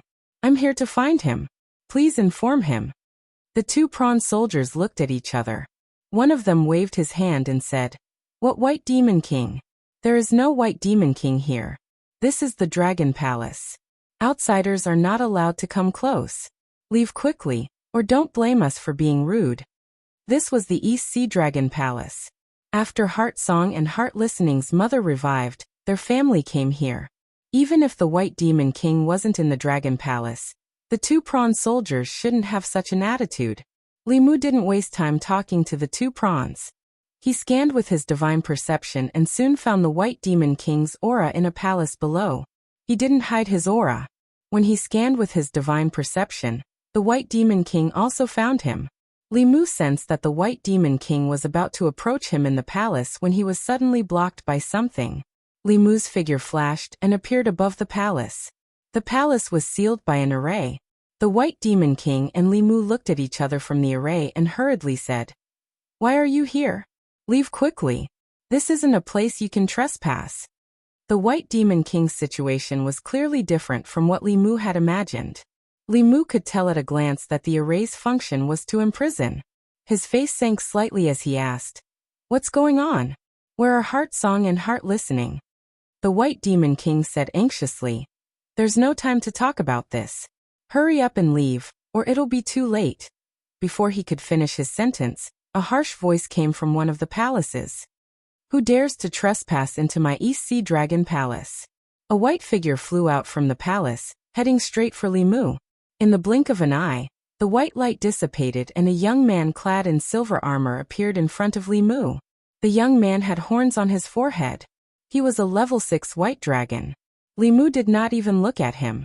He looked straight at the White Demon King and said, "I'll let you out first." After saying that, he raised his hand and pressed down on the palace below. Seeing that it was being ignored, the white dragon was furious and said in a deep voice, "How dare you, human? Don't be so arrogant." He quickly condensed two huge ice hammers in his hands and smashed them towards Limu's head. Limu pressed one hand against the array formation while his other hand slapped the white dragon. Boom! Under his palm, the formation that enveloped the palace didn't even last a breath before it collapsed. Bang! At the same time, the silver-armored young man's giant hammer also shattered. The white dragon felt a terrifying aura lock onto him, and was choked without any resistance. His eyes were wide open, filled with shock and fear. This was the deepest part of the East Sea. Less than 10% of human cultivators remained here. With his level 6 dragon cultivation, he didn't even fear a level 7 transcendent human. However, he couldn't even withstand a single blow from this young man. Ao Feng stood silently behind Limu and watched. Limu's attack confirmed his guess. He must have received Ao Qing and Ao Xian's inheritance. Although he still looked like a human, he was no different from a dragon. His body was extremely strong. Not only did he not weaken in the water, he became even stronger. He was more like a dragon than a dragon. After the array formation was destroyed by Limu, the White Demon King immediately flew up. He looked at Limu in shock and muttered, "You're your strength." Limu waved his hand and said, "Let's talk about this later. Where are Inxin and Tingxin?" Thinking of Limu's strength, a glimmer of hope appeared in the White Demon King's eyes. He said, "They were taken to the North Sea. Go and save them. It's not too late." Limu frowned and asked, "Why are they going to the North Sea?" The White Demon King said, "The elders forced them to marry the silver dragon. I didn't agree, so they trapped me here. The elders have already gone to the North Sea. They want to help Enchanting and Tingxin form a half-dragon body first. Not long after, in the East Sea, two figures sped through the water. The experts of the White Dragon race had gone to the North Sea first. There were only some young and old dragons in the East Sea Dragon Palace. After Li Mu helped the White Demon King suppress the rebellious dragons, he immediately went to the North Sea. Ao Feng had already transformed into his dragon form. At this moment, he was panting heavily as he followed behind Li Mu with difficulty. He said weakly, slow down, slow down. I can't keep up. As a dragon, the absolute overlord of the water, his speed in the sea was actually inferior to a human's. At this moment, Ao Feng's heart was filled with humiliation. Li Mu had already informed Xianjizi to have the experts of the Black Dragon race on standby in the North Sea. Then he rushed to the North Sea with Ao Feng. He had already learned the details of the matter from the White Demon King. Their family had lived very well in the East Sea in the beginning. They thought that the East Sea Dragon race had already accepted them, but they didn't expect the elders of the White Dragon race to have other plans. It was extremely difficult for the dragon race to reproduce. Tingxin and Enchanting's mother had already been engaged to the Silver Dragon race. Later on, she didn't want her fate to be arranged and escaped from the East Sea. After she met the White Demon King, what happened next happened. The White Dragon race had always been brooding over this matter. On the surface, they accepted them, but secretly, they had ulterior motives. There was a huge difference between the Dragon Clan and other clans. Clans with the bloodline of the Dragon Clan could transform into a true dragon through continuous transformations. In legends, carps leaping over the Dragon Gate wouldn't happen in reality. However, flood dragons, snakes, and other races with the dragon bloodline could only retain the pure dragon bloodline in their bodies through the dragon race's secret arts. Although their strength was still inferior to a true dragon after the transformation, the children they gave birth to would have the pure dragon bloodline. Even though the dragon race was very proud and viewed all races other than the dragon race as inferior races, and didn't want the noble bloodline of the dragon race to be contaminated with their reproductive ability, if they didn't do so, the dragon race of the Four Seas would have gone extinct long ago. Enchanting and Tingxin had half-snake bloodline and half-dragon bloodline. After removing the snake bloodline in their bodies, they would become true dragons. This was naturally a good thing for the White Dragon race. It meant that they could send the two sisters to the Silver Dragon race for marriage. However, at that time, Enchanting and Tingxin wouldn't be the green snake and white snake sisters that Li Mu knew. In addition, on this trip to the North Sea, other than saving the two sisters, he also had to save their mother. Back then, she had angered the Silver Dragon race by running away from the marriage. Although more than 20 years had passed, the Silver Dragon race still wanted the White Dragon race to fulfill the marriage agreement, and forced her to marry the Silver Dragon race. As a result, the White Demon King was imprisoned. Ao Feng used all his strength to barely keep up with Li Mu. He couldn't help but say, the White Dragon race didn't do anything wrong in this matter. Every dragon has the heavy responsibility of inheriting the race on their shoulders. As a dragon, she betrayed her race. If all dragons were like her, the dragon race would have long ceased to exist. If this happened to the Black Dragon race, I would definitely punish her according to the race's rules. Regarding this matter, Li Mu didn't argue with Ao Feng. As an individual, every dragon had the right to pursue happiness and love freely. However, for a race, the most important thing was to reproduce and strengthen. Regardless of whether it was the human race, the demon race, or the dragon race, it was the same. Li Mu didn't care about the other dragons, but he wouldn't sit by and watch Enchanting and Tingxin be forced. Even though he knew that the transformation couldn't be so fast, and he still had enough time, Li Mu was still impatient. He glanced at Ao Feng behind him and said coldly, "Can you hurry up? You're still so slow in the sea. You're really embarrassing the dragon race."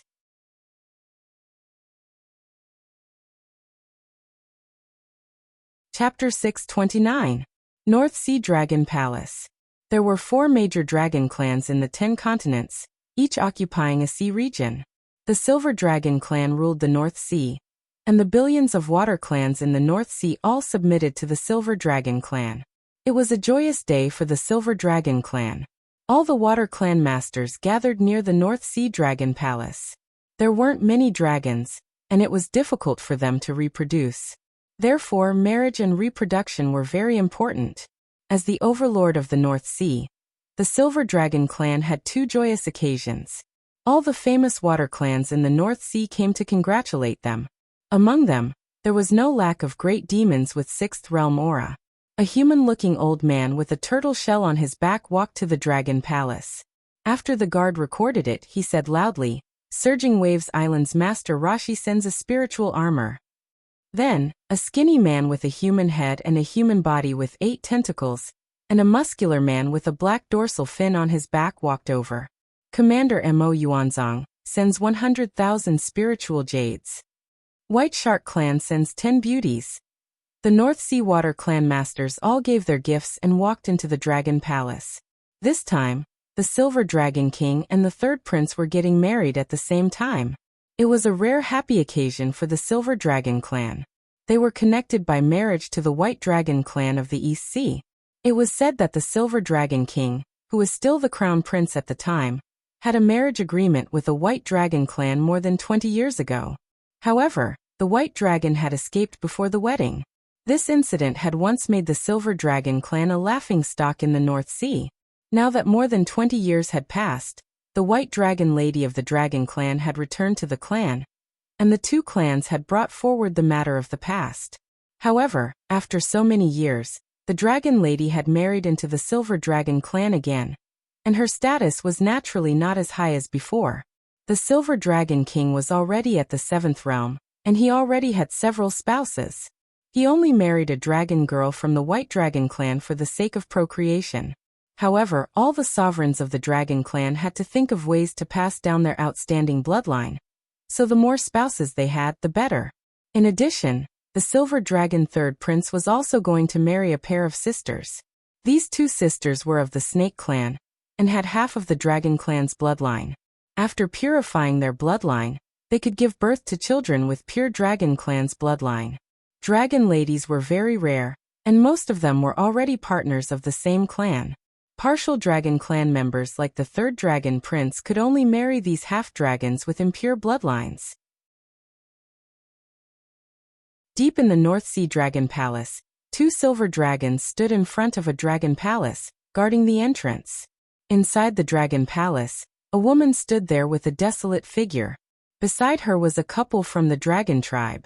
The Dragon Tribe elder sighed and said, "If I had known that this was the elder's trap, I wouldn't have let you come back. We wouldn't have ended up in this situation." The old woman also sighed and said, "I pity those 2 children." In the corner of the Dragon Palace, Enchanting and Ting stood there. One was in a daze while the other looked depressed. Bai Tingxin originally thought that she had found her family after following her parents to the East Sea. She did not expect that not only were her movements restricted by them, but even the spirit conch used to contact Li Mu had been snatched away.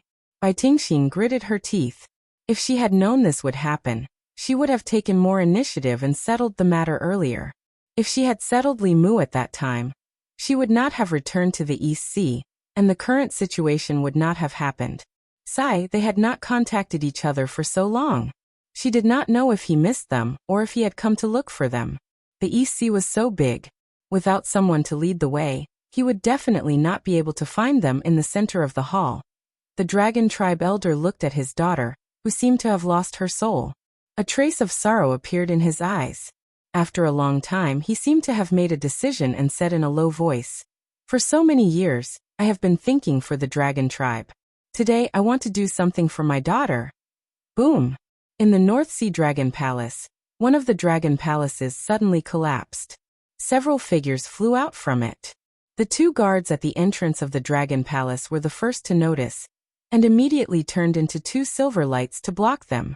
A white light flew out from the figures and collided with the 2 silver lights. Then both sides retreated. As for the other figures, they quickly flew to the surface of the sea. "Ao Guang, what are you doing?" A stern voice suddenly came from one of the palaces in front. Another old man with white hair and beard appeared beside him in an instant. The Dragon Tribe elder looked at him and said angrily, "First elder, this is unfair to her." The White Dragon tribe's first elder snorted and said, "Fair? Don't forget that as a dragon tribe, we should put our tribe first. She has already humiliated our White Dragon tribe. Do you want her to humiliate us a second time?" As soon as he finished speaking, he wanted to chase up but was stopped by Ao Guang. "You overestimate yourself." He snorted and did not even look at Ao Guang. His figure disappeared on the spot.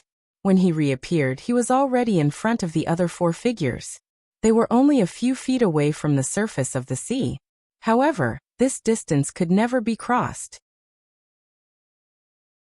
The White Dragon tribe's first elder rolled up his sleeves and brought them back to the bottom of the sea. Then he locked the mother and daughters in another palace. After sealing the palace with a formation, he said to Ao Guang and his wife, "You have humiliated the East Sea. When you go back, you and your wife will be punished to face the wall for 3 years." Then he turned to the elders behind him and said, "I'm sorry. Our tribe members are ignorant and have made a fool of themselves." A Silver Dragon tribe elder glanced at him and said, "There are a lot of people in the East Sea who don't know the rules. When you go back, discipline them well. Before you discipline them, don't let them come out and humiliate us again." The White Dragon tribe's first elder's expression was a little unnatural. However, the Silver Dragon tribe was stronger than the White Dragon tribe. He could only smile apologetically and said, "I will discipline them well."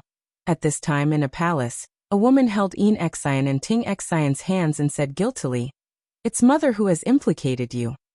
Enrich collected her disappointment and shook her head. "Mother, don't say that. You also fell into their trap."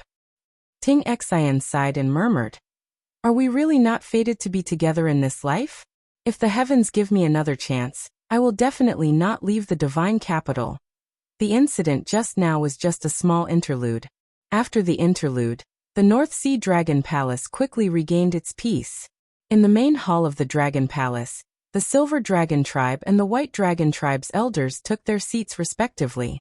The incident just now made the Silver Dragon tribe's people look a little ugly. The White Dragon tribe's elders could only lower their posture.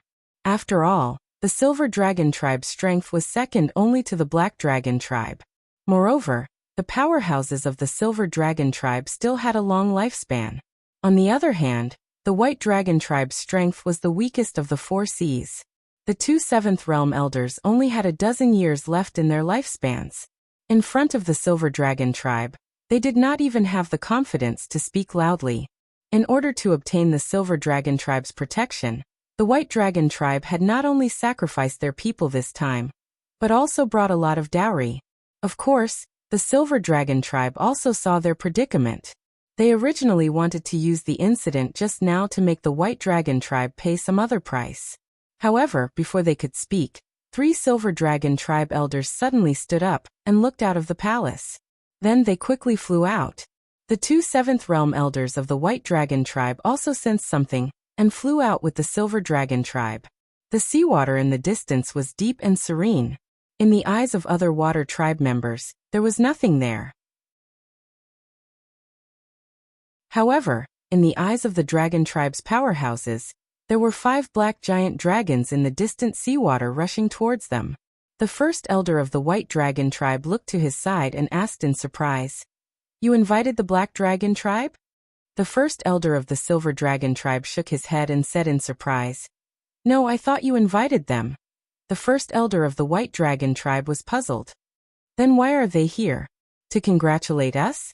The Silver Dragon tribe's reputation is so great that even the Black Dragon King and the 4 elders of the Wind, Rain, Thunder, and Lightning tribe personally came to congratulate us. That you're tuning in to the Dreamy Chapters YouTube channel. We're so grateful for your support, and don't forget to subscribe to join us on this incredible journey through captivating stories. Your generosity through donations truly makes a world of difference, as it's the primary source of revenue that allows me to expand and enhance this channel for you. Thank you from the bottom of my heart for being a part of this adventure.